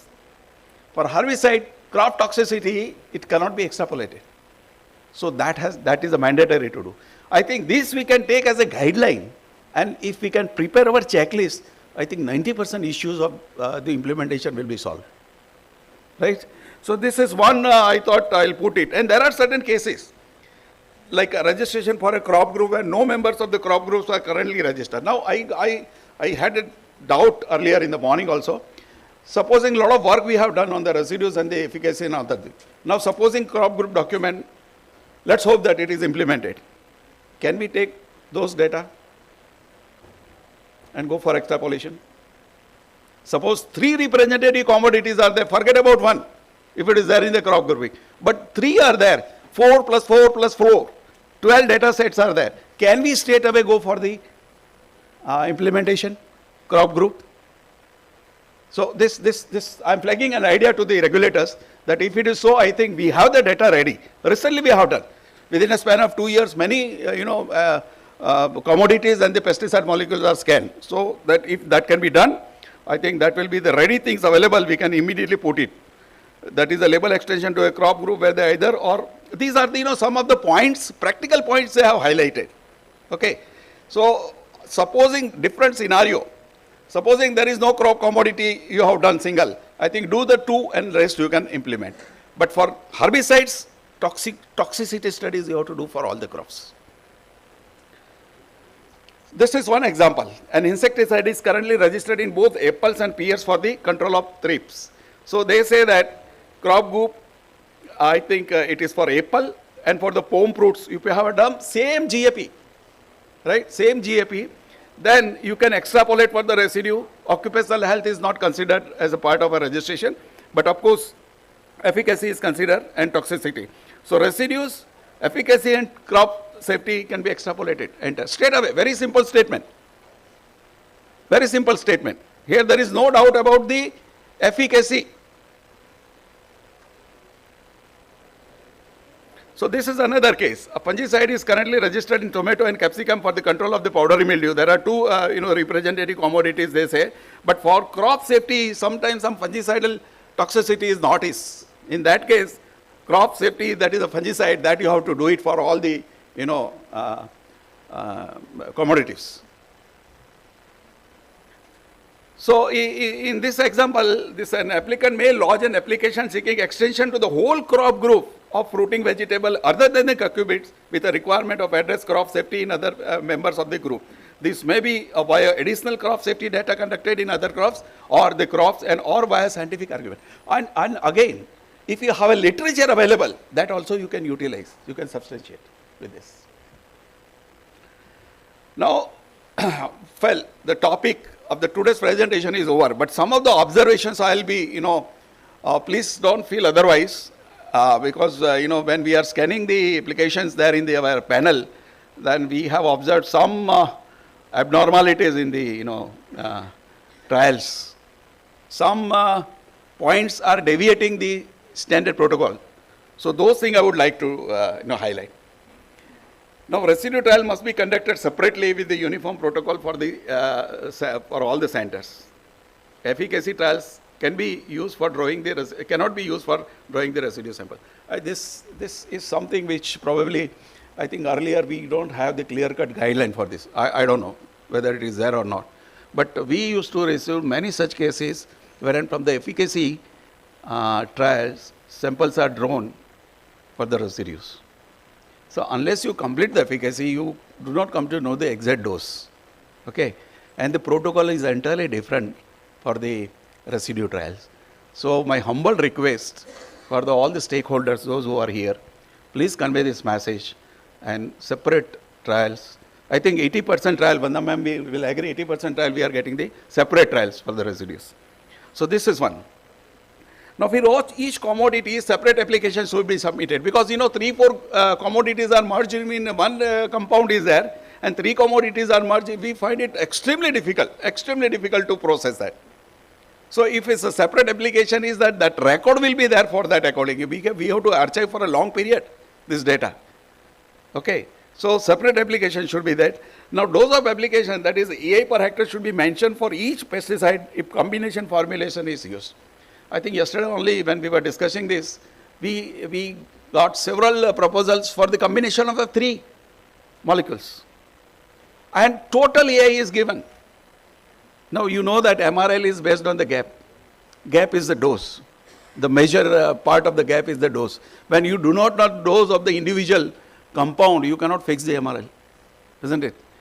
So I think now even for the crop grouping extrapolation, they say 25% or the conversion factor is used. We will use only when we come to know the dose of the individual compound. So the mixture, individual component should be given as a gram EI dose, gram EI per hectare. Now residue definition, I think this is a very, maybe I think you may not agree, many of you may not agree, but I'll cite an example, few examples, wherein 70% of the parent compound is converted to metabolites. And you do not report the metabolites. I think the entire exercise is futile. Like fipronil, such a wonderful chemical, but if you look at the ADI values, it is 0.0005 if I am not wrong. 0.0002. To fill up the risk cups, there is only 20 microgram is left. And that 20 microgram is a parent compound, it is not justified. You have 3 metabolites, fipronil sulfone, fipronil sulfide and desulfinyl fipronil. All this has to be done in a supervised field trial for the registration. So metabolite definition, if you do not have, I think to you sir, I will circulate I have compiled almost 270 pesticide I have compiled. But if it is not available, Codex, if it is not available, very well given in the Codex guideline, residue definition. If it is not available, you can compare the EU or for the matter Australia, Japan or the country of origin. Because unless the toxicological trials and residue definition is carried out, they will not put the compound molecule in the market. So this is my humble request that without residue definition, I am sorry, the panel is not able to process the application for the risk assessment. Then even if the MRL is fixed earlier, residue data generation is mandatory for confirming the MRL. Why I say so, there are certain things which I cannot reveal from the desk. But residue trials are considered by considering certain parameter wherein worst case commodity you have to take, worst case scenario you have to take, worst case variety you have to take. I was there in the system for almost 35 years. I have not seen those kind of things. So I think if now it is implemented, if the same data and with the same data we have noticed, couple of years we have noticed that suppose the trial is repeated on the same commodity, you get a different levels, different MRLs. And if it is higher, that lower is nullified, higher we will fix. So this is why that is mandatory. Even if MRLs are fixed, you cannot hide the data. You have to generate the data. For the multi-picking commodities like fruits and vegetable, the spray should be coincide with the fruiting stage. Now this is one issue we are facing. I think in yesterday one case we received, wherein in pomegranate, the application is done much earlier. Okay. But while sampling is done 0, 1 day, 3 day, 5 days, that is the immature fruits, and then automatically for 40 days or 45 days, mature fruits and BDL level. So when you get the BDL level in aerials and the pomegranate, I think we are compelled to fix the MRL at the limit of quantitation. Whereas for that maybe 0.01 or 0.05, I do not know the compound. But the same MRL for EU, it is 10 ppm or 6 ppm. Look at the situation. I think this was a major reason our all earlier MRLs were fixed like that. It's not only the scientific base, you have to consider the monitoring data, you have to see the MRLs of the other countries, exporting countries or importing countries and all those things, right? So those should be bad. So worst case scenario, what you can do is pomegranate you spray when the fruits are mature, even if there is no infestation. because this has the residue trial has nothing to do with efficacy. It is when the paste is appearing, you are spraying. No, we are not concerned with that. Even if paste is not there, you spray as a worst case on the fruits and generate the data, because that case will be there in the farmer's field. So this farmer scenario should be reflected, and that is how we fix the MRLs. So this is one important point I wanted to highlight. Now for commodities with non-edible peels, like I was telling, supposing you are giving a pomegranate trials, okay, and the data you are submitting it to the RC, and then it is diverted to the FSSI. Normally, for multi-picking vegetable, 0 day, 1 day, 3 day, 5 day, 7 day at the most. These are the intervals. And third day value normally we used to process for the risk assessment. Third day value. So that is mandatory. For third day you have to have the values. Now we are processing a commodity like a pomegranate, then for the third day you have to work out the total pomegranate residues with the peel and without peel, that is arils. Because risk assessment is done not with the entire fruit, it is with the arils, edible part. So even if your MRL is 10 ppm, the risk is maybe 0.001. Sometimes it doesn't penetrate. So that is why it can accommodate more of the crops there, because risk is there, less there. So this is the window, I think, which that holds true even for the banana, for watermelon, for muskmelon, for any such crop that is an inedible peel, tropical fruits, you have to do like that. And unfortunately, we had no data for the 7th day. We could not fix the PHI 7 day for pomegranate. In that case, we have to deviate. So that particularly for fruits, if this is the case, 0 day, 7 day, 14 day, 21 day. 7 day, 14 day, 21 day, you have to process it with peel, without peel, for inedible peel, tropical fruits. There's a crop grouping there with the Codex. So this is mandatory. Now, this is about confusing scenario. When, no, I am not blaming that whatever we are doing is not correct. But when we, because as on today, only one tool we have for processing the draft MRL, by putting the supervised field trial data, that is the OECD calculator. Every country is using OECD calculator, right?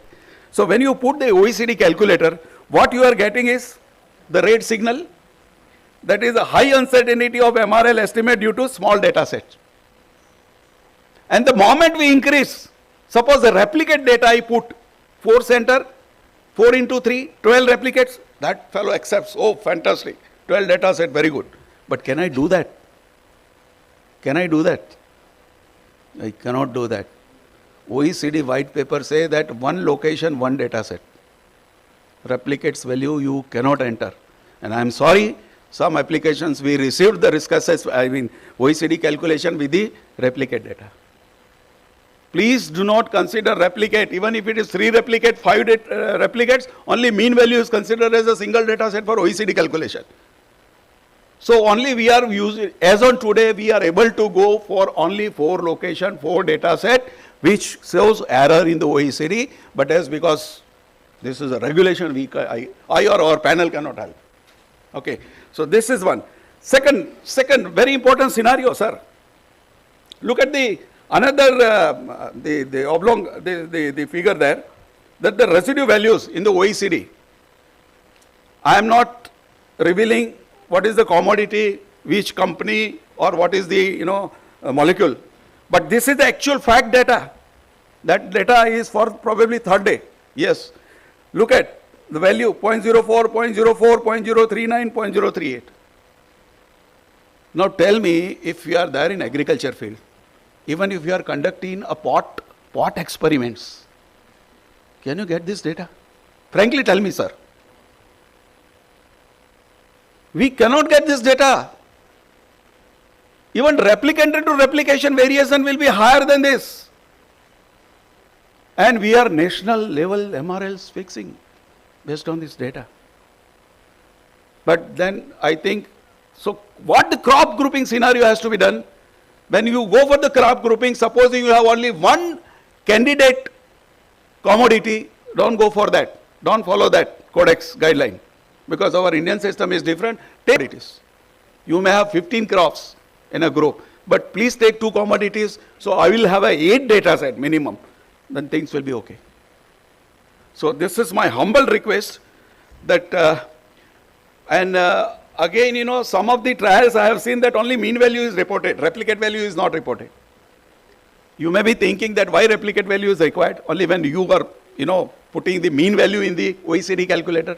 Sir, when we are going for the acute risk assessment, HR is required, highest residue. And highest residue you will get only from the replicates, not from the mean, remember. That is why we need replicates value, not only for the residue data, even for the recovery data. Okay, so this is very much required. Now for multi-picking vegetable, dissipation study should include 0, 1, 3, 5, 7 days sampling after the last application. Third day value is mandatory. We are processing third day value. Degradation study, we can study with the dissipation, but the third day value is important for a multi-picking vegetable for risk assessment. And then we fix PHI as a third day. For fruits, it is 7, 14 and 21st day values are mandatory for dietary risk assessment. So when you are doing a banana or for pomegranate, please do it for at least those days with peel, without peel. Proportionality concept, I am not, going much in detail because it is very well explained in the morning by David, that 0.3 and 4 times, 0.3 times and 4 times, if it is higher than the gap, we can use this factor in converting the residue value to the gap. So I think we have a large window. This is the biggest hurdle, now it is removed in the crop grouping. Okay. So the dose, if it is vary, we can extrapolate it, right? So this is a very good point. Otherwise 20%, 25% is always there. But additionally we have this, right? Thank you, sir. I'm sorry if it is hurt to anyone for this kind of remark, but it is because it's a national level issues and I was tempted to, go through all these details. Thank you very much, sir. Thank you.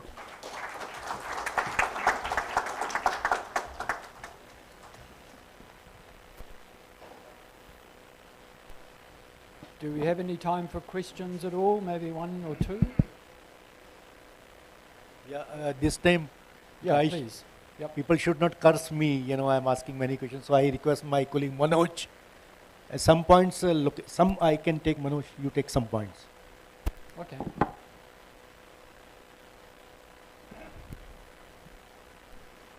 Sir, on your point of residue data points, we in India are looking at 4, but we have 2 different treatments also to be considered for the registration purpose.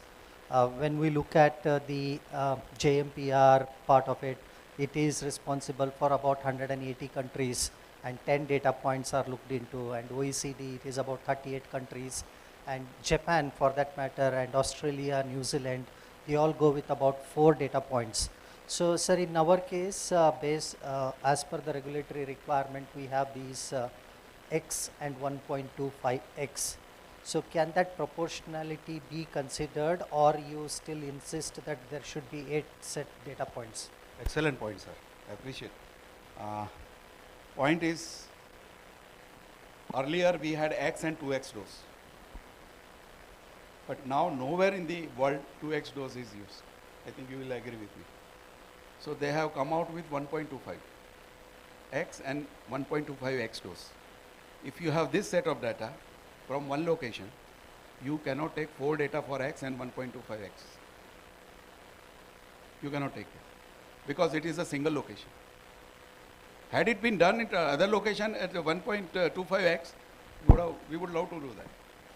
But it's because it's a single location that represents X and 1.2 X, right? Now, for that, the JMPR guideline is that 40% of 1.25X data from one set you can take. So if I have a 3 replicates, right? 2 replicates I take from the X dose, and 1 replicates I take from the 1.25X dose. And that is how I can go for the mean and can put it. But when location is 1, you cannot. However, X, 2X, 4X, 5X, 10 replicates, it will be combined in one location, one data set is fit there in OECD. Now, as you are doing that, some countries are going for a 4 location trials. This may be true for the minor crops. I understand. I think JMPR also has given minor crop, they have given a relaxation. So I sir. think I'll come back. So for that minor crop, because we have a limitations, right? So for that, one JMPR document, I got that for minor crop, it is 4 location. So I think that you can give the clarification for. But for 8 location, OECD calculator will justify, otherwise error is shown. Yep. Yes. Yeah. So, sorry, follow up to question to David.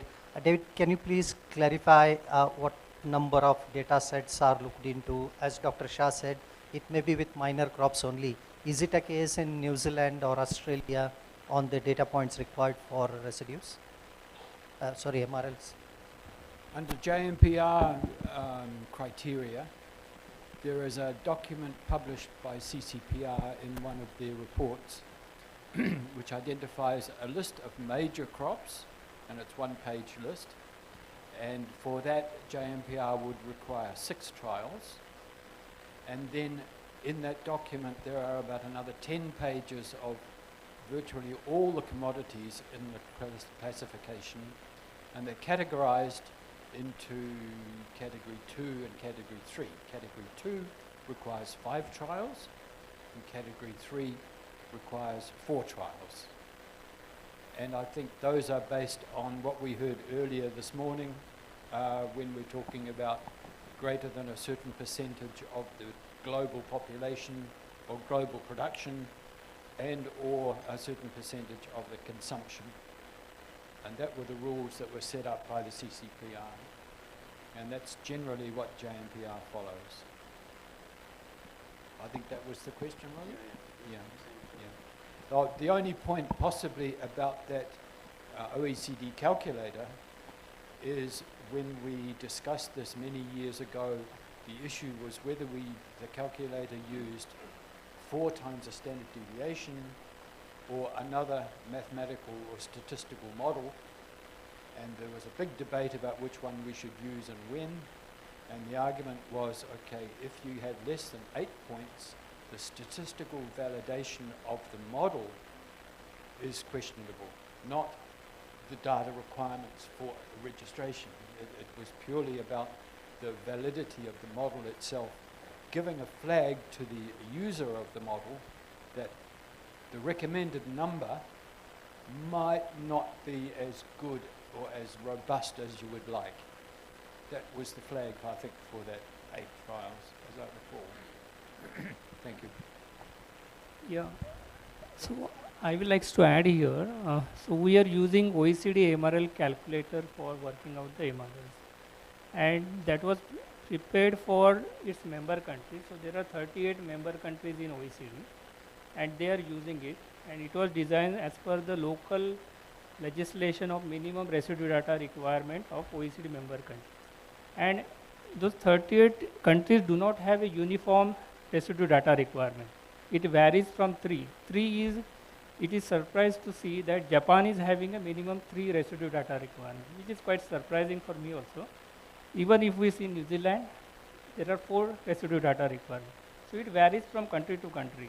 And overall put together, they have given the user guide of OECD MRL calculator. In my presentation, I have that slide that I will show. So they have mentioned that minimum 3 data points is mandatory. Otherwise, below 3, that calculator will not work. MRL will not become as an output. But minimum is 3 is a mandatory. So that is clearly mentioned there, and it is based on the minimum 3 requirement of OECD member countries. If Japan, New Zealand are working on the MRLs, even we are having 1 additional location or additional data point than the Japan. And coming to the countries like EU, which is a union of 27 countries.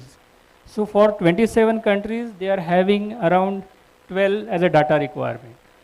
But even if we see this USA and Canada, it is a continent, and we are just one single country in Asia continent. For continent, they are having 12 or more than that requirement. So from Indian perspective, because we are just emerging in the crop grouping principles, because it is, as I know, Codex adopted it in 1989. So 35 years back they have adopted, and still we have not adapted. So let us not keep our discussion at this moment on the number of trials. Let us implement it. After implementation, we can revisit it on the number of locations. But for time being, that number of locations, data requirement should not become a topic for as a hurdle for implementation of the crop group. Sir, kindly allow me last question, please.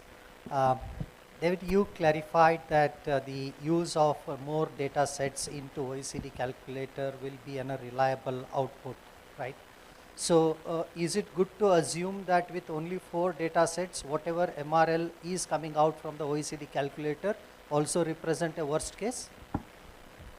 Sir, I tell you, as recently pointed out, that the countries like the European countries, New Zealand, Australia, if you look at the consumption and the population US is just one state population of India. When we have number 1 in the world as far as population is concerned, as far as the production is concerned, as far as the consumption is concerned, I think based on this criteria, why cannot we go for 8 trials? And so far done, it's fine. But when you are going for the crop grouping, when it is extrapolated for 10, 15, 50 crops, okay, maybe or a 6 crop, what is wrong in doing for the two crops? I think we get a justification on OECD. And as such, many trials have been done for many molecules. We have to take the help of those data, that's all. So this is my, it's not a book, is this one, of my own suggestion, because we are working and my many members also, feel like so. So I represented the case wherein we are doing the risk assessment. Thank you. Sir, may I just, sir, as long as it's quick, because I'm very crisp, I'm a very bad crisp, chairman. very crisp. Yeah, if you allow. You don't allow? Okay, sit down. Maybe later at the end if we have time. I'm sorry, yeah. So perhaps after that very interesting presentation, perhaps we could move on now to look at the perspective from a residue analysis from Dr. Shah. Thank you, Dr. Shah. Dr. Banerjee. Sorry. I should get fired, I think. I don't know, since morning I am misquoted, misidentified. And pesticide residues are always present at a very small level, and false detection is a big problem always. So sometimes we say that metabolite is present and it is not detected by the instrument. So there are many different stories in this. So here in this presentation, I just wanted to give you a perspective that crop grouping is also discussed heavily in various pesticide residue laboratories, because we know that pesticide residue analysis is a complex scenario. We target a very small concentration. Sometimes the matrix is quite complex or complicated. So under that situation, if a sample of one particular fruit or vegetable has been validated for a particular set of pesticides, if another material comes for testing, whether the same method will be applicable or not, that becomes a question mark everywhere. And in case of regulatory system, this is a point of concern everywhere. So you know that this I quoted from FSSAI, that as per the requirement, MRLs are fixed by FSSAI on the basis of data generated through supervised field trials and risk analysis parameters, taking into account the health guidance value derived from toxicological data and dietary exposure. This is from FSSAI website. Now, this is the workflow which is for common man. We just understand this, that industry generates data by taking help of ICAR institutes, state agriculture universities, and even some private organizations are also able to generate data if they have approval. And then the data or the study report is submitted to CIB and RC. CIB RC evaluates data. You saw Sonai Rajan's presentation today. They are doing excellent job, lot of hard work. And after that, data goes to FSSAI. Now FSSAI has a very competent scientific panel who is evaluating on that, and based on the entire study, they based on the evaluation, the MRL is decided. Now residue analysis method, you know that it's an analytical method which is a series of procedures from receipt of a sample to the production of the final result. So residue test results are usually reported in terms of milligram residues per kilogram of a matrix or per kilogram of a commodity.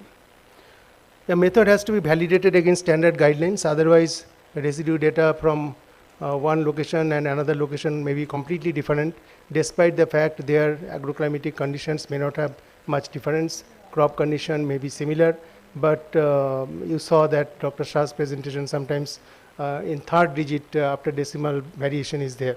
But question is that even in our method validation also we get more variation. So these are the complicated things, we should not question each other. So then that opens up a different Pandora's box. So validation is very important. So validation, what is validation? Validation in life, validation is very, very important. Everything you have to validate. Otherwise, whatever you tell, no one is going to accept that. So validation here is the process of verifying that a method is fit for the intended purpose of sensitivity, accuracy and precision. So what is the significance of residue testing in MRL fixation? I just simply tried to catch some point that residue testing measures the residue now in a commodity that is reported in terms of milligram per kg. Then risk assessment is conducted on the residue level, as you saw in Dr. Shah's presentation, that in case of multi-picking vegetable we take third day material, or in case of fruits it could be 7th day, 14th day or 21st day. So it depends. If the residue measurement is not correct, risk assessment is also becomes faulty. So measurement is very important. Basically residue testing is so important that this provides the data, and based on that data all the entire story is built up. It is important to apply appropriately validated method for achieving precise and accurate residue testing results. So principles of residue testing, just for the general understanding of everyone, it starts from sampling. Then sample is collected and brought to the lab. It is extracted. Then during extraction we also extract so many additional materials which are not important for our testing. So there is a step called cleanup, and finally instrumentation analysis. Samples should be representative of a lot and fit for purpose. See, usually edible part or edible portion is tested, which is usually consumed. The portion, example inedible peels, for example in case of pomegranate, a lot of question comes that why entire fruit has to be checked. So Codex has a very good examples and explanations. So inedible peels sometimes they are offered for consumption by cattle and various animals. So those are also a part of the residue study, that we usually take the whole commodity as such. But sample should be physically cleaned, at least so that it should not have adhering soil or other things. So these things have very specifically mentioned in Codex guidelines, Codex documents. So what are the expectations from a residue or regulatory analytical method? It should be capable of identifying and quantifying all the target compounds parameters at the regulatory tolerance limit. Identification is very important. You saw that when we see that pesticide 70%, 80% gets degraded or 90% gets degraded, then definitely it is not getting degraded to carbon dioxide and water. It is also degraded to various metabolites. So question is that if those metabolites are not properly checked, and in regular LC-MS-MS and GC-MS-MS methods, these are typically target-oriented analysis. So if you don't ask the instrument to check the compound, they never look at, they never report that. So under this situation, we should have full scan, proper non-targeted methods, so that metabolites can be identified and confirmation also can be provided that this particular molecular portion has been identified, and then it can be quantified. So it's very important to have enough precision and accuracy. In general, the method should have sufficiently low LOQ or limit of quantification to comply with the regulatory requirements, and the method should satisfy all the analytical quality control criteria. So in Codex, quality control criteria are mentioned. In DG Sante, which is the Ministry of Health, like our FSSAI in Europe, they also have a very fantastic guideline, and they very clearly specify what should be the criteria for accepting methods performance. And in AOSC International also it is mentioned, there are standard method performance requirements, SMPRs. So they very clearly say that in case of any pesticide residue testing, we are bothered about two things. One is it should be accurately quantified, and first thing is that accurately identified and accurately quantified. And when you say that accurately quantified, it should be also highly precise, so that my analysis and Dr. Shah's analysis should not have a huge difference for the same set of samples. So these type of things are very, very important to understand and to recognize, and that's the reason that why these things are brought into various regulations. So standard requirements for a residue testing methods performance, so what happens that method LOQ is very important. So when we check in our scientific panel also, when any company's data comes through CIBRC to the scientific panel, they always check what is the method LOQ, what is the peak shape at the method LOQ, then what is the recovery, whether the recovery has been conducted at the LOQ level or not, and what is the precision. So certain guidelines are there which has to be checked and complied. Now coming to the topic of today's presentation, that when you talk about sample, that if I want to analyze banana, then which part of banana? So it's very clearly mentioned that banana crown should not be part of the sample, but whole banana should be tested. Similarly, there are plenty of examples where people mentions, like in case of mango, when you analyze mango, mango stone is not a part of the analysis. It's very hard. But residue, as per Codex, residue is reported in terms of the total mass. So these are the certain things which are clearly mentioned. Lot of education is required, lot of capacity building is required, and probably we need to read little bit more so that things are already mentioned, things can be accepted and adopted for a better performance in analytical methods. So there is a guideline, this is a document, Codex document, portion of commodities to which Codex MRLs apply and which is analyzed. So this is a very important thing. So if you look at this guideline or document, you will see that there are 24 plant-based and 9 animal-based groups. So I just gave some few examples. For example, roots and tuber vegetables, whole commodity has to be checked. Bulb vegetable like onion, garlic, etc., whole commodity after removing the roots. Leafy vegetable, whole commodity. Brassica or cold vegetables like your cabbage, cauliflower, etc., whole commodity, remove withered leaves, and also if any decomposed or disintegrated part is there, that also should be removed. But you saw that this picture, this is, which crop it is, do you know? This is a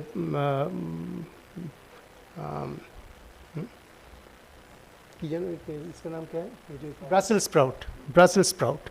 In case of Brussels sprout, only that buttons are tested. Okay. So these things are very clearly specified.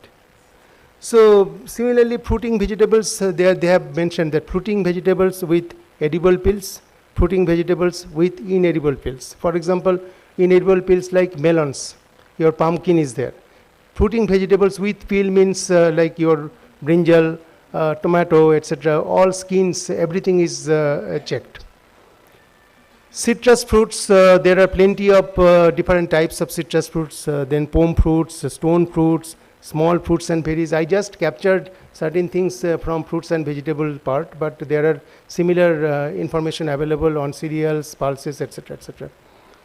Similarly, assorted fruits, inedible peel, like mango, avocado, remove the stone, banana, remove crown. So these information, they have mentioned that while collecting the sample, one should know that this is the part which has to be checked for pesticide residue testing. If that is not considered, then the whole set of exercise is wrong. I remember that once upon a time, one particular industry gave a project to our institute. They said that they wanted to test pesticide residue in grape leaf. So I was very curious. I said that why grape leaf? Grape leaf we don't consume in India. But they say that no, our requirement is that we should test it in grape leaf. And we did that, and unfortunate part is that grape is harvested only once a year in our country. So once everything was done, report was completed, then before submitting to CIB and RC, they understood that it should have been grape berry, not grape leaf. So they, one of their very young fellows, he came, sir, what to do? Again we have to test for another 1 more year. Why don't you replace all leaf by berry? I said that is a very easy job, very, very easy. You control, find, and then replace. Microsoft provides that fantastic facility. But is it agreeable? Because these two are completely different metrics, and no question of extrapolation. It's not possible. So then their boss also came, and they also understood that another 1 year probably they should wait to conduct this study. So sometimes we should know that what kind of study we are going to do. Otherwise what happens, your result will not be fit for purpose. Fit for purpose is the most important thing. Fit for purpose and as low as reasonably achievable. These are the two phrases in pesticide residue chemistry. Everyone should be aware of it. And that is also equally applicable for our personal life. Now, if you look at our FSSAI MRLs, you will see that there are lots of discrepancy. For example, I was looking at insecticides. So in case of apple, there are 15 entries, insecticide registration, grape 11, mango 10, but there are certain cases like bear, mandarins, peach, very few, 2-1 chemical have been registered or having label claim. Similarly, in case of vegetables, 85 pesticides have label claim, okra 50, tomato 39, but potato, every day's vegetable, only 7 chemical have label claim. So this type of variation is there. So problem is that if MRL is not there, similarly in case of cereals, rice 76 pesticide, wheat 30, maize 15. I took it from that major uses of pesticide from the CIBRC website. So what challenges we face? First thing is that many of the crop and plant protection product combinations, they do not have MRLs. In absence of MRL, pesticide residue in a consignment is regulated at limit of quantification, that is LOQ. Now LOQ is a very shrewd term, and it's a very crude also. Like LOQ means what?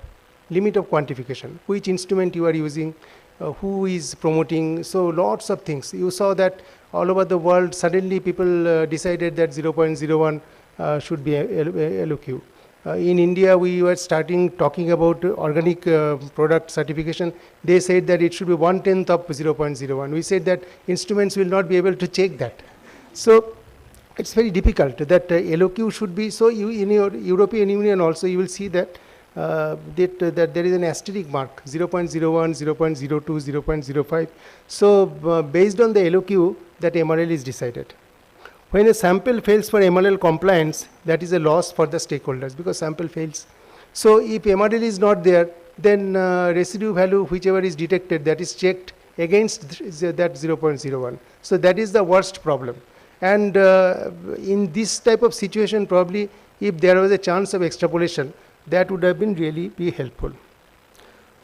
So crop grouping, we know very well what is crop grouping, and along with this, probably what I understand that a little bit of chemistry knowledge, like why structure, why botanical similarity has been considered, because they are also biochemically similar. So that's very important. So for example, if in this picture there are so many types of oranges, so there are some similarities in that. So probably extrapolation is acceptable. Similarly, in this case of berries, like blackberry, blueberry, grapeberry, and so many types of berries are there, it is probably thinkable that, okay, they are similar nature. Similarly, apple and pear, this is a common example which is quoted every classroom teaching also. So crop grouping allows regulators to apply residue data collected from one crop to other similar crops. And the internationally accepted practice is cost effective, and that supports everyone. So actually I was looking at CIBRC website and I found that some crop grouping is already existing. For example, you see spinosad. Spinosad, it is for cabbage and cauliflower, diamond back moth. This is also a crop grouping concept in a minuscule level. Similarly, chlorpyrifos 20% EC. It has been registered for beans. Now beans means what? There are so many beans. So it's a crop grouping. Okay. I saw that 9 insecticide entries for citrus. Now citrus is a group. So many citrus. 6 fungicide entries for citrus. Captain you see, again cabbage and cauliflower. Hello, sorry sir, we are running out of time. Just sorry, another 2 minutes. 2 minutes. Yeah. I'm sure just coming to the positive side. So similarly, in case of compounds like methyl bromide, etc., aluminum phosphate, lots of crop grouping. So in case of Codex, I saw that there is a group MRL for citrus fruits, and there are 37 different types of citrus. So 37 different types of oranges are there. So you can see that there is a group MRL as well as there are individual commodity MRLs. So these I can just skip. I can come straight away to this residue analysis perspective. Here you see that they have given some typical biochemical composition wise classification, like commodities with high water content, then high water content, high acid content like citrus fruit, etc., high sugar content and low water content, high oil content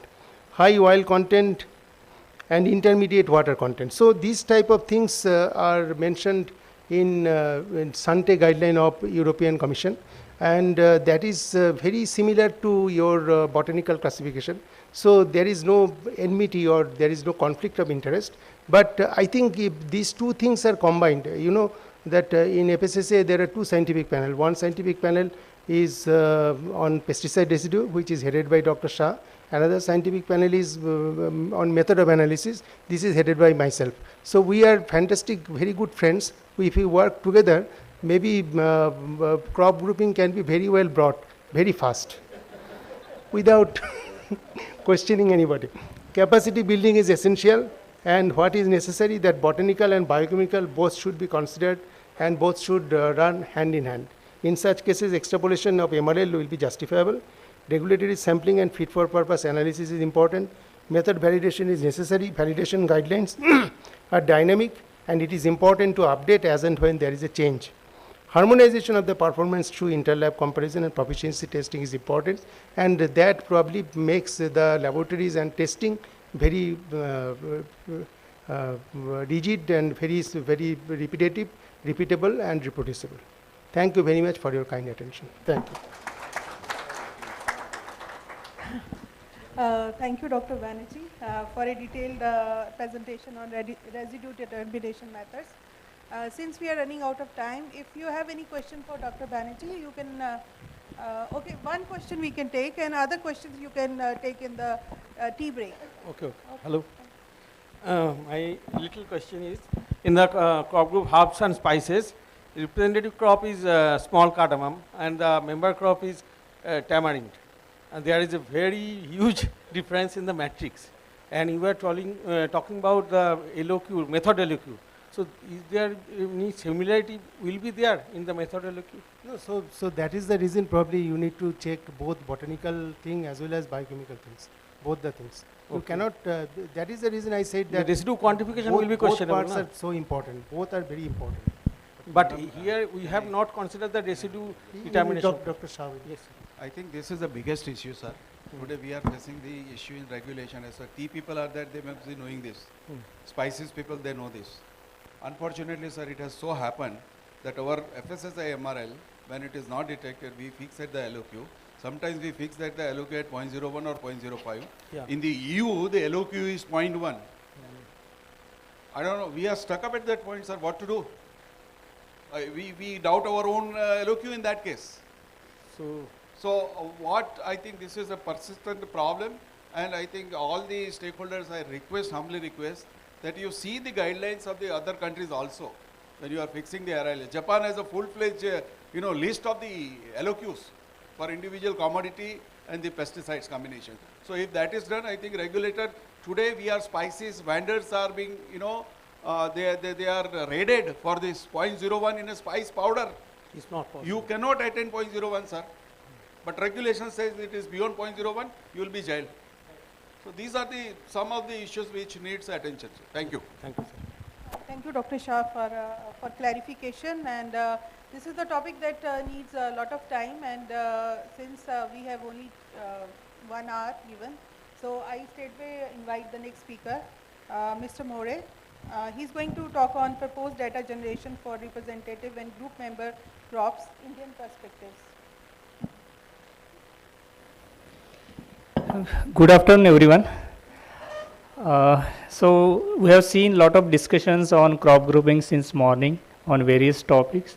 So I will talk much upon the implementation part. So what is the data requirement in other countries, and what is the existing approved guidelines, and what changes expected or proposal from the CropLife India. So I am not taking much time, only 5 slides are there. So quickly, I will, in first slide, I will go through data requirement in other countries, and then we'll come back to India, what is existing and what is the proposed from CropLife India. And 2 backup slides, since we have a lot of discussion on number of trials. So those backup slides also I will show. So if we see the scenario in other countries for obtaining a label claim on a representative crop, and then also for fixing the MRL for a subgroup, and what is the data requirement for obtaining a label claim on a member crop of the subgroups. So in most of the countries, once the MRL is fixed on a subgroup and the label claim is given for a representative crop, for obtaining label claim on member crops of the subgroup, no any data required. For example, I have given Australia. So the reference is there. There is a guidance document from APVMA, Australia, that is the representative crops and extrapolation principles for risk assessment and data waivers. It was published in 2019 by APVMA. And on page number 8 and 9, they have clearly given for label extension to a whole crop group is most likely to be commonly sought where all representative crops are currently registered. So if representative crops are already registered, not much or no any data is required. Even we have seen in Dr. Paresh Shah's presentation that chart was basically from this same guidance document, and in that we have seen no any residue data was required. Only in some cases that crop safety, that is phytotoxicity data is required, and which as per our Indian requirement means regulators have already taken care of from that perspective, that they have keep minimum 2 location 1 season bioefficacy data requirement. So this is a slide which I have prepared based on the minutes of 407 RC meeting, which was held in 2019, in which the crop grouping principles are approved by the RC and the data generation scheme is given. So for representative crop, a full data package is required. Even Dr. Sonai Rajan also mentioned in his presentation. So I will not talk much. So full data package, that is bioefficacy 3 location 2 season, and residue for insecticide, fungicides 4 location 1 season, and if it is herbicide 3 location 2 season. So full data package is required for representative crop, and then MRL will be set for a subgroup. Then when the proposal will come for label claim on a member crop of the subgroup, only data requirement which is given as per RC 407 is 2 location 1 season bioefficacy, and residue for all is 1 location 1 season. This is what's mentioned in that committee meeting. So the proposal from CropLife India, that even we have seen since morning many presentations, that residue data is not required actually.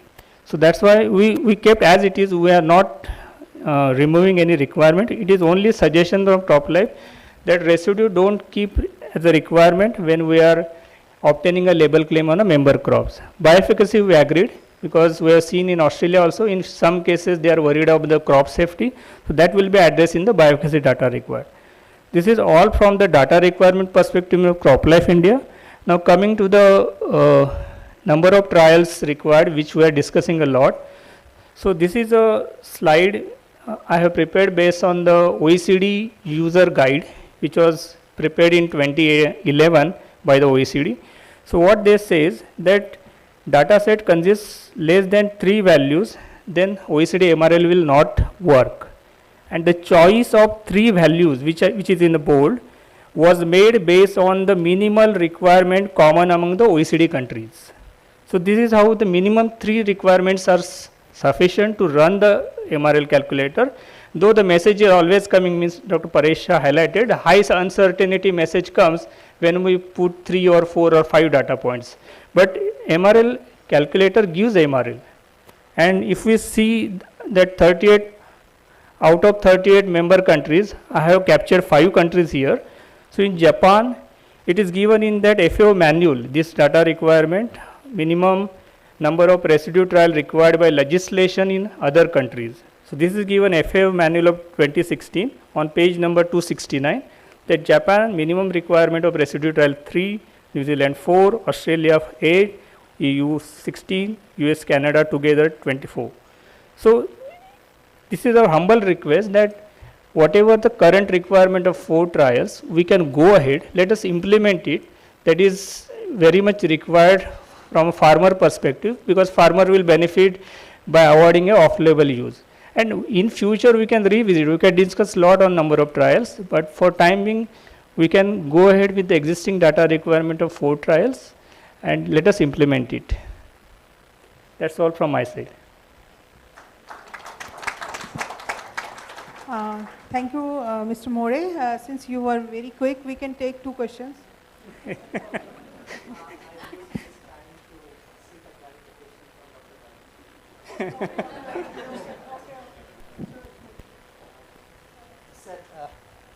It was a great presentation on analytical part.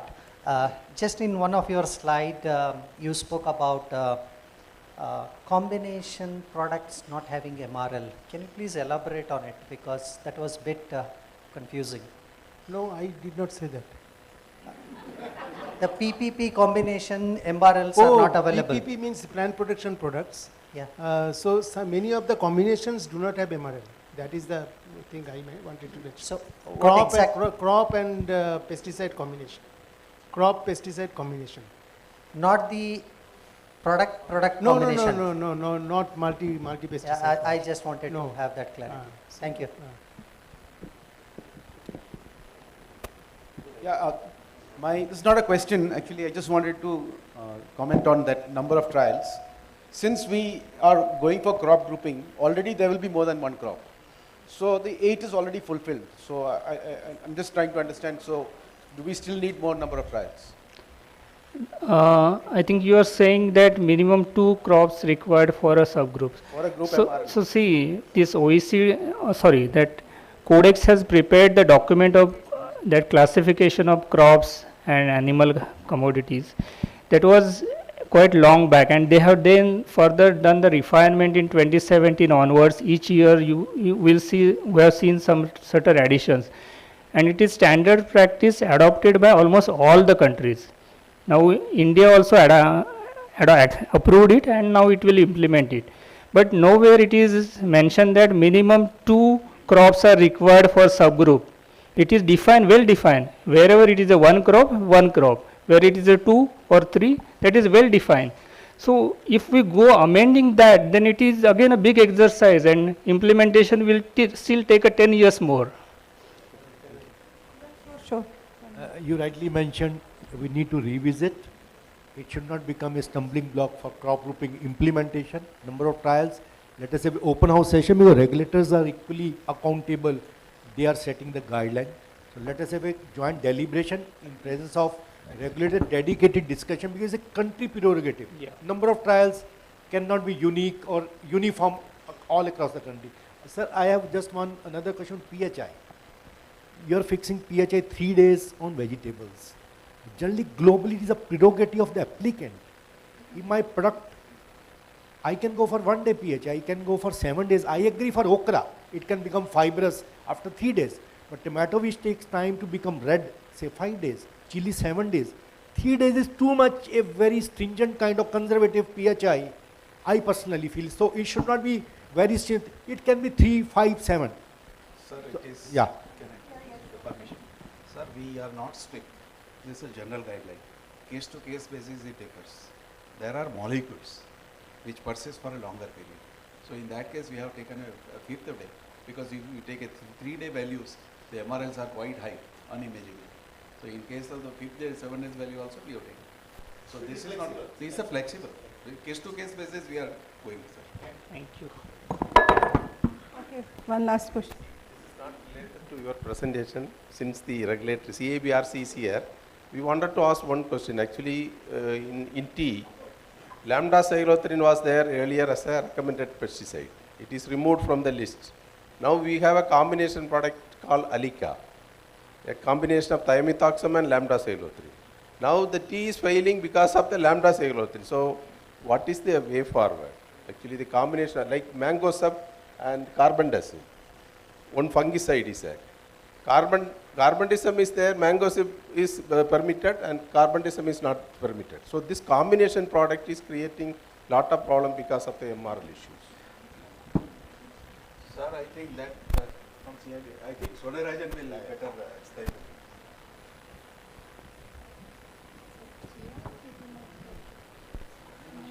Sir, first thing, I just want to confirm, I'm sorry to say this one, I just want to confirm whether the label claim of T and lambda cyhalothrin is removed.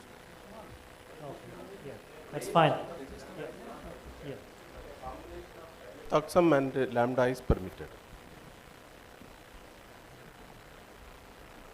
Yes, sir. As you are requesting for the combination product, whether it is applicable or not. My plant as tea is detected with the lambda, which is not in the CABRC and FSSI. Sir, I think what is confusing is that you can clarify. Yes, sir. So right now, I'm sorry, I cannot say anything about this particular information. So we will have an internal discussion with our experiment secretary, and definitely we will communicate to you shortly, sir, in a day or couple. Sir, combination itself is registered, particular crop.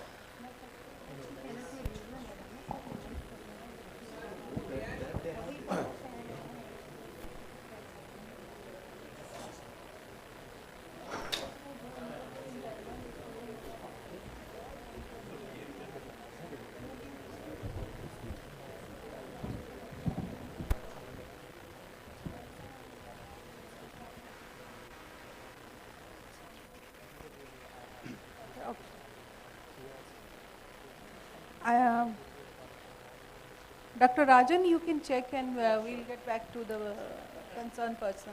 So now it's the time for the invite our last speaker, Dr. Vanna Tripathi. She is going to give her presentation on use of pesticides, residue monitoring, data for setting MRLs. So, madam, please.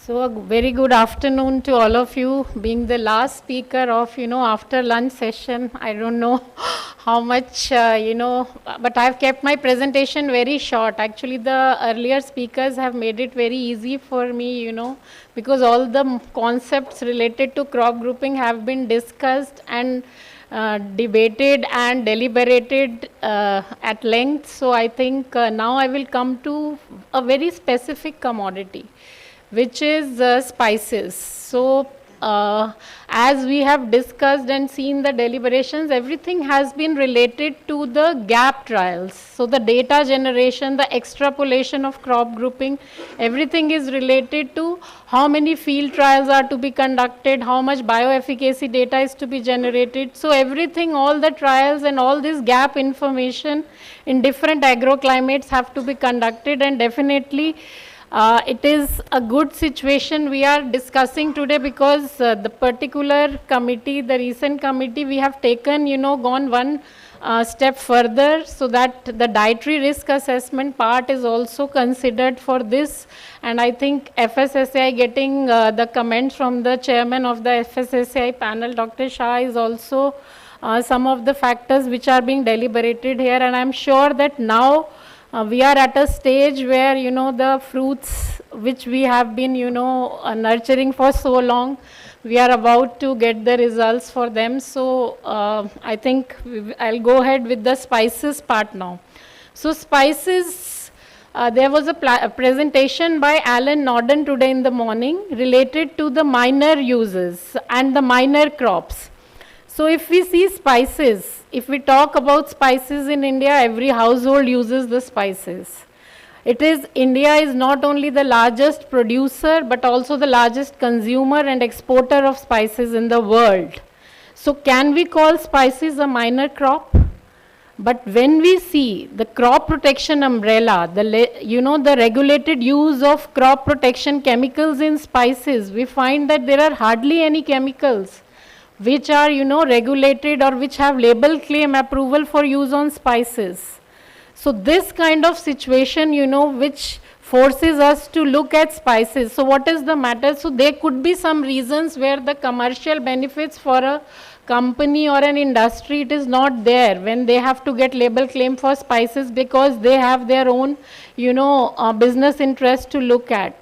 But that does not mean that we can neglect crops such as spices, which are really, you know, used most worldwide. It is used in every household. So this becomes a very important component, that what are the spices, what are the pesticide residues which we are getting in spices, whether any pesticides are being used, because spices, they are attacked by a number of pests.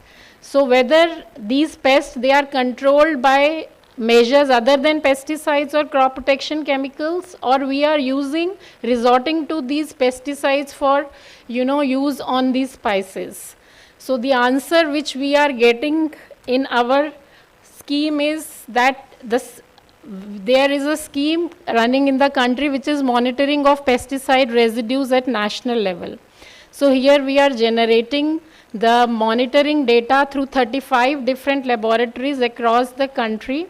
And we have, for all the major food commodities which are consumed in India, we are generating this data. All the accredited laboratories are giving the results, screening pesticides, quantifying pesticides in different food commodities. And the results which we are getting, that these commodities of course include the spices.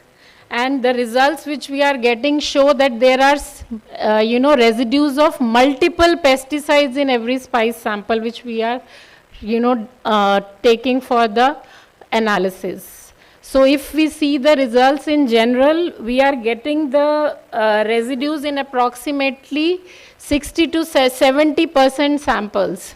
And out of those 60 to 70% samples, there is an off-label detection of pesticide, because there are no label claim of those pesticides on spices. There are hardly any label claims. So most of the detections which we are getting, they don't have the regulatory approval for use in the country. So that creates a real, you know, situation which gives us, you know, a lot of matter of concern, not only for, you know, the manufacturers, but for the regulators, for the consumers. And especially spice is a highly exportable commodity. So tomorrow when these spices are traded from India, it again becomes a matter of great concern. So what we saw was that in case when we look at the Codex requirement for data generation for MRL fixation, we see there are two types of data which are required. One of course is the major requirement, which is the gap data for the residue. And the other is for some minor commodities like spices. They have a provision of the monitoring data. So they consider monitoring data for the fixation of MRLs in case of spices. So the data which is generated on spices in the scheme, this is submitted to FAO/WHO JMPR for risk assessment, and based on the recommendation of JMPR, the Codex Committee on Pesticide Residue, you know, adopts the MRLs which are based on this data. So I will just share you one or two case studies in this case. So there is one pesticide, thiamethoxam on cumin. Recently, few years back, we submitted the data for this particular pesticides. So we analyzed 1089 samples of cumin, and we got pesticide detection of thiamethoxam in 356 samples. So as Dr. Sharma was telling in the morning, the minimum 59 positive detections are required for data to be statistically, significant for evaluation of any MRL based on the monitoring data. And if those values are detections are more than 120, then the uncertainty also is very low. So they can fix the MRL based on any data which gives more than 120 positive detections. The residues are, fit for, the data is fit for evaluation of MRL. So this data has been considered, and we have provided the sample, the quantity of, pesticides which has been detected in every sample, and the median residue value and the 95th percentile value has been evaluated by JMPR. And based on this particular exercise, they have recommended a MRL of 1 ppm, because the 95th percentile value was 0.92, so they have recommended the maximum residue limit of 1 ppm. They have rounded off that value and recommended MRL of 1 ppm. And STMR of 0.26 ppm. That is for the risk assessment. So this is the risk assessment has been done, taken into account the STMR residue of 0.26 ppm. So this is the example of thiamethoxam on cumin. So this was the risk assessment which was done not only for the Indian consumers, because the FAO, I think some presentation they have shown that the whole world is divided into 17 different clusters based on the food consumption pattern. India lies in the G05 cluster. So for all the clusters, the JMPR expert, they carry out the risk assessment. And once they have done the dietary assessment, the dietary exposure, so they have found that because for spices the food consumption is very low. So if we see across, I think India may be one of the major consumers, but otherwise the spices we consume in very low quantity, and that is the reason the risk due to pesticide residues. So where we were concerned that we are getting so many pesticides in spices, but when the risk assessment was done at global level for such spices, we found that the risk is very low. So this particular exercise is one case study which I wanted to discuss with you. Another, of course, this particular, has been, evaluation has been done in the JMPR 2023 report. The results have been published. The case study 2 is acetamiprid on cumin. So this example now I am taking because today, since morning, we have been discussing the concept of extrapolation of MRLs from the, representative crop to the entire group. So in this particular case, if we see that here the detections out of 357 samples, we got detection in 123 samples. The STMR was 0.57 and the 95th percentile residue was 2 ppm. And this commodity, if we see the, crop grouping for spices. So this is the crop grouping for seed spices. 028A is the subgroup for the spices, seed spices. So the representative commodity is any commodity in this subgroup. So here, when we have now the data for cumin, so we have submitted that data for, and we submitted for fixation of MRL of acetamiprid on cumin. But the JMPR experts, they have considered this as an example for extrapolation of the residues to the entire seed spices group. So this is the risk assessment which was done by the JMPR experts. And in this particular case, for one, what we have gone through the risk assessment methodology, I think today we are here, so maybe we can have a discussion on this. When we saw the risk assessment, they have taken somehow the consumption of, because STMR residues of cumin have been considered in all the cases. But for the food consumption and other thing, they have taken 4 different crops into account. One was anise seed, one was caraway seed, coriander seed and nutmeg along with cumin. And then they have added the, dietary exposure of all these, and then they have done the risk assessment. And still you see the percent ADI, it is 0%. That means risk is again very low. So even when the, this extrapolation was done for the entire subgroup, then also the risk was found to be very low. And based on that, the recommendation which has come in the JMPR report, it has shown that the residues will be extrapolated to the entire seed spices subgroup. So for monitoring data also there is a mechanism for some minor crops. So that means that globally there are challenges related to crop protection if industry is not coming forward, to do certain things about, to take label claims on crops such as spices, then some different ways using the monitoring data for fixation of MRL on spices is also happening. So this is just a few case studies which I wanted to share with you. And so based during the last 10 years, 20 CXLs Codex MRLs have been fixed on different spices based on this data. This is the situation of the last 2 years. This year also we have submitted proposal for 4 more pesticides. And so these are the MRLs, and as you can see, because any MRL which is based on the actual data, actual monitoring data, that means something which is there in the spices. So tomorrow if there is, the situations of trade barriers will be avoided, because 95th percentile residue has been taken as the MRL value. That means 95% of the spices will have residues less than what is the MRL. So that means any spice traded from India, they will have a better chance of, not being rejected due to pesticide residues. And as we see many of these MRLs, if EU doesn't have any environmental or other concern, then in many cases they accept these MRLs. So this is just what I wanted to share with you. Thank you very much. Thank you very much for a very enlightening talk on MRL setting in minor crops. We can take 2 questions for Madam. Okay. I was also fast. Yes, Dr. Amitabh. Yes, please. Ma'am, I just wanted to ask, you have mentioned about spices rejection in the exported commodities.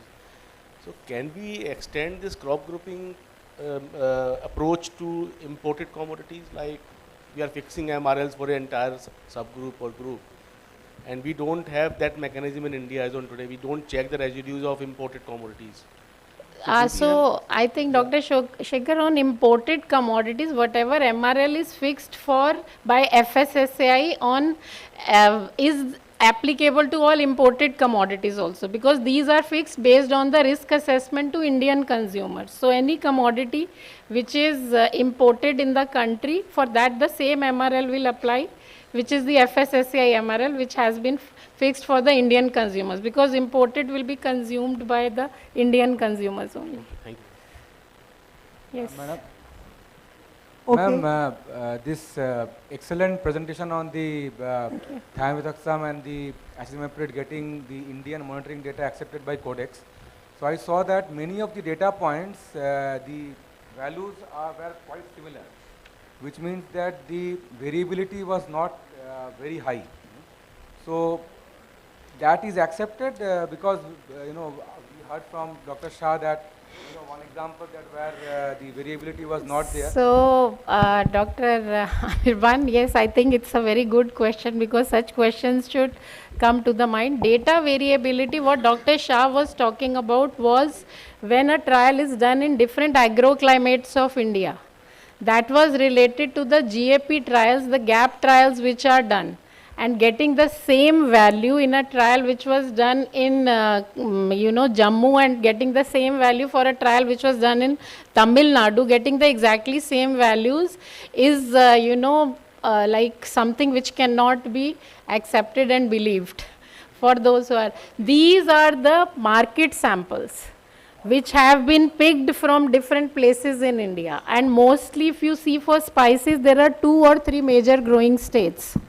So whatever spices residues which we are getting, that means the growers in those particular growing regions, they are using these pesticides, they have access to these pesticides, and they are using these pesticides for the control of spices. So we have picked the samples from different market locations across the country. It is not a field sample. This is a market basket survey.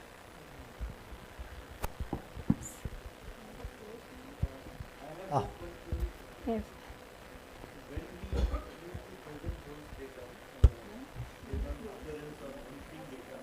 Right, sir. So in that case, European Union was not very happy in taking those. So as if we thought, we used to think that was the last time when they are taking that. Okay. So how long, whether it will be continuing, whether European Union will be accepting our MRLs which are fixed based on the monitoring data? So sir, basically EU is also a member in the Codex when we are giving this data for fixation of MRL, and when there is a discussion on the acceptance of this particular recommendation from JMPR, at that time EU will tell at that very time whether it is ready to accept this MRL or not, because if they have some problem with the MRL, they will give a reservation, but their reservation is not related to any risk or anything. They are mainly related to some environmental concern, like any adverse effect on honeybees or some other challenges which are specific to European consumers, which they consider in their risk assessment procedures. But EU, as I showed in my presentation, many of at least 80% of these MRLs have been accepted by the EU, adopted by the EU, adopted. They were in fact made to be adopted by them. Sir, you were there in those meetings, so I think you put lot of pressure on them. That I remember, no? That I remember, because I was having that impression that they are going to stop from next time, because with the green they would, right, they were going to accept that, no? With every time with some kind of unhappiness, they were. I felt that was. Okay. Thank you. Thank you, ma'am. Thank you, sir. Thank you very much. Thank you. Now I invite David for the closing remarks. Confusion you can clear during the tea time. Tea is ready. Thank you, Madam Chair. You are much stronger than I was.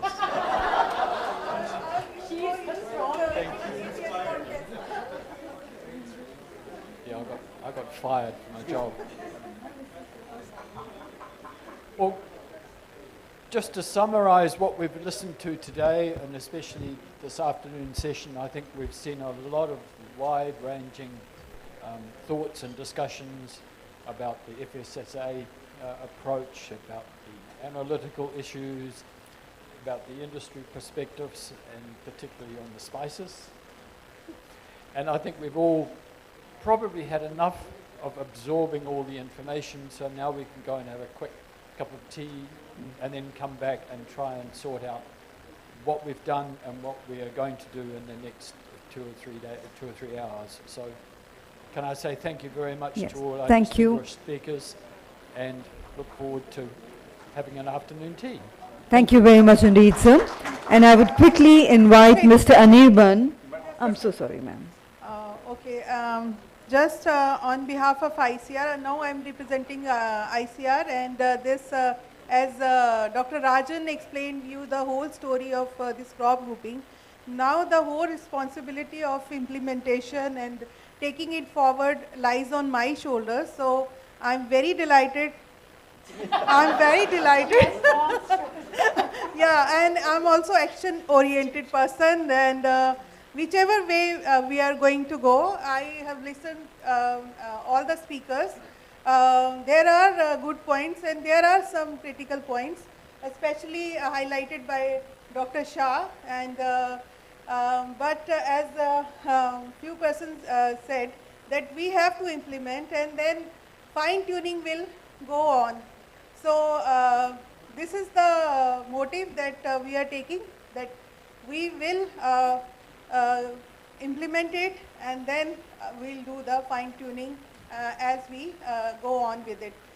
This is my thought, but this thought I need to carry forward to my peers sitting in ICR and in DAC, and with sir also. So it is not a initiative that will be implemented by ICR, or there are many agencies involved. So we, as from my side, I would ensure you that we will bring everybody on the same table and come out with one single output, and that will be beneficial for you, but keeping in view the negative sides, reduction in the negative sides of this crop grouping. So I congratulate all the participants who came today here and gave their views. So thank you very much. This is all from my side. Thank you very much indeed. And may I quickly invite Mr. Anirban to kindly do the honors of presenting mementos as a token of appreciation. We present to Dr. Poonam Jasrotia. Thank you, ma'am. We present to Dr. Vandana Tripathi and to Mr. Prahlad More.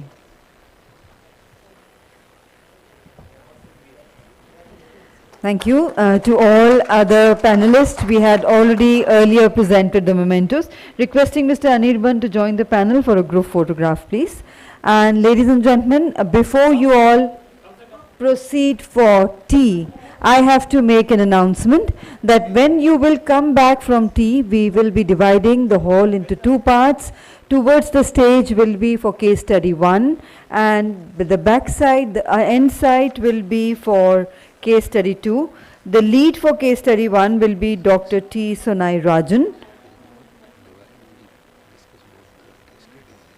Okay. So I think they've changed the schedule. We are not dividing the hall. Both the case studies will be discussed from the stage. So have a quick 15 minutes tea break and be back so that we go ahead with the case studies at 4:30. Thank you.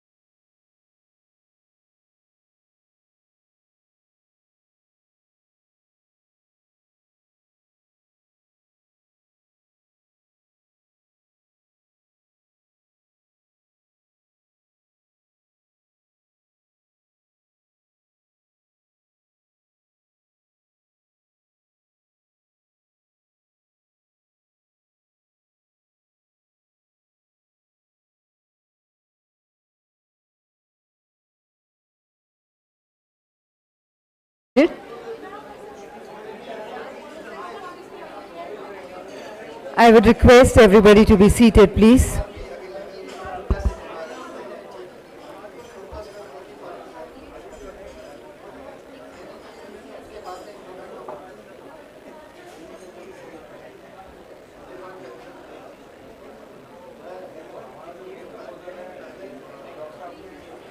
Ladies and gentlemen, requesting everybody to be seated.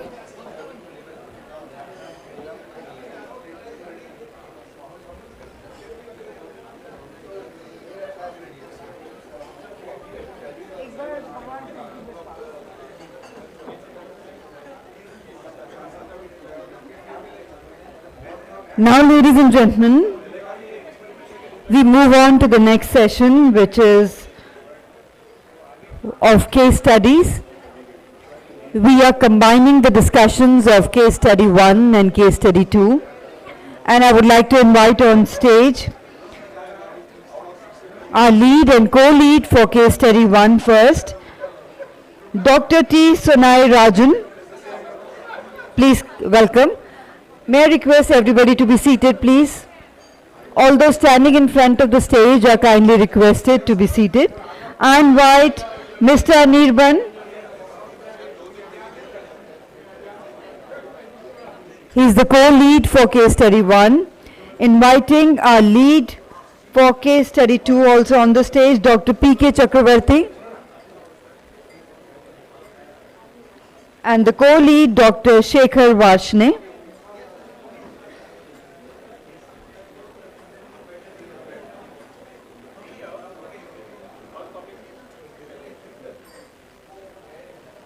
May I invite Dr. P.K. Chakravarti and Dr. Shekhar Varshne also to kindly join us on the stage, please.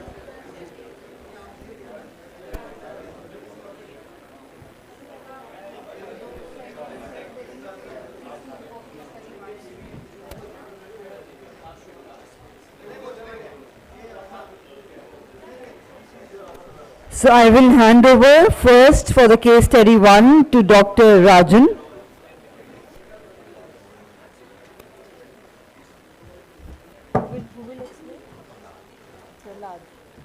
And first I will invite Mr. Prahlad, who will explain us the procedure of the case studies, how we are going to do, and over to you, sir. Thank you.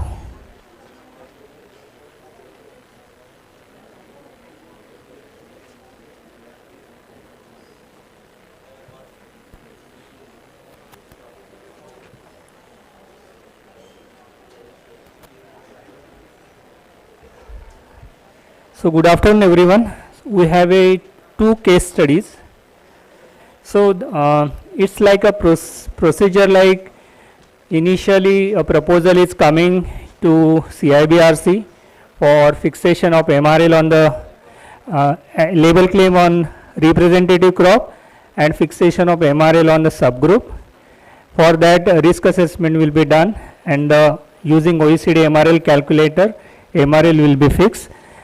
And later on, after approval of the label claim on a representative crop and fixation of MRL of subgroup, a new proposal will come for label claim on a member commodity of the same subgroup. So the gap will be given for representative crop as well as the new member crop which is coming for label claim.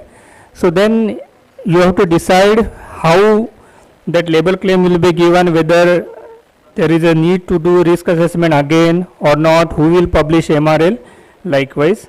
So in case study 1, the example is related to the palm fruits. The apple gap is given, and based on the apple gap there are residue values are also given below the table, first table, and then residue definition is also given. Whatever the required values or inputs are there already given in the case study, and the question is, which is in bold and highlighted with yellow color, that conduct chronic dietary risk assessment using following table and propose MRL for palm fruits using OECD MRL calculator.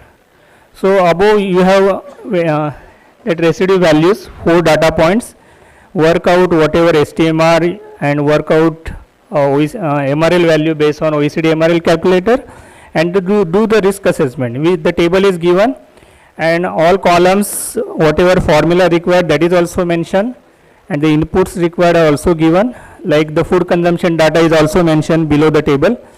So you have to only decide, main concern is that you choose a right unit of the value, so that you can do appropriate risk assessment. That is the only concern you have to check here. So when we complete this, there is a label claim on the apple, and MRL is fixed on the pome fruit. Then a new proposal is coming for pear. The gap is given. Here the question is that check and confirm whether crop grouping principles are applicable in above case. That is, MRL of pome fruit can be extrapolated to pear, and label claim on pear can be granted, and who will grant. This is a very simple case first. Second case is little complex. This is related to a dry peas, subgroup dry peas, and initial label claim is on chickpea with a gap which is given. Residue values are also given at PHI, and the same you have to run the risk assessment and use OECD MRL calculator and propose the value. Again I am repeating, use the proper units while doing the dietary risk assessment. Then afterwards a new proposal is coming for red gram. The dry peas MRL is already fixed, and the gap is given here, and the question is check and confirm whether crop grouping principles are applicable in above case. That is, MRL of dry peas can be extrapolated to red gram, and label claim on red gram can be granted. If the answer is no, then what is the next action to be taken, and how MRL to be published. So you have to answer those questions which are given in bold and yellow color highlight, and come up with your answers, these two case studies. Yes.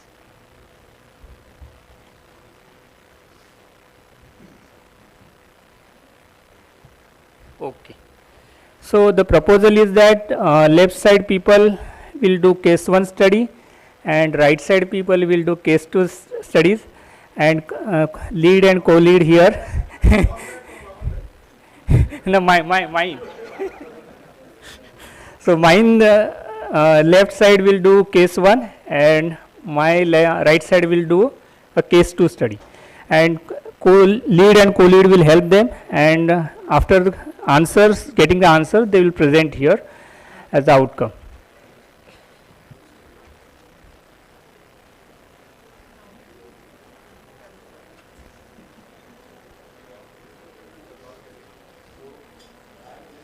Maybe you can use somebody's laptop if available for working or using OECD MRL calculator.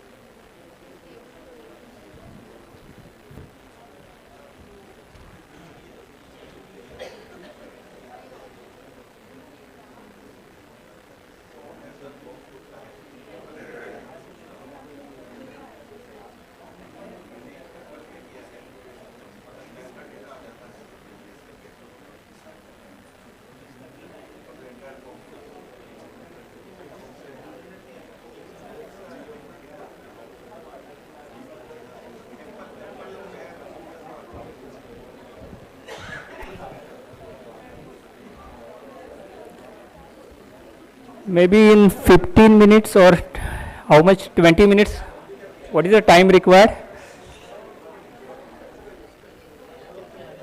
आप यहाँ उधर जाइए.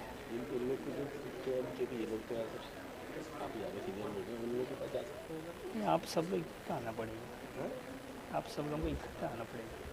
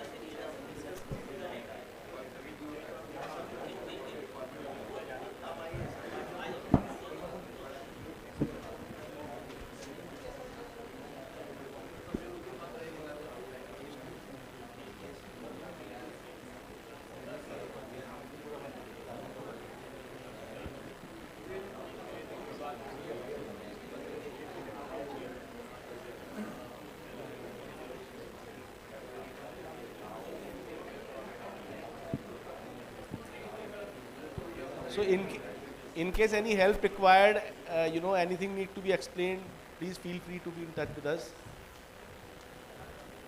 regarding the studies, these two studies which we are doing.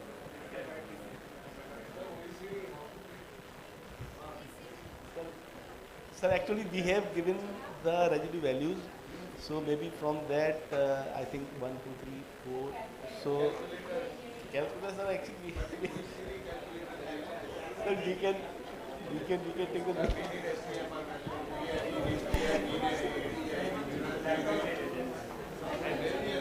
left.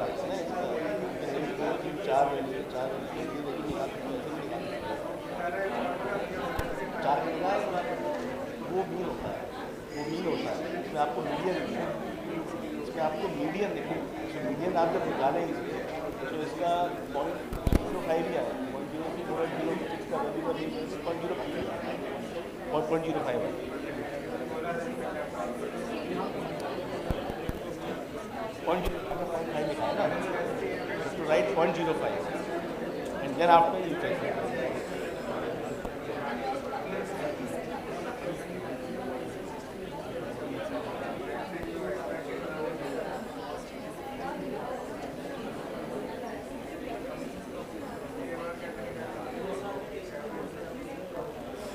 Any help needed?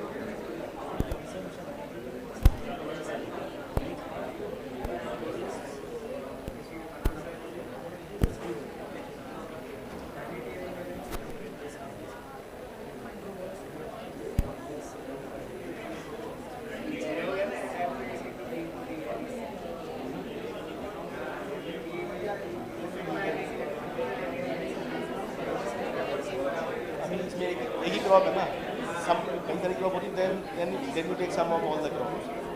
Now you can take only one crop. They भी रहे.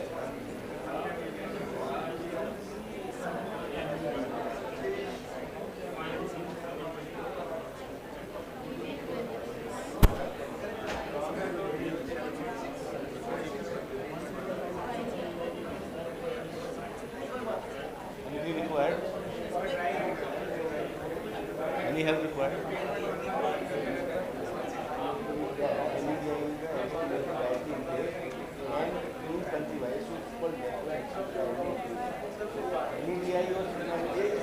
आपको क्योंकि वो number of crop होगा तब वो सम होगा so you have to write same value for both the places अरे ऐसे ही हो जाएगा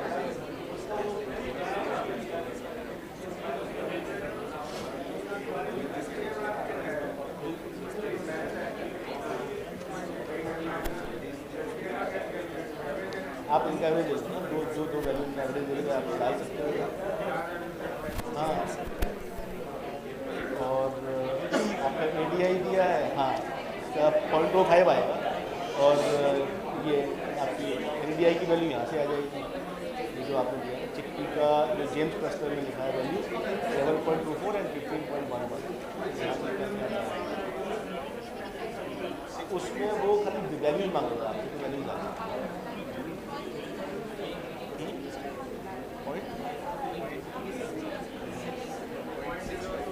0.0062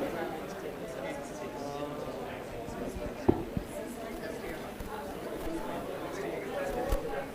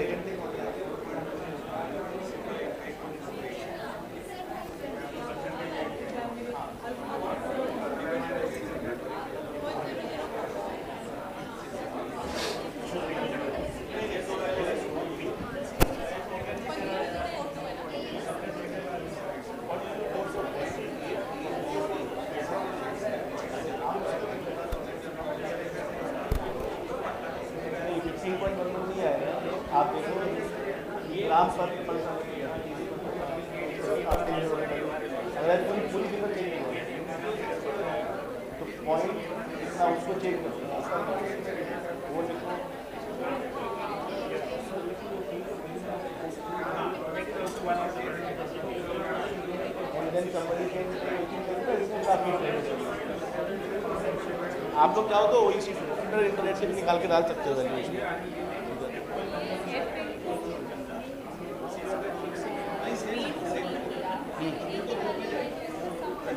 सम नहीं सम तब आता है जब नंबर ऑफ क्रॉप्स ये सही चेक करते हैं